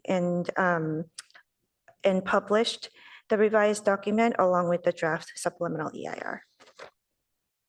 And this is the goals that was adopted by the City Council for NVCAP and objectives as well. And this is showing the existing plan area, which is about 60 acres, roughly bounded by Page Mill Road, El Camino Real, Lambert, and Caltrain Rail Corridor near Park Boulevard. And you can see the cannery in the center and Matadero Creek Channel on the east side, on the east side of the plan area. And this is showing the council endorsed plan, which includes 530 new dwelling units in the area, along with the adaptive reuse of the cannery and plan for renaturalizing the creek. So the document, the NVCAP document includes these chapters, including introduction, the vision, as well as design standards and guidelines, and implementation chapter. The revised document doesn't actually have significant changes in terms of content, but we have reorganized the document so that it's a little bit easier to read, especially in chapter 4, which was before called streets. It only had street sections, but we have combined with transportation standards and guidelines, as well as gateway intersection information into this chapter, and renamed it accessibility and mobility. So you can find all of the mobility related information in this chapter. And so in doing that, the chapter 7 implementation chapter had become a little bit condensed because it now includes funding and financing strategy, as well as implementation action, as well as some information related to development standards, development process. So this one is showing the land use for NVCAP, that's preferred plan land use. It basically allows limited new office space and continuation of existing office uses. And also it currently, if it is currently zoned commercial, it basically shows that it'll be rezoned to mixed use. And this is all to kind of reflect the additional 530 units planned for the area. This is showing, this is actually part of the plan, and it's showing the relationship between the land use, the plan, and the zoning chapter, zoning ordinance. It is a crosswalk table that shows the connection between the plan and its zoning code. And as you can see, the left column shows the land use designation in NVCAP, and then density, as well as the maximum height endorsed by the city council, and maximum floor area ratio, and the correlated zoning district on the very right. The NVCAP plans to establish a new chapter in Palo Alto Municipal Code, Chapter 1829, and also establish new zoning districts, as you can see on the right. It is structured like any other zoning districts. So it includes applicability, zoning district, use table, the permitted use permitted uses, development standards, parking and loading, as well as special requirements. And one of the special requirements is NVCAP specific housing incentive program for fully affordable housing projects in the area. And the development standards are in 3 different tables: low density residential, multifamily residential, and mixed use. Those are kind of separated into 3 tables to make it read better, especially the low density is referring back to mostly to the existing low density zoning chapters. And the difference is that the street yards are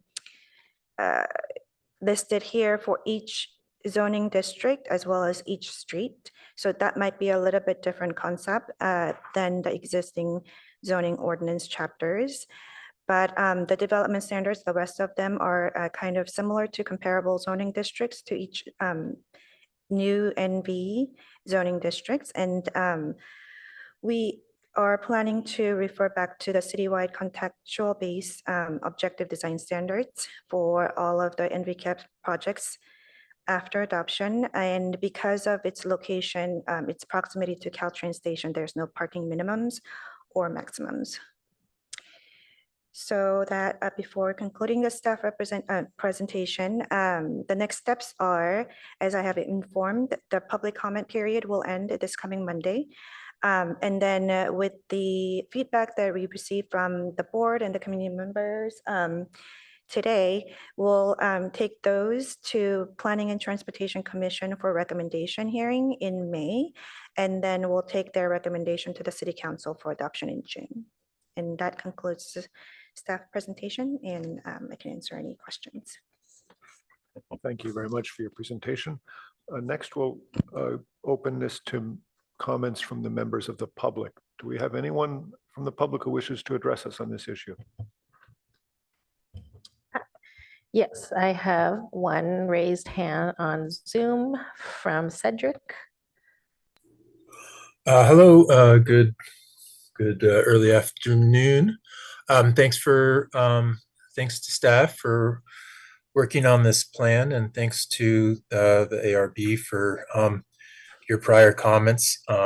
I was happy to see that in your comments there was a lot of support and encouragement for rooftop gardens, as well as good access to the creek, the renaturalized creek. I'm really looking forward to that creek being renaturalized to a 100-foot channel that would allow the maximum winding of the creek. I hope that the zoning areas and stuff will be preventing or dissuading any development through the area that the creek would expand into, so that we don't block the ability to widen the creek. I saw that in the comments that there were, desires to, how could we incentivize more rooftop gardens? And I, I saw that they're kind of like maybe like supported by the green building standards, but not necessarily incentivized. I wonder if there's additional ways to incentivize them. And I guess this will come later when we actually go to designing the naturalization of the creek. My understanding is from the past, from the prior feasibility study, that there is a plume of ground pollution, and so there would be underneath the naturalized creek some sort of impermeable barrier to prevent those pollutants from spreading into the creek. And I wonder if there's some way to actually fix up that ground pollution so that the creek can have full contact with the earth. There's a lot of information out now, or, I don't know how new this information is, but basically underneath every creek and river, there's a underground parallel river that helps to support the life of the creek and the soil. And I forget exactly the details, but I think it was like 1 hour of water moving through the ground-based creek would remove like 90% of pollutants from about 78% of the types of pollutants. So it's really valuable for cleaning our waters and promoting a healthy ecosystem. So hopefully we'll find a way to clean up that pollution and get the creek fully in contact with the earth. Thank you. Thank you for your comments. Do we have anyone else, Veronica? I have no other requests to speak. Okay, seeing no one else in chambers, we'll close the meeting to public comment and bring it back to the board for a discussion. To my colleagues, in this packet information, there are a series of tables under section 1829060, beginning on page 124.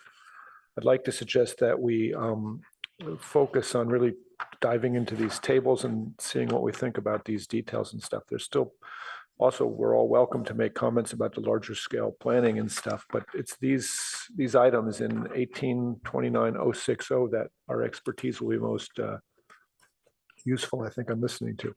As well, it's now almost 2:00, and I understand that at least Board Member Chen has to leave soon, and possibly Board Member Rosenberg. So let's the two of you speak first on where we stand. So go ahead. Okay, so thank you so much, Chair. So I have a couple of questions I want to clarify with the staff on table 2. On packet page 125 for the interior rear yard. So how do we define this interior rear yard? So here you said it's NVR3 and R4, and when we see the map, these two are pretty large areas. So will this larger lots be divided to smaller ones, and then we will find out where the rear yard is? Or say for the R3, if we see the largest parcel, then the rear yard is facing the Ash Street? I think we meant to just say the rear yard, so we'll remove the term interior, but it's basically anything opposite of the street. So if there is a development, for example, the R4 district, if there is a development proposed, anything that's opposite of the street, that we would apply that rear yard. Sorry, just a quick note. Yeah, we may have intended it to be interior because there was a scenario, for example, on 3001 El Camino where the rear yard was facing a street. So I don't know in that scenario if we want. Could you please pull up the 3D image again of the sort of overlay?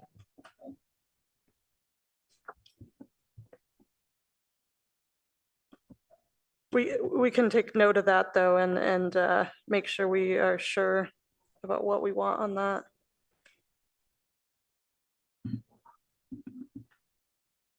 Would you mind running over to the one that has the different zones, since we're going sort of zone by zone, NBR3 and NBR4, that one right there? If you don't mind leaving that up for just a few minutes, that'd be great. Thank you.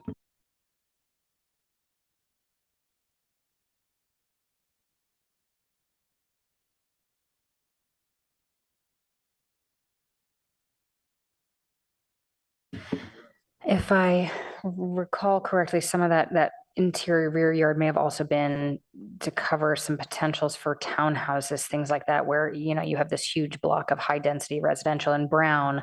If that's divided into townhouses, we want, it's not necessarily on a street, but townhouse to townhouse, those are rear yards, but they're all within this area. So I don't know, maybe that's part of the reason for that, but clarification would be great. So thank you.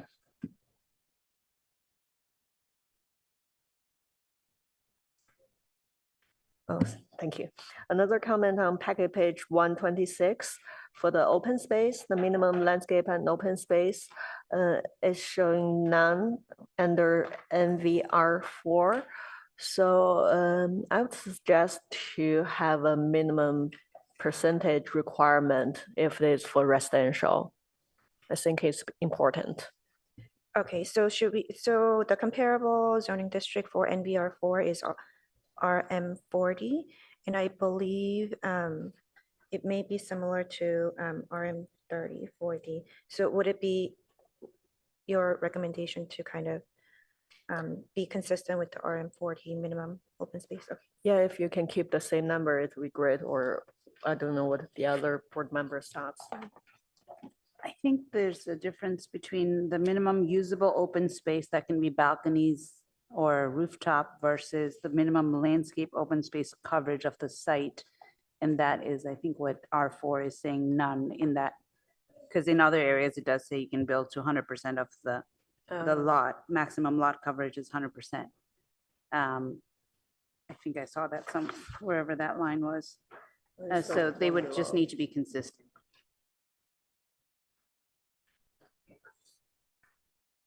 Is that a correct interpretation of this, that the landscape open space coverage would conflict with 100% building coverage? So you can't have both? Actually, I apologize. In this section, there is no 100% maximum lot coverage. It's 45%. Yeah. In R4. In the R4 zone? Yeah. You're 45% lot coverage maximum. Right. So then certainly you could have some percentage of Right. landscape coverage. Yeah. What percentage would you think is good, Board Member Chen? The RM40 currently requires 20%. So why would we not require the same? We can definitely require 20% here as well. That sounds appropriate. Yeah, and if I could, I think it's like same kind of math thing, if I can piggyback on that, because both on R3 and R4, there's the base maximum lot coverage, which is 40% for R3, 45 for R4, and then minimum landscape open space is 30% and none. If, unless I'm not understanding, that should add up to 100%, right? And it adds up to 70 in one case and 45 in the other. Well, there's also the possibility of paving, and I'm not sure that counts as open landscape space. So again. Hardscape is still, so I guess then we need to clarify. Yeah, we need to Does clarify hardscape count exactly. as landscape? Okay. I want Board Member Chen and Rosenberg to have a chance to jump in, but to me, 45% is too low. We should allow greater lot coverage to begin with. I was going to say that as well. I think that if we're trying to increase the density and this is the prime area for it, we've got these NVR4 and NVR3 areas that are, really looking to be developed soon. The density or the base coverage seems a little low. I think that we're going to start to see buildings where they've got 80, 90, and 100%. So keeping this under, I feel like 60% is definitely a nice increase in that area as well. So I don't know why you would want NVR3 and NVR4 to be dramatically different, or what's sort of the overarching goal. It looks like, the R3, we're trying to keep a little bit less dense, lower heights overall. So maybe we do keep that a little bit less coverage as well, but increasing the density quite a bit on the NVR4 makes some sense. Remember, Chen, what's your take Well, on yeah, those two? yeah, I think it might depend on the parcel size, considering the setback requirements. So if it is smaller, then the percentage could be different. But we're trying to determine the maximums of if the lot and the setbacks makes it less, then it is less, right? But if the base lot coverage for R3 is more like 60% and for R4 it's more like 80%, then 80% and then 20% of landscaping. There can be other stipulation that the landscaping has to be pervious or otherwise it counts as lot coverage. That's kind of more in the stormwater management side of things. But it does seem like the two highest density areas are asking for pretty low lot coverage here. Yeah, I agree. And once you continue, if you have any other comments. Yeah, and another comment on the note 4 and still under the table 2. So it says landscape coverage may be provided above the ground floor. I remember during our previous review, we mentioned like if it is on the second floor, it doesn't count. So for this note here, does it mean if there is roof garden on the second floor, it will be counted to the open space or landscape coverage? Yeah, we should likely change that because the landscape coverage, I mean, we do want some shrubbery and perimeter landscaping, but open space, we would probably be okay with providing on the upper floors. So I think we need to move that note.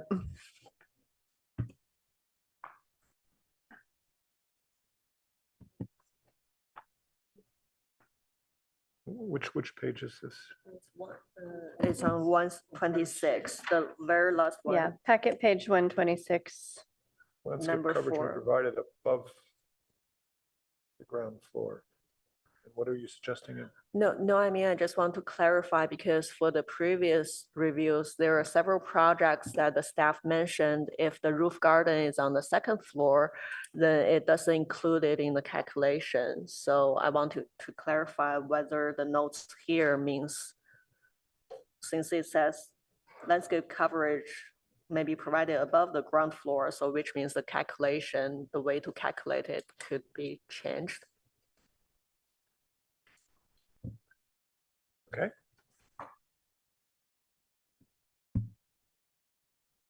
What other comments do you have?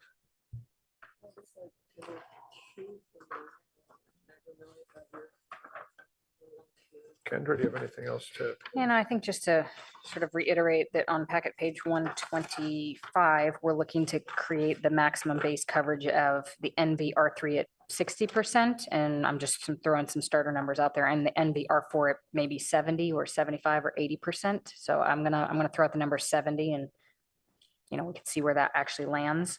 But I think that those numbers definitely need to be increased. And then turning to packet page 126, minimum landscape open space coverage for the NVR4 should be 20%. And maybe there's a notation there that says 50% needs to be permeable, right? Because we don't want them to sit there and just pave the whole thing. So I think there should be some notation about how much is, actually like landscaped and drains through versus the paved area. So I think we just need a little bit more clarity on that. Beyond that, I don't have a lot of input. Do we have definitions of open space? It can be either paved, impermeable, or permeable. Is there any restriction on that? So not really, because for single family residential, we have certain areas that have like 60% permeability on the front yard areas, but for other areas, we don't really have permeable versus impermeable. It's just something we evaluate as part of the CEQA analysis. I would also note that sometimes we do like permeable pavers and stuff. So depending on how you guys feel about that, we might need to specify if you want it to be like landscaping or something. Yeah, I think the goal is just to make sure that these things aren't just all sitting in concrete islands, right? We really want planting. We really want some variety of space. And, if they're trying to pave a large area for a courtyard, maybe they do have to go to a permeable paver to hit those numbers. So I think we do want to encourage that. But we are sort of jumping into a new set of regulations that don't currently exist, right? Jody had a good point that we do have C3 municipal stormwater requirements that do end up minimizing to some degree, but there's a lot of different nuances to that in terms of like how you engineer the design and where the bioswale and everything needs to be. Well, the So C3 just jumps you into various levels of engineering requirement. What Kendra's talking about is preserving some form of natural permeability on all sites. Right, I don't think we have that currently anywhere except for residential in Palo Alto. Right. So do we really intend to start that right now here? Yeah, if that's an overreach, then I will back off. I just wanted to put it You out of all there. people, Kendra. I know. But to my colleagues, it's a reasonable thing too, to think about this. Do we want to try to put that in the code here? The purpose of open space, as I understood it, is for livability aspects. We're not really looking at ecological concerns or environmental concerns here. Should we be? Yeah, I'm having the same question of what's the boundary of reach versus overreach. Because when we increase the lot coverage to 70, 80%, like in that R4 area, then already and if it is actually built out to that much, then very small area is actually left for open space. And I agree with Jody that the C3 will take care of managing the stormwater itself. Yes. And back to you about whether it's about livability. So whether it's permeable pavers, nice pavers, but not permeable, plus landscaping, I think it's rather in our purview is the balancing of lot coverage versus open space, not necessarily saying how pervious that is. Yeah. Unfortunately, the entire Piazza San Marco is quite impermeable. Yes. It's still probably the best open space in the world. Yeah. So, okay, so you're going to, Board Member Chen is going to excuse herself from this Sorry, yeah. discussion. Yeah, but I will watch the video, and if I see I want to add anything, maybe I can send you the email. yes, Thank of you. course, you can do that. Thank you. How about you? You're going to stick, you're going to go too. Okay. Maybe I'll jump in and just start through the list because I had a number of comments here. Board Member Yeah, Adcock, do you have stuff you want to lead us through instead? Either way, I can go Why after don't you. you go ahead? We'll All right. take your lead. Go ahead. I think just wrapping up on this lot coverage versus open space, and there is a wrinkle of if that lot coverage is or open space is allowed above grade, then it's really the maximum lot coverage by building is the main thing that we want to make sure we kind of drive down to, whether it's 60 and 70 or 55, 75, whatever that is. I think it needs to be more than 40 and 45. So we can get into the weeds of that after everybody's comments. Okay. I do also, based on all the other projects we've been reviewing, have clarity on whether that lot coverage includes or excludes below grade, like foundations, parking lots. I would really like to have clarity on that, whether it's lot coverage for building, but then can the garage, the below grade garage go all the way to the lot lines? And if so, can it be elevated above? You know, it's still below grade, but there's a podium. It just is a little muddy to me. So I would like us to clarify if it's lot coverage all the way down to the core of the earth, or it's just on the surface.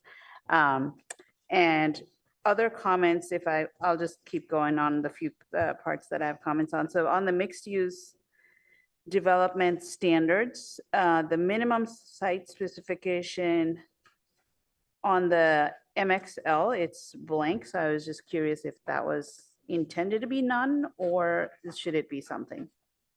Which page are you on? On page 126 on the bottom left. Yes, that's supposed to be none. Sorry, we'll None, add okay. that text there.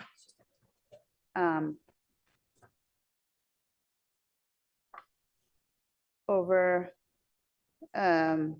on that same, the higher density sections, maximum lot coverage on page, I'm on packet page 127 for both MXM and H are both 100%. lot coverage. So it's basically saying if it's MXH, then whatever, and it's 0 open space required.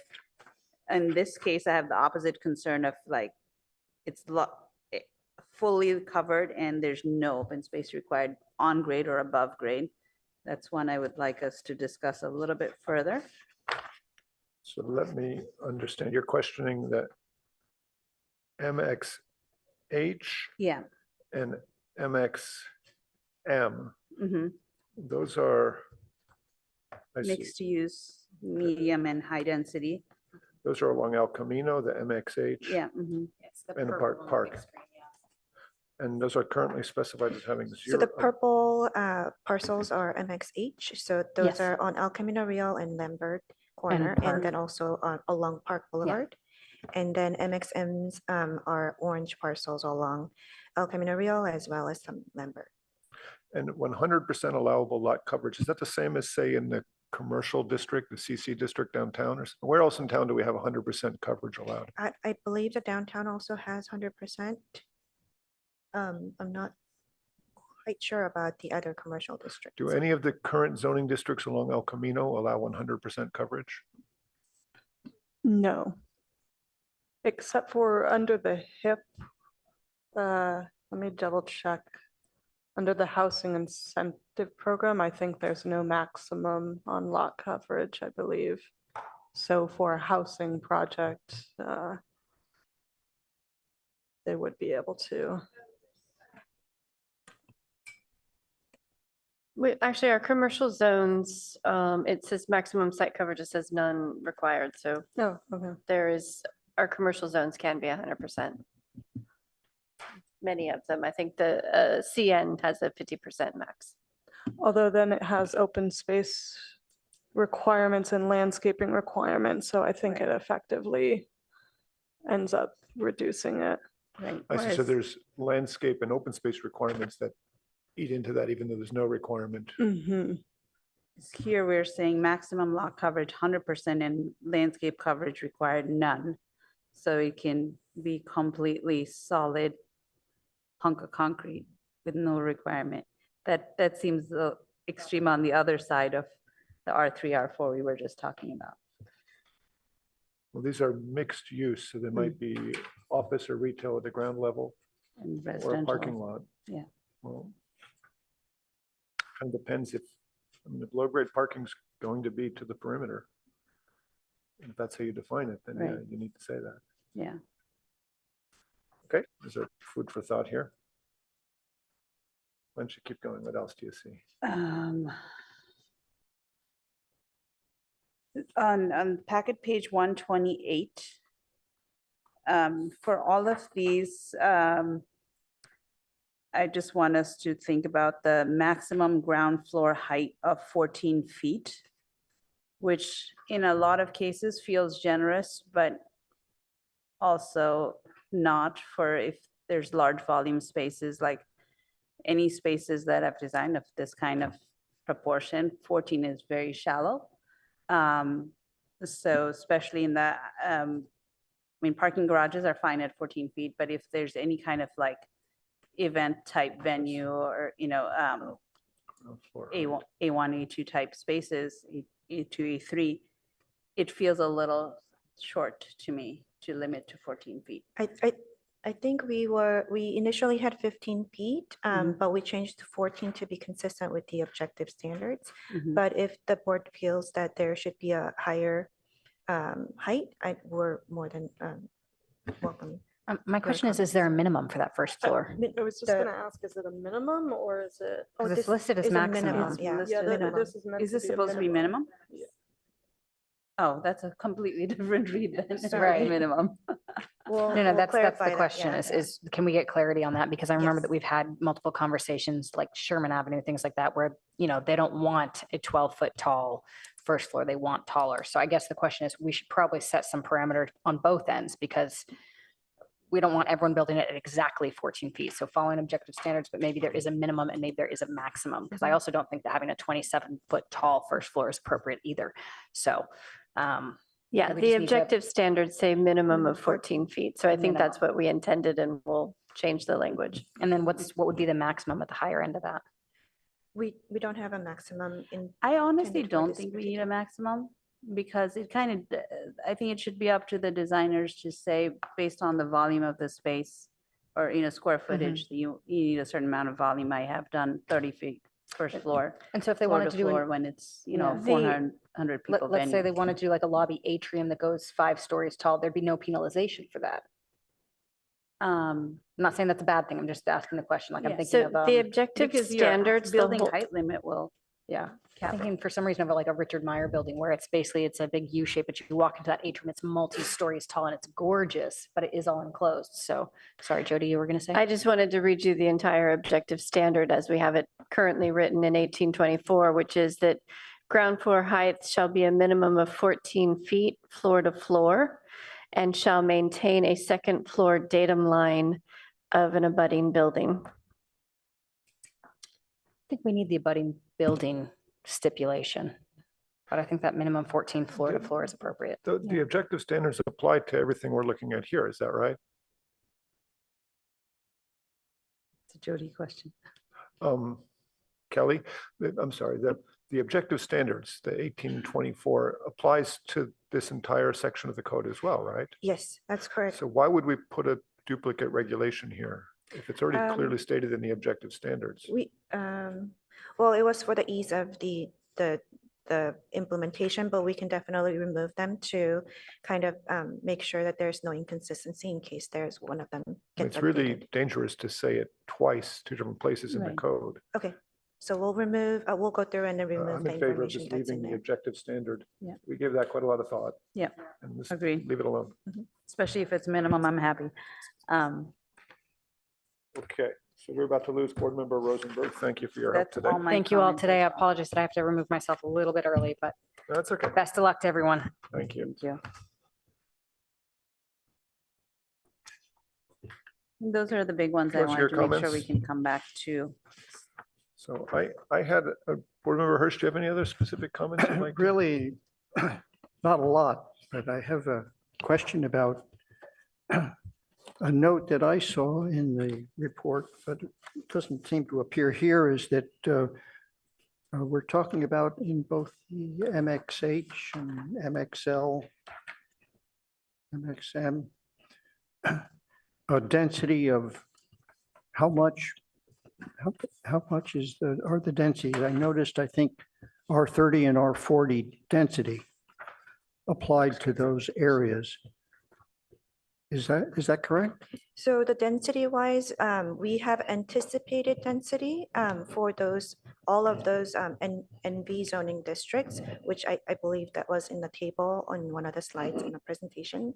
And that's an anticipated. We do have minimum density per unit kind of density listed there, but intention is that with the floor area ratio and development standards, like form-based kind of standards, development standards would actually create the density, and we have no maximum density listed here so that the design can actually dictate those requirements. Good. Okay, because, the projects that we're looking at or that will be coming in are certainly much denser than R30 or R40. The housing project between, the seniors housing, the low-income housing between Olive and Acacia, is 129 units, I think. And it's a little over an acre. So that's a significantly higher than 130 or 40 per acre. And I think that's what we're likely to be seeing a lot more of in those zones here. That's one of the only questions that I really have. So as you say, it's not limited. It's not really unlimited per se, but we don't have any maximum density set for these districts because we want the like development standards to allow higher density in this area. That's good. Thanks. Just reading then. Go ahead. Okay, so I wanted to, three broad sections. One is just the setbacks specified, starting with the low density thing. I was just wondering if some of them just seemed a little bit too big to me. So on packet page 124, street yard, that's the front yard, I guess. It says for Pepper Avenue, 12.5-foot setback to create a 12-foot effective sidewalk width. So the street yard is for any property line facing a street. And so we've sort of combined front yard and street side setback into one. Okay, so anything facing the street. Seems to me that when you have a 20-foot setback for residential, you have place for a car to pull up in front. If you're trying to increase housing density, then you should do much less than that. And I would think 10 feet is plenty, if not even less than that. And I would leave it to architectural design and landscaping to try to get a greater sense of privacy. But on these properties, that impacts the use, the potential housing. If you wanted to put an ADU in the back, for example, the closer you can pull the house to the front, the more you can do in the back, a second dwelling. So I'd suggest that that 12.5 number be 10 feet, perhaps. It's my opinion. Same thing applies to minimum setbacks on table 2 on Park Boulevard and Olive Avenue. You have it at 20 feet in both cases. And I'd like to see that number reduced as well. To 10 feet as well? I would favor 10 feet, yes. To my colleagues, again, I'm going to come down. The second thing I wanted to talk about was this question of the maximum height. And NVR4 is 55 feet and 35 feet when it's within a certain distance of a residential district. I think a better way to do this zoning is to have setbacks that are realistic to the area and then to use a daylight plane. I think that's proving effective. And rather than having height limits, have daylight planes and setbacks to define that. So within that envelope, you can go taller than 55 feet. But as long as you're setting back, you have the same minimal impact. So I'm effectively suggesting that we get rid of the maximum height as it stands. I know that's perhaps controversial, but. So if my understanding is correct, the 55 feet, the maximum might have been a part of the endorsed plan by the city council. But for the abutting the residential, we can definitely leave it blank or remove it so that the daylight plane can dictate the height for that as well. Okay, well, to my colleagues, Which daylight plane? What daylight? So I went through this and I looked back at the daylight plane we came up with for our objective standards. And I thought it was really good. We had a series of starting points depending on the context. We gave a lot of thought to that. We did. And I was just scratching my head, starting from scratch, looking at this, where, how would you do it? And I thought that was pretty good. So I think if you just let the daylight plane regulate those reductions in height, certainly.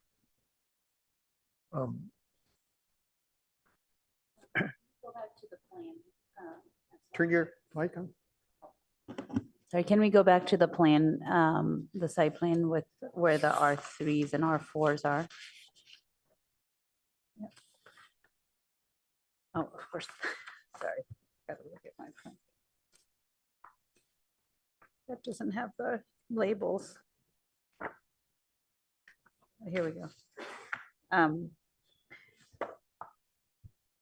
I hear you, Peter, on that one, but I guess the concern is if the lot is, it's not currently not majorly subdivided, if it's one giant lot, right, the whole quarter of that quadrant, say, daylight plane could let the building be like 100 feet tall. Is that true? That's right, yes. Which one? You're talking about MX, the one that's on Page Mill. On Park Page Mill, Boulevard. the big square one? Yeah, because the only side with any daylight plane to worry about is on Olive Avenue side. So in that Page Mill and Park Boulevard corner, there would be no limit to how tall a building you could build there. I'm not sure I want to go there right now. What I do want to say though is this, I know you're putting me on the spot and I'm not going to bite, but the 35-foot limit for within 50 feet of residential, I think should be eliminated. Yeah, and let the agreed. daylight plane cover that issue. I Yeah. think it's the exact same thing, actually. By the time you have a daylight plane and you're 50 feet away, you've gotten to that height. The full what height do we limit do? is We way have- above our pay grade. Anyway, so it doesn't really matter what we say. Peter, we started the daylight plane a lot higher from, in a commercial situation. Yes. Previously.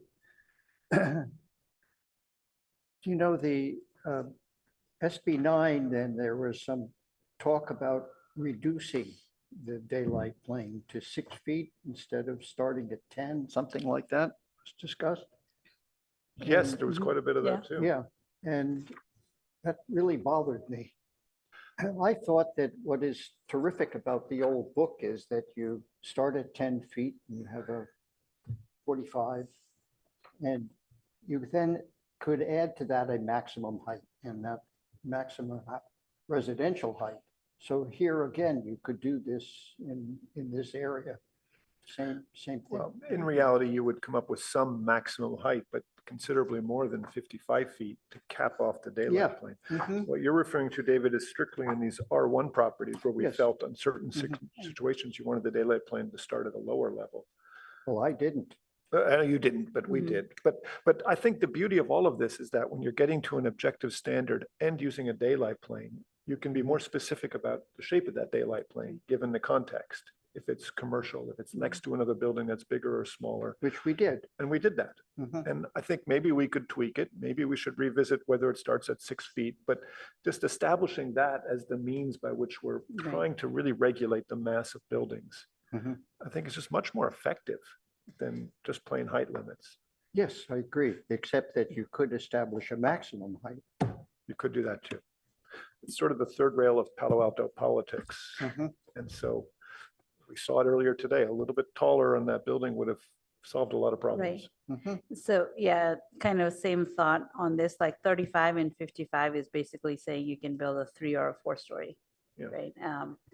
Do we at least want to recommend going 1 story higher in At both least. of these? Should we suggest they change to 55 to 65? Is that what Yeah, you're saying? and 45, go to 45 and Well, the 65. 35 we're taking out altogether, right? No, I mean this for R3.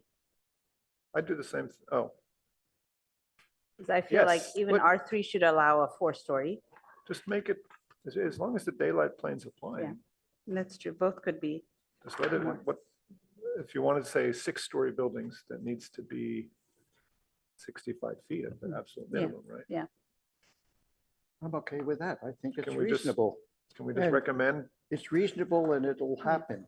NV3 and the R3 and R4 is maximum height of 65 on both? Put it out there and see what our council says.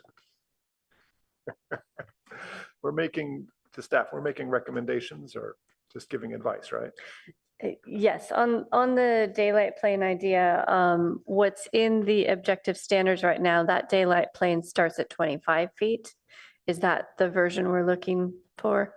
Yes. Well, Okay. isn't that contextually based, depending on buildings next door and depending on the zoning? I'm pretty sure I saw that in the objective It's standards. true. It says if the project's not subject to a daylight plane pursuant to the code, pursuant to something else. But we would be referring back to here, and there's nothing in here that says, use the R1 standards when adjacent to R1. So there's not that catch. That's not the intention, yeah. Yeah. So it would only be, we'd have a daylight plane that starts at 25 feet. Yeah. I just want to make sure that's For what R3 we're, and R4, that's absolutely right. okay. Well, I think it's impossible to build a 4-story building with a daylight plane starting at 10 feet. Right. We're never going to get anywhere with that. That's where we compromised at that 20. There was quite a discussion about that. Yes.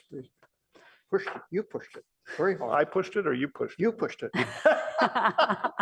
All right. Question about the particular here, the R3 area, a good chunk of that like basically the width of Ash Street, pretty much, if I remember correctly, is adaptive reuse existing building anyway, right? So then there's the strip that would be the R3 where this would apply. So I guess, Peter, what I'm getting at is we can say, recommend 65 feet, but I think just based on daylight plane, that zone of R3 will never hit 65 feet. Well, But we can leave it that way and daylight plane will adjust.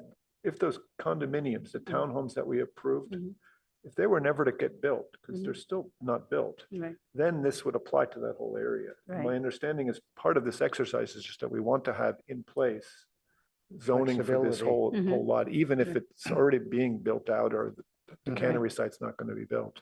Right, that's correct. So if there's obviously that entire NVR3 area is a broader project that was entitled, I believe, end of last year. If for some reason that doesn't get fulfilled, then there is a chance that the city council can adopt amendment to the zoning to allow this R3. But until then, the PC district that was rezoned, that will actually apply. Okay. So we're talking about on packet page 125, maximum height, it's a standard 35 and 55 for R3 and R4. We're talking about making that 65 on both. And I could go with that. I would probably say 50 and 65, but 50 and 65. Board Member Hirsch, how do you feel? Thinking. Okay, well, I think we should come to that as we make a motion Yeah. for everything. So I'll make a note here, 50 to 65 for the R3 and 65 for the R4.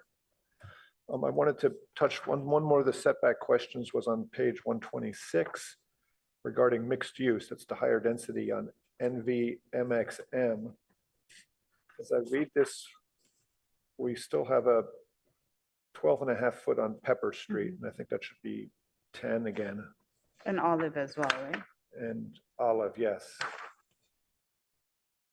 Or even less really for the higher density, but So here, actually, on 126, under maximum units per acre, you see those numbers where's per acre, the in NV4 or NV3, they're 16 and 61? Yeah. yes. Those are minimum Minimum. density, yeah. Minimum density is there, but maximum density says none. Wow. It says actually minimum units per acre. Okay, yes, that's true. 61 per acre minimum. Really? So my question here in my notes, which I didn't ask, was on the approved project on the cannery site, the townhomes, what is the density of those units per acre? I believe that was 19.3 units per acre or 20 so, units or per acre. 19 That's point an something. NVR3, and we're That's saying the minimum NVR3. of 16. So Right. 16 is not, 16 is a minimum, so they're That's consistent. that's not a very strong minimum then. Should we be looking for a higher minimum? Yeah, because it's, No, Yeah, it it was is a very pretty, it was pretty strong. Huh? For minimum? Yeah. because when you can go taller, you can put more in the same square footage.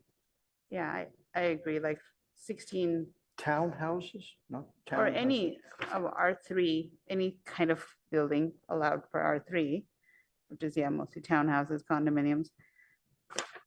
16 per acre is Very quite low. Very low. Yeah. Yeah. And if it's 61 for R4, I mean, why Yeah. wouldn't we go for something more substantial in Yeah. R3? Yeah. Where do we come up with 61 exactly? Why that number? It's a very specific. I think odd number. 16 comes from RM30. I'll check the RM40. 61, yeah. Oh, that's where that comes from. I believe it was RM40 because we were looking at both RM30 for R3, RM40 for R40, but it might have been adjusted differently after looking at it. Because R40 is the largest site after the cannery. Within the plant area, we might have envisioned a higher density for that particular lot or parcel. Yeah. Well, I guess the only consideration on this is if we ask for higher density in per acre on R3, I'm just trying to do the math of how many townhouses would that be? Like, would we be trying to make them squish more townhouses within the site? Or basically disqualify townhouses for the minimum What we density? want them to do is a mix of development, so Right. they have to do more than townhouses. If that's really the intent, then that's a different story. We want more Yeah, development. yeah. So But we also want a variety of development. And we also want open space in some of these areas, you know, so if you overload it, you'll never get any open space. I just did the math in my head quickly. If you have it doesn't apply here, but we see like along El Camino, these 10,000 square foot lots. It's very small lots that they're trying to develop as an RM 30 or 40. If you were to say you had, say, 30 units per acre, and that would mean on a quarter acre lot, you need to have 7.5, 8 units. Is that a reasonable requirement to fit 8 units on one of these fairly tight lots, infill lots along El Camino? I think it is. It is, yeah. That doesn't bother me. Right now, we typically, some people coming in with more like 4 or 6 parking on the ground level, but parking's no longer required. So I would think a number like 30 units per acre is minimum, is not unreasonable. I don't know. So if you want to look at it, we do have minimum density for MXM, the medium mixed use is 31. And 31? then with 31 units per acre. So that might be something that you would like to kind of look at and maybe make it consider. Yeah. If 30 is, yeah, similar to 31. So, yeah, kind of thinking about like the types of development, like in the R3 area, if it's limited to 16, then it allows townhouses versus R4 allows more and therefore might be condominiums, apartment buildings. Versus if we say 30 per acre in R3, then it's 1,400 square foot per unit, right? And you won't get a townhouse. Yeah, on it. maybe we shouldn't go there. Right, I don't think we should go there. This is the planning commission can grab this one. Okay, well, I was asking to change the setbacks on page 126 for mixed use, just from 12.5 to 10. That's for both low density mixed use as well as medium density. Yes, I was trying to make it consistent. That's why you wouldn't want higher density have greater setbacks than low density. My next comment was regarding the balcony encroachments on page 127 on mixed use developments. We're allowing balconies, awnings, porches, stairways, and similar elements to extend up to 6 feet in the setback. And then architectural features, roof eaves and such would be 4 feet in the front and 3 into the side. I'm concerned that might be too generous in a way. A staircase going into the setback is really part of the building going into the setback. Just like the project today. Exactly. I don't think a permanent part of the building encased by the footprint should go into the setback whatsoever. That voids the need for a setback. I would think of balconies and roof eaves and balconies and things like that, maybe 4 or 5 feet, but 6 feet is a lot. Yeah. 6 feet is structurally challenging even to get. It's basically saying you build the building right up to the setback and then you do your 5-foot minimum balcony out into the setback. That's what we saw today again. Yeah, exactly. So we have a code section already, 1840, talks about allowed projections into yards being uncovered porches, stairs, landings, balconies or fire escapes may extend not more than 6 feet into a required front or rear yard and may extend no more than 3 feet into a side yard. So that's different than the way I was interpreting it. The stair there is an exterior access stair, like a front porch, not a stair tower on a building.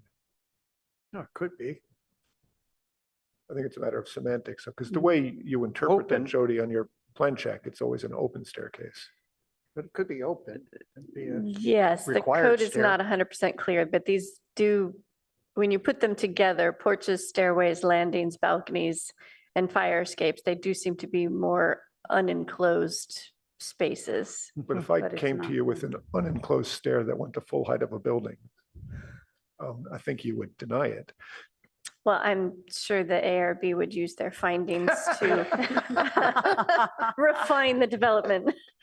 No, but the intent was a stair coming out of a house or the front entrance to a building or something required for an emergency exit at ground level. Those obviously should be allowed to project into the setbacks. But a multi-story element of the building should conform to the building setbacks. At least I think so. Agree. So that's maybe just a matter of semantics here in the wording. So I think we're all on the same page on that. I think Would we so. clarify to say Yeah. exterior stairways?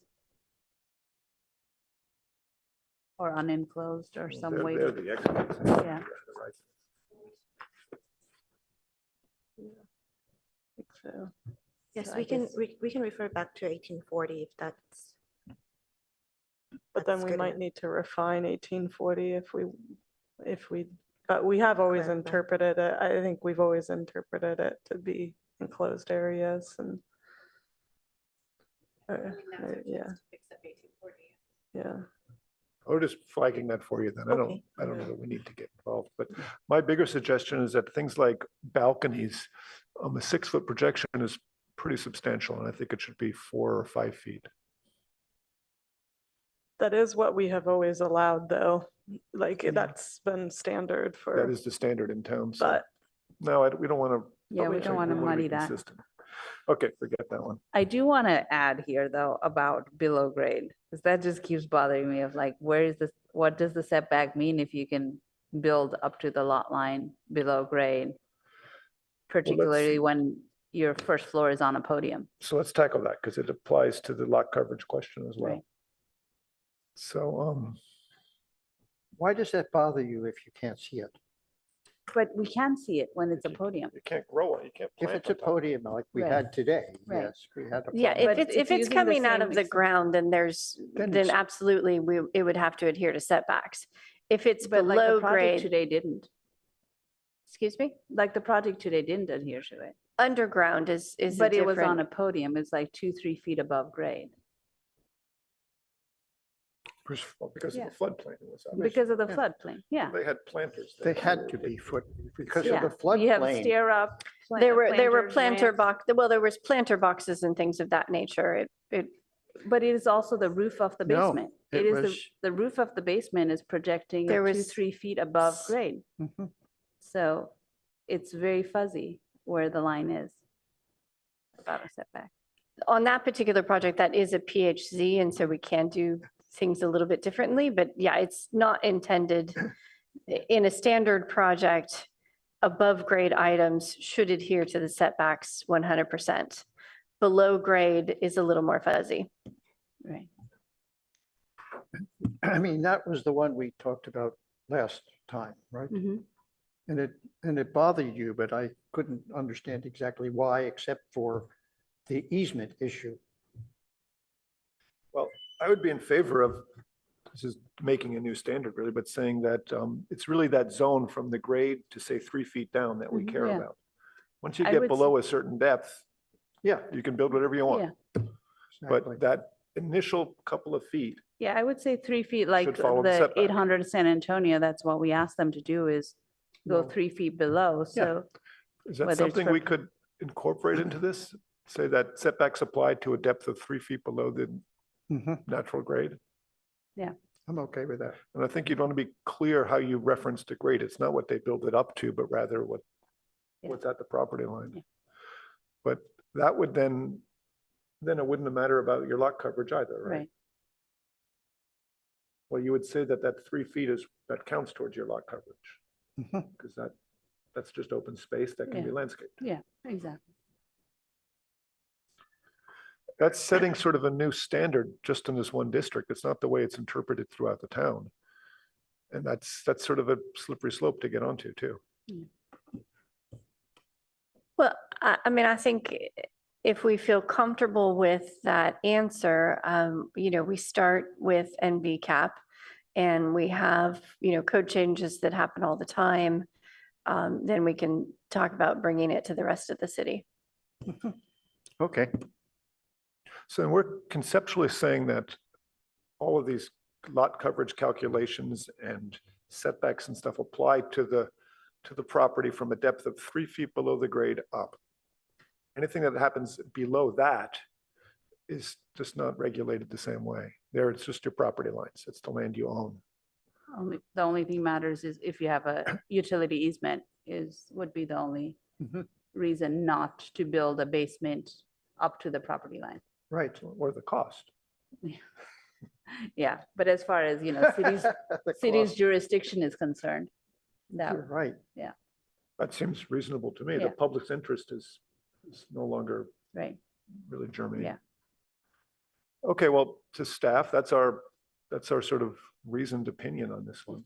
Are you happy with that, Yeah. that sort of solution? David, does that seem sensible to you? Is 3 feet the right amount? Yeah.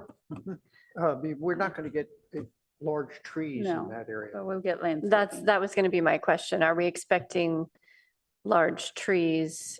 We can talk to urban forestry to see what that distance would be, what that depth would be to get a decent sized tree. Yeah, I suppose the 3 foot is just our guess, and maybe you should adjust that number and make sure it works. Yeah, I mean, out in front of City Hall, you have large trees on probably no more than 3 feet of dirt there. But when you're You saying could these put a raised numbers, planter. Yeah. And it Yeah. adds to the 3 Yeah. feet. Yeah. Yeah. but you're expecting trees to be planted in this area and to grow properly and those sorts of things. Is that what you're expecting? Yes, yes, the logic follows that the public interest is what establishes setbacks and daylight planes and whatnot. And so if the land is beyond what affects the public interest there, it's deep enough that it doesn't matter. That's what the depth Yeah. has to be set at. I mean, the reality is that oftentimes that'll be used as a parking area. Underneath. Yeah. Yeah. So this is a kind of a compromised number. right. Of course. Yeah. Well, certainly if the 3 foot were to change by some reasoned amount, that would be fine. Yeah. But I think we're in favor of the idea of just establishing that. Yeah. That sort of below grade amount. Yep. Good. With that in mind, we had maximum lot coverage for the MXM and MXH zones at 100%. And that's in sync with other commercial zones in town. Does that make sense though, or should we push for some level of open space on every project? I think the minimum landscape open space coverage, which can be above grade, is what I think we should ask for, a little bit more than 5 and none here. Because, or if there's kind of stipulation, or like, if it's a parking garage, then it seems like asking for too much to do planting. But if it's a mixed use development, then saying none to landscape seems really hard, like, scorched earth. I'd be in favor of as much as 10% there in both of those categories. Yeah, To me, again, if you set a code that sort of pushes to make taller buildings with more space around them, that's, I think, better urban planning. And so I'm in favor of changing packet page 27, minimum landscape coverage, second to the bottom line, from 5 and none to 10 and 10%. Are we all in agreement on that? yep.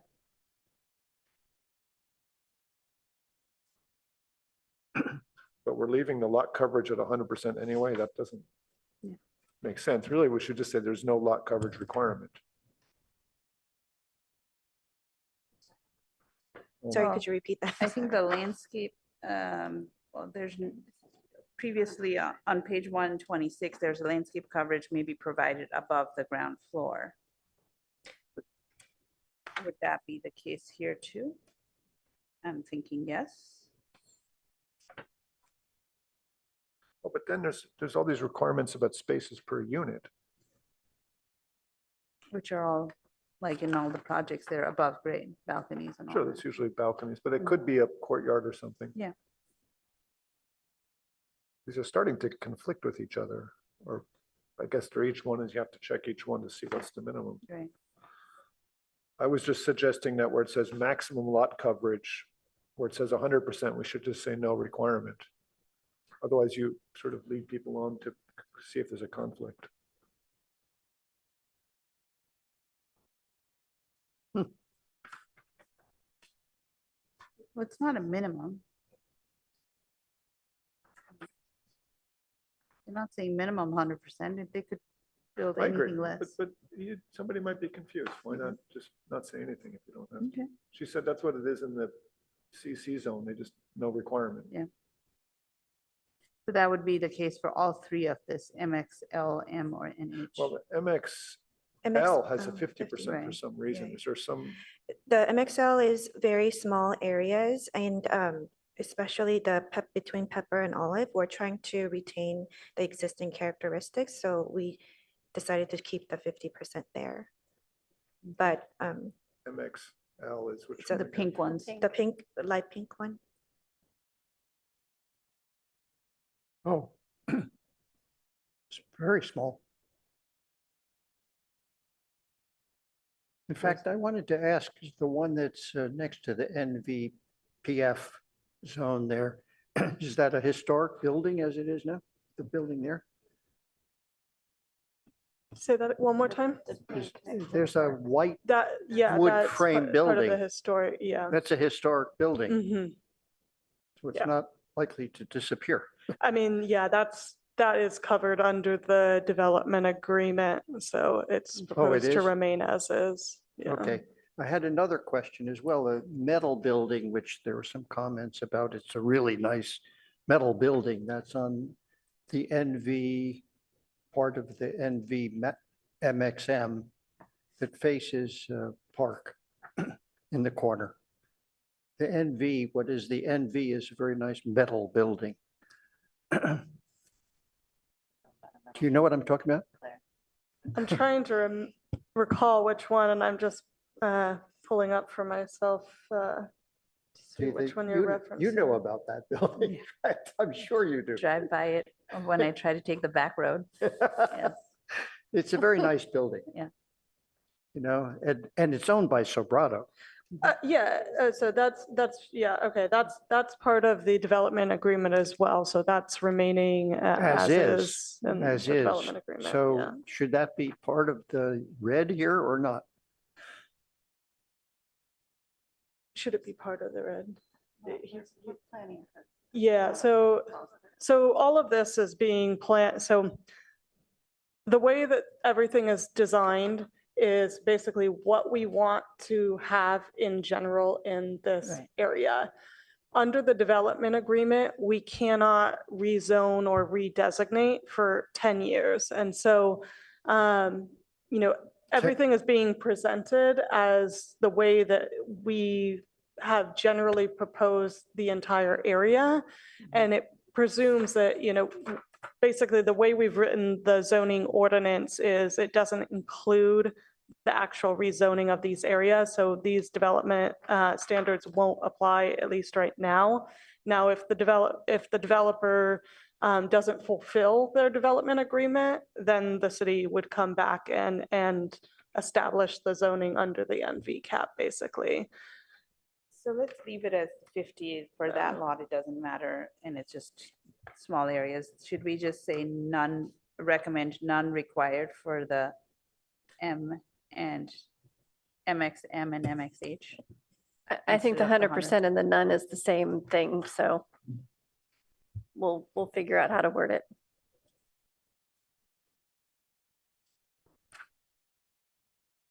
Do you agree, Peter? Well, no, I think it's better to say no requirement if there's no requirement. 100% could be construed as being conflicting. Somebody could come in and say, I want 100%, even if some other rule conflicts with that. You're right. In the end, you're going to make these things user-friendly to the greatest extent possible. So we recommend none required. But, Jody, we're not going to lock horns with you on how to write the code. You guys are the experts. That's fine.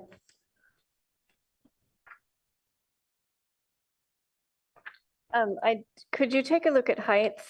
Because you were looking at height for the R3 and R4, but there's also height for the mixed zones. And do you have the comments on those? So the heights on which page, which table? 128, top of. 128. 128, Oh, yes, here we are. 35, 45, and 55. Same thing, really. It seems very low. So we go to 65, well, anyhow, ends up at 65. MXM MXM is 55 then? versus R3 and R4 and MXH. Is 65.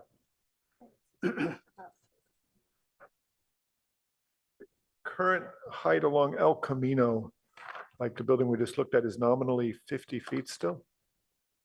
Unless somebody goes for a PC change or something? Correct, 50 feet unless someone asks for a BHC. And the last time somebody actually applied for 50 feet only, it's been a couple of years, right? I mean, mostly what we're looking at is between 60 and 70 feet of total actual height. There is, Including elevator. I believe it's 85 feet across the street. Yeah, so What is 85 again? We just, as part of the housing element, we have a focused area across the street, which allows 85 feet. So then at least the H here should say 85. It's like across the street of what you just increased to 85, right? On El Camino. Which building is 85? No, just that the code allows. Oh, the code allows it under Yes. the new zoning. along Under El the Camino. new housing element, yes. Okay. Why don't we address this? I'm in favor of MXM, MXH, R3 and R4 zones all having a 65-foot maximum limit. Not quite 85, but more than the amount that we allow now, with the possible exception of the R3 going down to 50 or 55.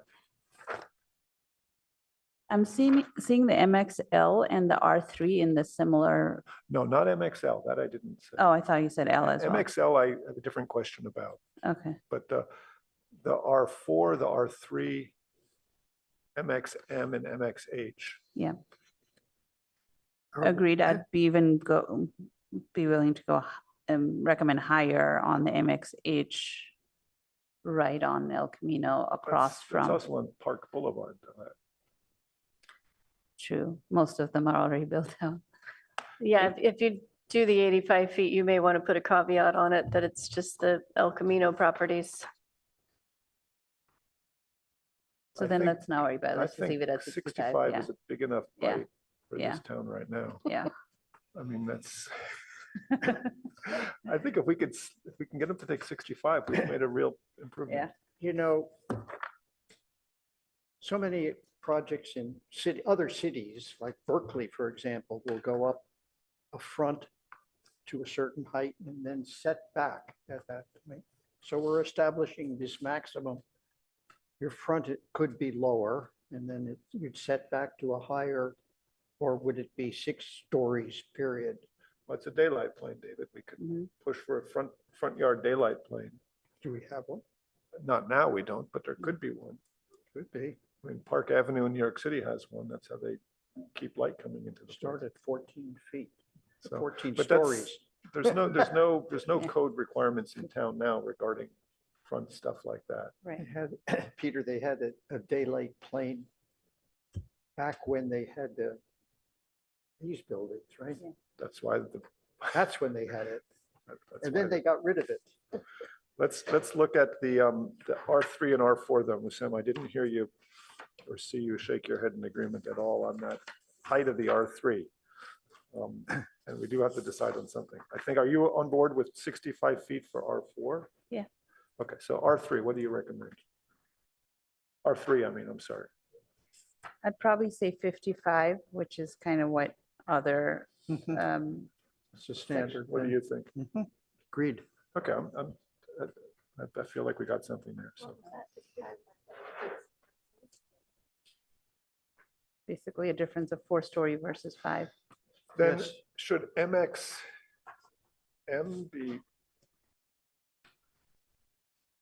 See, there's this two chunks of MXM zone that are not along El Camino. Shouldn't those be the same as the R3 in the back?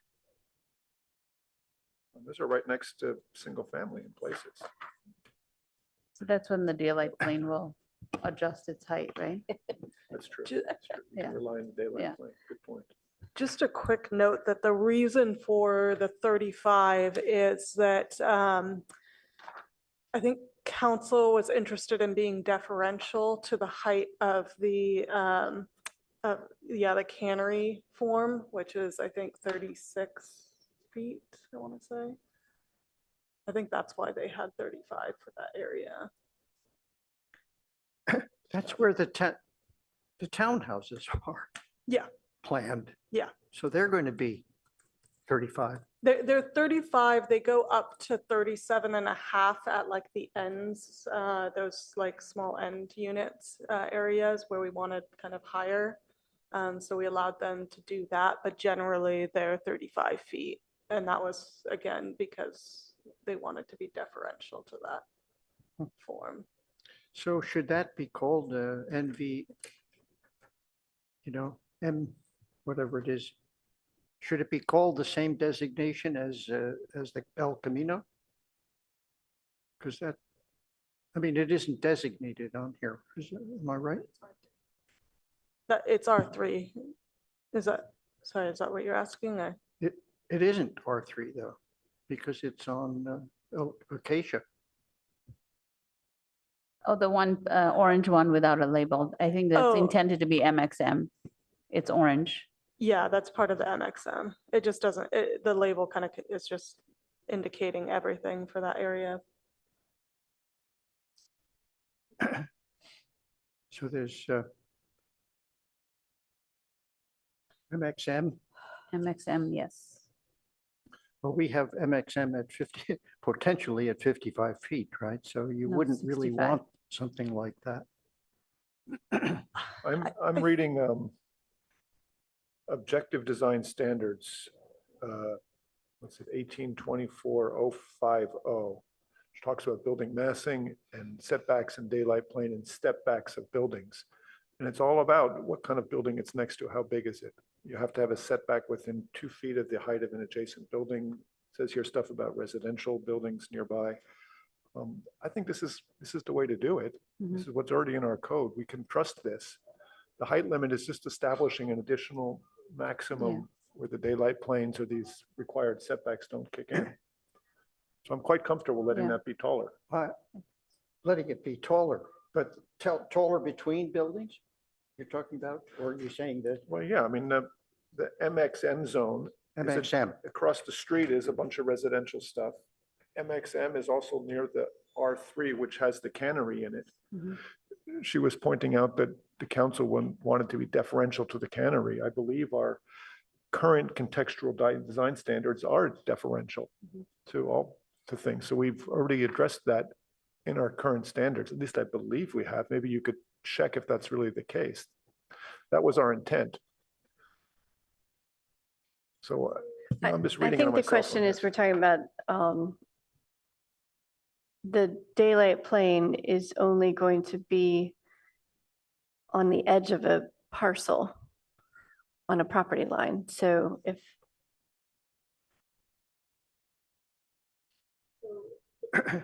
Property line for, I don't know if we can draw the same way you can. Does it allow me to draw? So it doesn't seem to be working here. Oh, yeah. Somewhere around there is where the, probably a little bit further even, is where the end of the townhomes, or sorry, end of the townhome parcel is. So from Park Boulevard to that line roughly. And then it aligns, there's maybe a few, like 5 to 10 feet or something. Claire, I don't think that's where the line is for the townhomes. The townhomes end on Ash Street. Ash Street. You're then ex- talking about 420 Acacia, which is that what you're referencing? Oh, you're talking about the townhomes at I'm the top. talking about the Sobrato townhomes. Okay. So if you're yeah. talking about the R3 and where like the daylight plane is, Mhm. so Yes. the reason for, so in particular, I think there was interest in trying to maintain the height differential, basically, anything that was being built near those monitor roofs. So there's a new property line in that area. Yeah.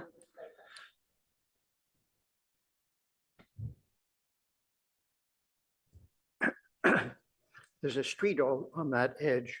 There's a street that comes through next to the. Yes, exactly. So we're starting that from the. So yeah, I would from say, the- yeah, the property line begins on the begins other further side up, of a street yeah. from Yeah. at least how they've designed it. Yeah. Uh-huh.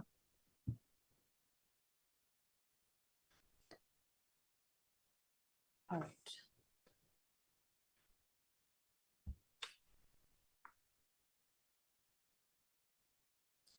So I guess, do we want to stick with recommending 55 feet, although I understand where the 35 feet came from for R3?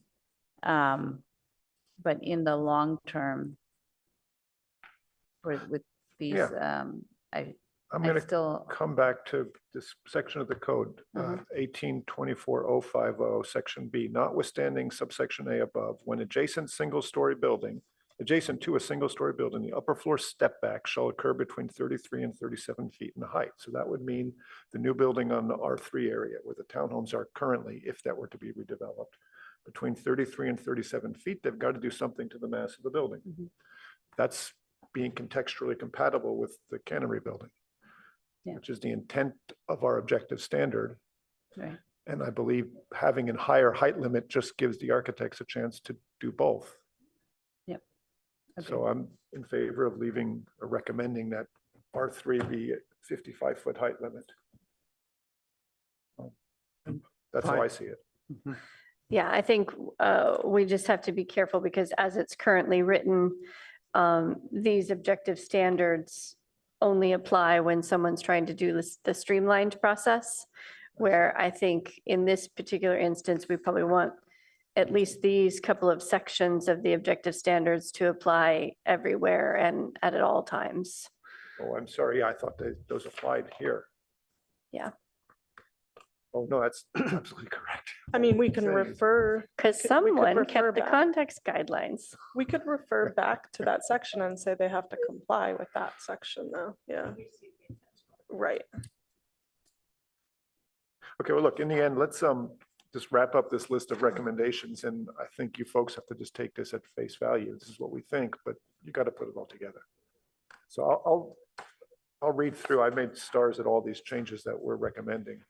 So let me just shoot through these. If you could take notes of them or something, and then starting at packet page 124, table 1, the first item, street yard, we recommended changing the Pepper Avenue setback to 10 feet. On packet page 125, table 2, the second item, street yard, we recommended changing Park Boulevard and Olive Avenue setbacks to 10 feet on both R3 and R4. Sorry, Peter, going back on page 124, I think you want to recommend 10 feet for Olive Avenue as well on R2. Oh, yes, I He did. did. You're right. Yeah, he did. I didn't make a note of that. 10 feet, 2 of this. Sorry, which table, which? So table 1, packet page 124, the first line item, street yard, Pepper Avenue and Olive Avenue should be reduced to 10 feet as our recommendation. Packet page 125, table 2, the same street yard, it's the second row. Park and Olive Avenue setbacks should be recommended at 10 feet. Next one is on the same page, the same table, maximum height. 1, 2, 3, 4, 5, 6, sixth line down. 35 feet for NV3 should be 55. R4 should be 65 feet. The next line regarding portions within 50 feet should be eliminated.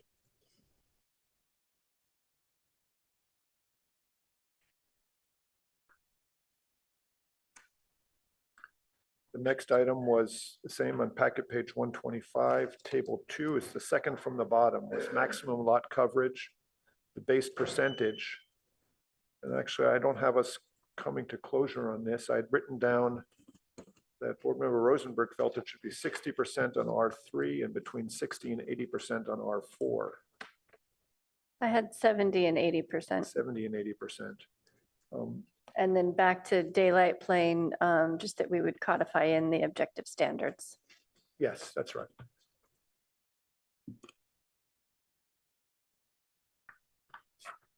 The maximum lot coverage for R3 and R4.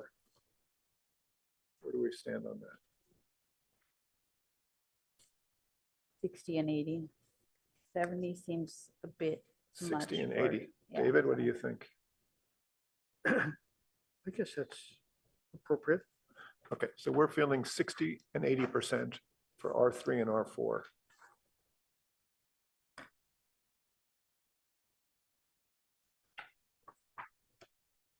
Next one was on page 126. Minimum landscape open space for R4. We're recommending you go to 20%. Do we want to add any additional notes related to like 50% of that 20% should be landscaped? That was something that was discussed or pervious, or okay. No, I think we No. decided we didn't Yeah. want to go there. On the landscape, I have a note here about the minimum landscape open space for R3 to be 40%. Basically, the reverse math of 60% is lot coverage and therefore landscape is 40. That makes sense? The only thing is if they were to have like some sort of parking or driveway and stuff, then that doesn't count toward lot coverage or Okay. to landscaping. Then with that logic, then when we say maximum lot coverage, well, I guess it's a maximum, not a minimum. For R4 is 80%, minimum landscape is 80%. I'm sorry, minimum landscape is 20%. So we're actually not allowing 80% lot coverage by what you just said about driveways and such would also take away from that 80%. So just to simplify things, if we are to like leave a buffer for those driveways and such, if we leave the R3 at 30% and only reduce to just 10% for R4, then we have a 10% buffer for these driveways and things that would work. I can buy that. If that's what you're thinking. David, does that make sense to you? I don't know. Sure, let's I'm change it lost. to 10%. I think, Sam, you're right, and we're trusting that you're right. so. Basic math of 0 to 100. I can handle that. It's been a long day. Okay, the next item was on packet. We were also going to move the footnote on the minimum landscaping, move that down to usable open space. That open space could be provided above the ground floor. Yes. Mhm. Packet page 126, table 3, the very bottom here, street yard. Again, Olive Avenue changes to 10, Pepper Avenue changes to 10 in both columns. The next item was page 127. Second from the bottom was minimum landscape open coverage on MXM and MXH to be 10% each.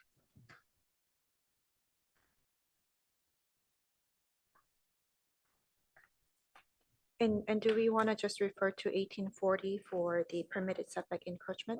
Sorry, I can't hear you. For the permitted setback encroachments, we were discussing the 6 foot and all that stuff. Should we just refer to 1840? I think we weren't going to propose any changes on that. Okay. Aside from recommending that you review and make sure the language is good. Okay. That whole question about stairs, Unenclosed. but I don't think we as a board felt we should push for any changes on that. Am I right on that? Yeah. The one change we were talking about is to note the setback includes below grade 3 feet or TBD by. Yeah, the setback and lot coverage that will count below 3 feet from Yeah, the natural at grade. least 3 feet below I'm grade. not sure where that fits into these tables though, because that should apply to, I think in the permitted setback and encroachment, isn't it? We can add a definition in the beginning to say that as well for this particular zoning chapter. but that should apply to both the MXM, MXH, and R3 and R4, right? Yeah, So you may want to put some general note about how you. how So you just structure the R3 and R4 and MXM and MXH. it. Yes. Okay. That should apply across the board when you're Yeah. doing these underground garages. That the 3 feet below the ground is where we think you should start that kind of lot The coverage setback, yeah. measurement, setback measurements. But that's something for, well, okay, let's, Peter, on page 127, you missed the 10 feet, changing to 10 feet on the top section, Olive oh, and Park. Right? We're yes. trying to I didn't- consistently. Yeah, you're right. We want to be consistent. So this is page 127 of top line. We're talking about street yard setbacks again, Olive Avenue. Might go to 10 feet. Park might go to 10 feet.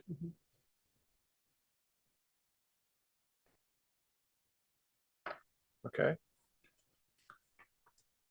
On page 128, first column, maximum height for MXM and MXH would be 65 feet on both. The next column, ground floor height, should be removed altogether.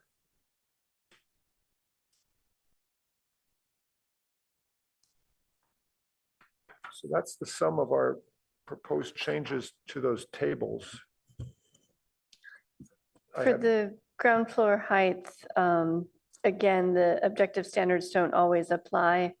So I think we'll put some note that we're wanting it to always adhere to that one particular objective Exactly. standard. Yes, please do that. How about Otherwise, it the should say minimum. FARs? Maximum FAR. Well, I don't think we had any comments about that. Does either of you want to address that? I think they're fine.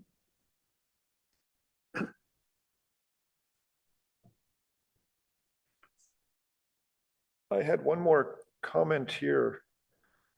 Seems odd how it's built in, but on page 129, under storefront guidelines, note 3, building facade shall not dedicate more than 10% of its frontage, no more than 25 feet in width to mechanical equipment rooms, etc. And I was just concerned that that could be too restrictive on a very narrow lot. I want to Should it get your say take. or instead of and? Building shall not dedicate it more than 10% or no more than 25 feet. Because 10% of like the lot we had today, 50 feet wide, that's wouldn't- only 5 feet. His electrical room wouldn't have worked. Yeah. And does it, like in the case of that electrical room that had no presence on the front facade, does it matter? I guess is another question.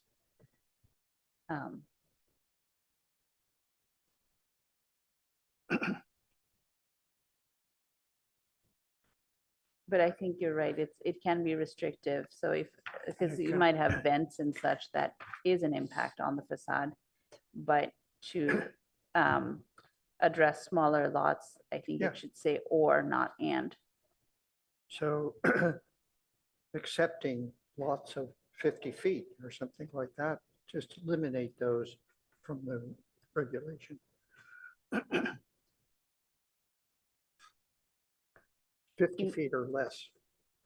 In other words, just, Oh, that it would have no restriction if the lot is so small, then again, we, like if just in these tables, like say on page 125, minimum site lot is 70 feet, right? Site width is 70 feet. So 10% of that is 7 feet, may or may not work for electrical room. But then allowing 25 feet of the 70 gives them room to do. Well, it's almost too provide- much. It's almost too much in that case. This is tricky stuff yeah. to get into this. I guess I'd come at it and say, how much is a reasonable amount to have on your street Yeah. facade for non-desirable stuff like a mechanical and an electric room. I'd say certainly never more than 10 feet. Never more than 10. So why don't we just say that? You're saying 10 feet? 10 feet's the So maximum. 10%, but no less than 10 feet.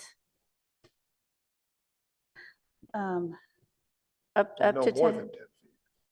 No more than 10. Well, for a that smaller can be lot, quite what limiting. size do you think they need?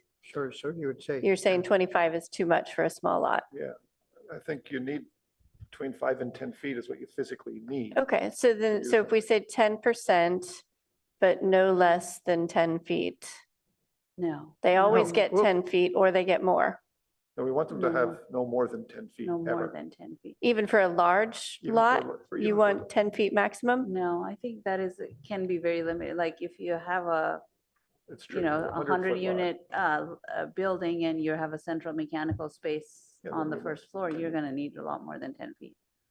Yeah, I don't So think how that much would have be on a been big building, 25 feet? 3001. I think we could like have a percentage still, like street frontage percentage, no more than 10% is fine.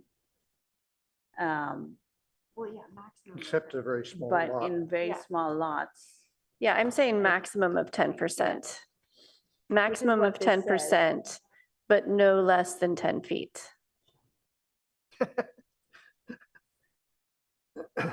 or can be up to 10 feet in smaller lots or some way to kind of let smaller lots still have the mechanical space, because 10% of a 50-foot wide lot or 70 feet wide lot is just 5 to 7 feet. That's not enough to.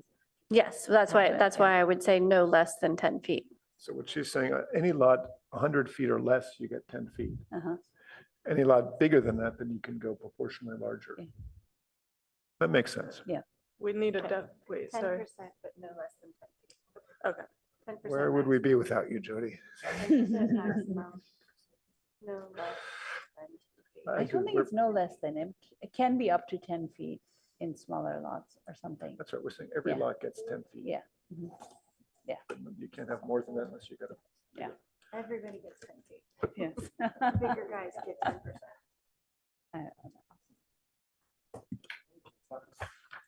Marathon? Okay, so we need to move that our architecture review board recommends that, what I just read. So I make that motion. Can we get a I second. Okay, so moved and seconded. Can we have a vote, please? Yeah, Or- this is a board- study. It's a study session, so we actually don't need a Study motion. session, We good. can't have a motion. But we Don't have to appreciate your vote. summary No, but and we can we have, vote on it if we want? I'd like to have this voted on. I don't think we can vote because we noticed it as a study session. I mean, we could do a straw poll, I guess. Sure, we can do a What's it straw called? poll. Straw poll. Okay, we're doing a straw poll. Board members, please vote in the straw poll. Hold the vote. I want this formal. We're recommending raising the height limit to 65 feet. I want it as a vote. Board Member Adcock, Yes. Board Member Hirsch, Yes. Chair Balte, Yes, motion carries. thank you very much for Yeah, tolerating. that and one's a big one. indulging. That one we're out front in, right? Afraid you were gonna say no. Council is going to say, what the hell are they doing?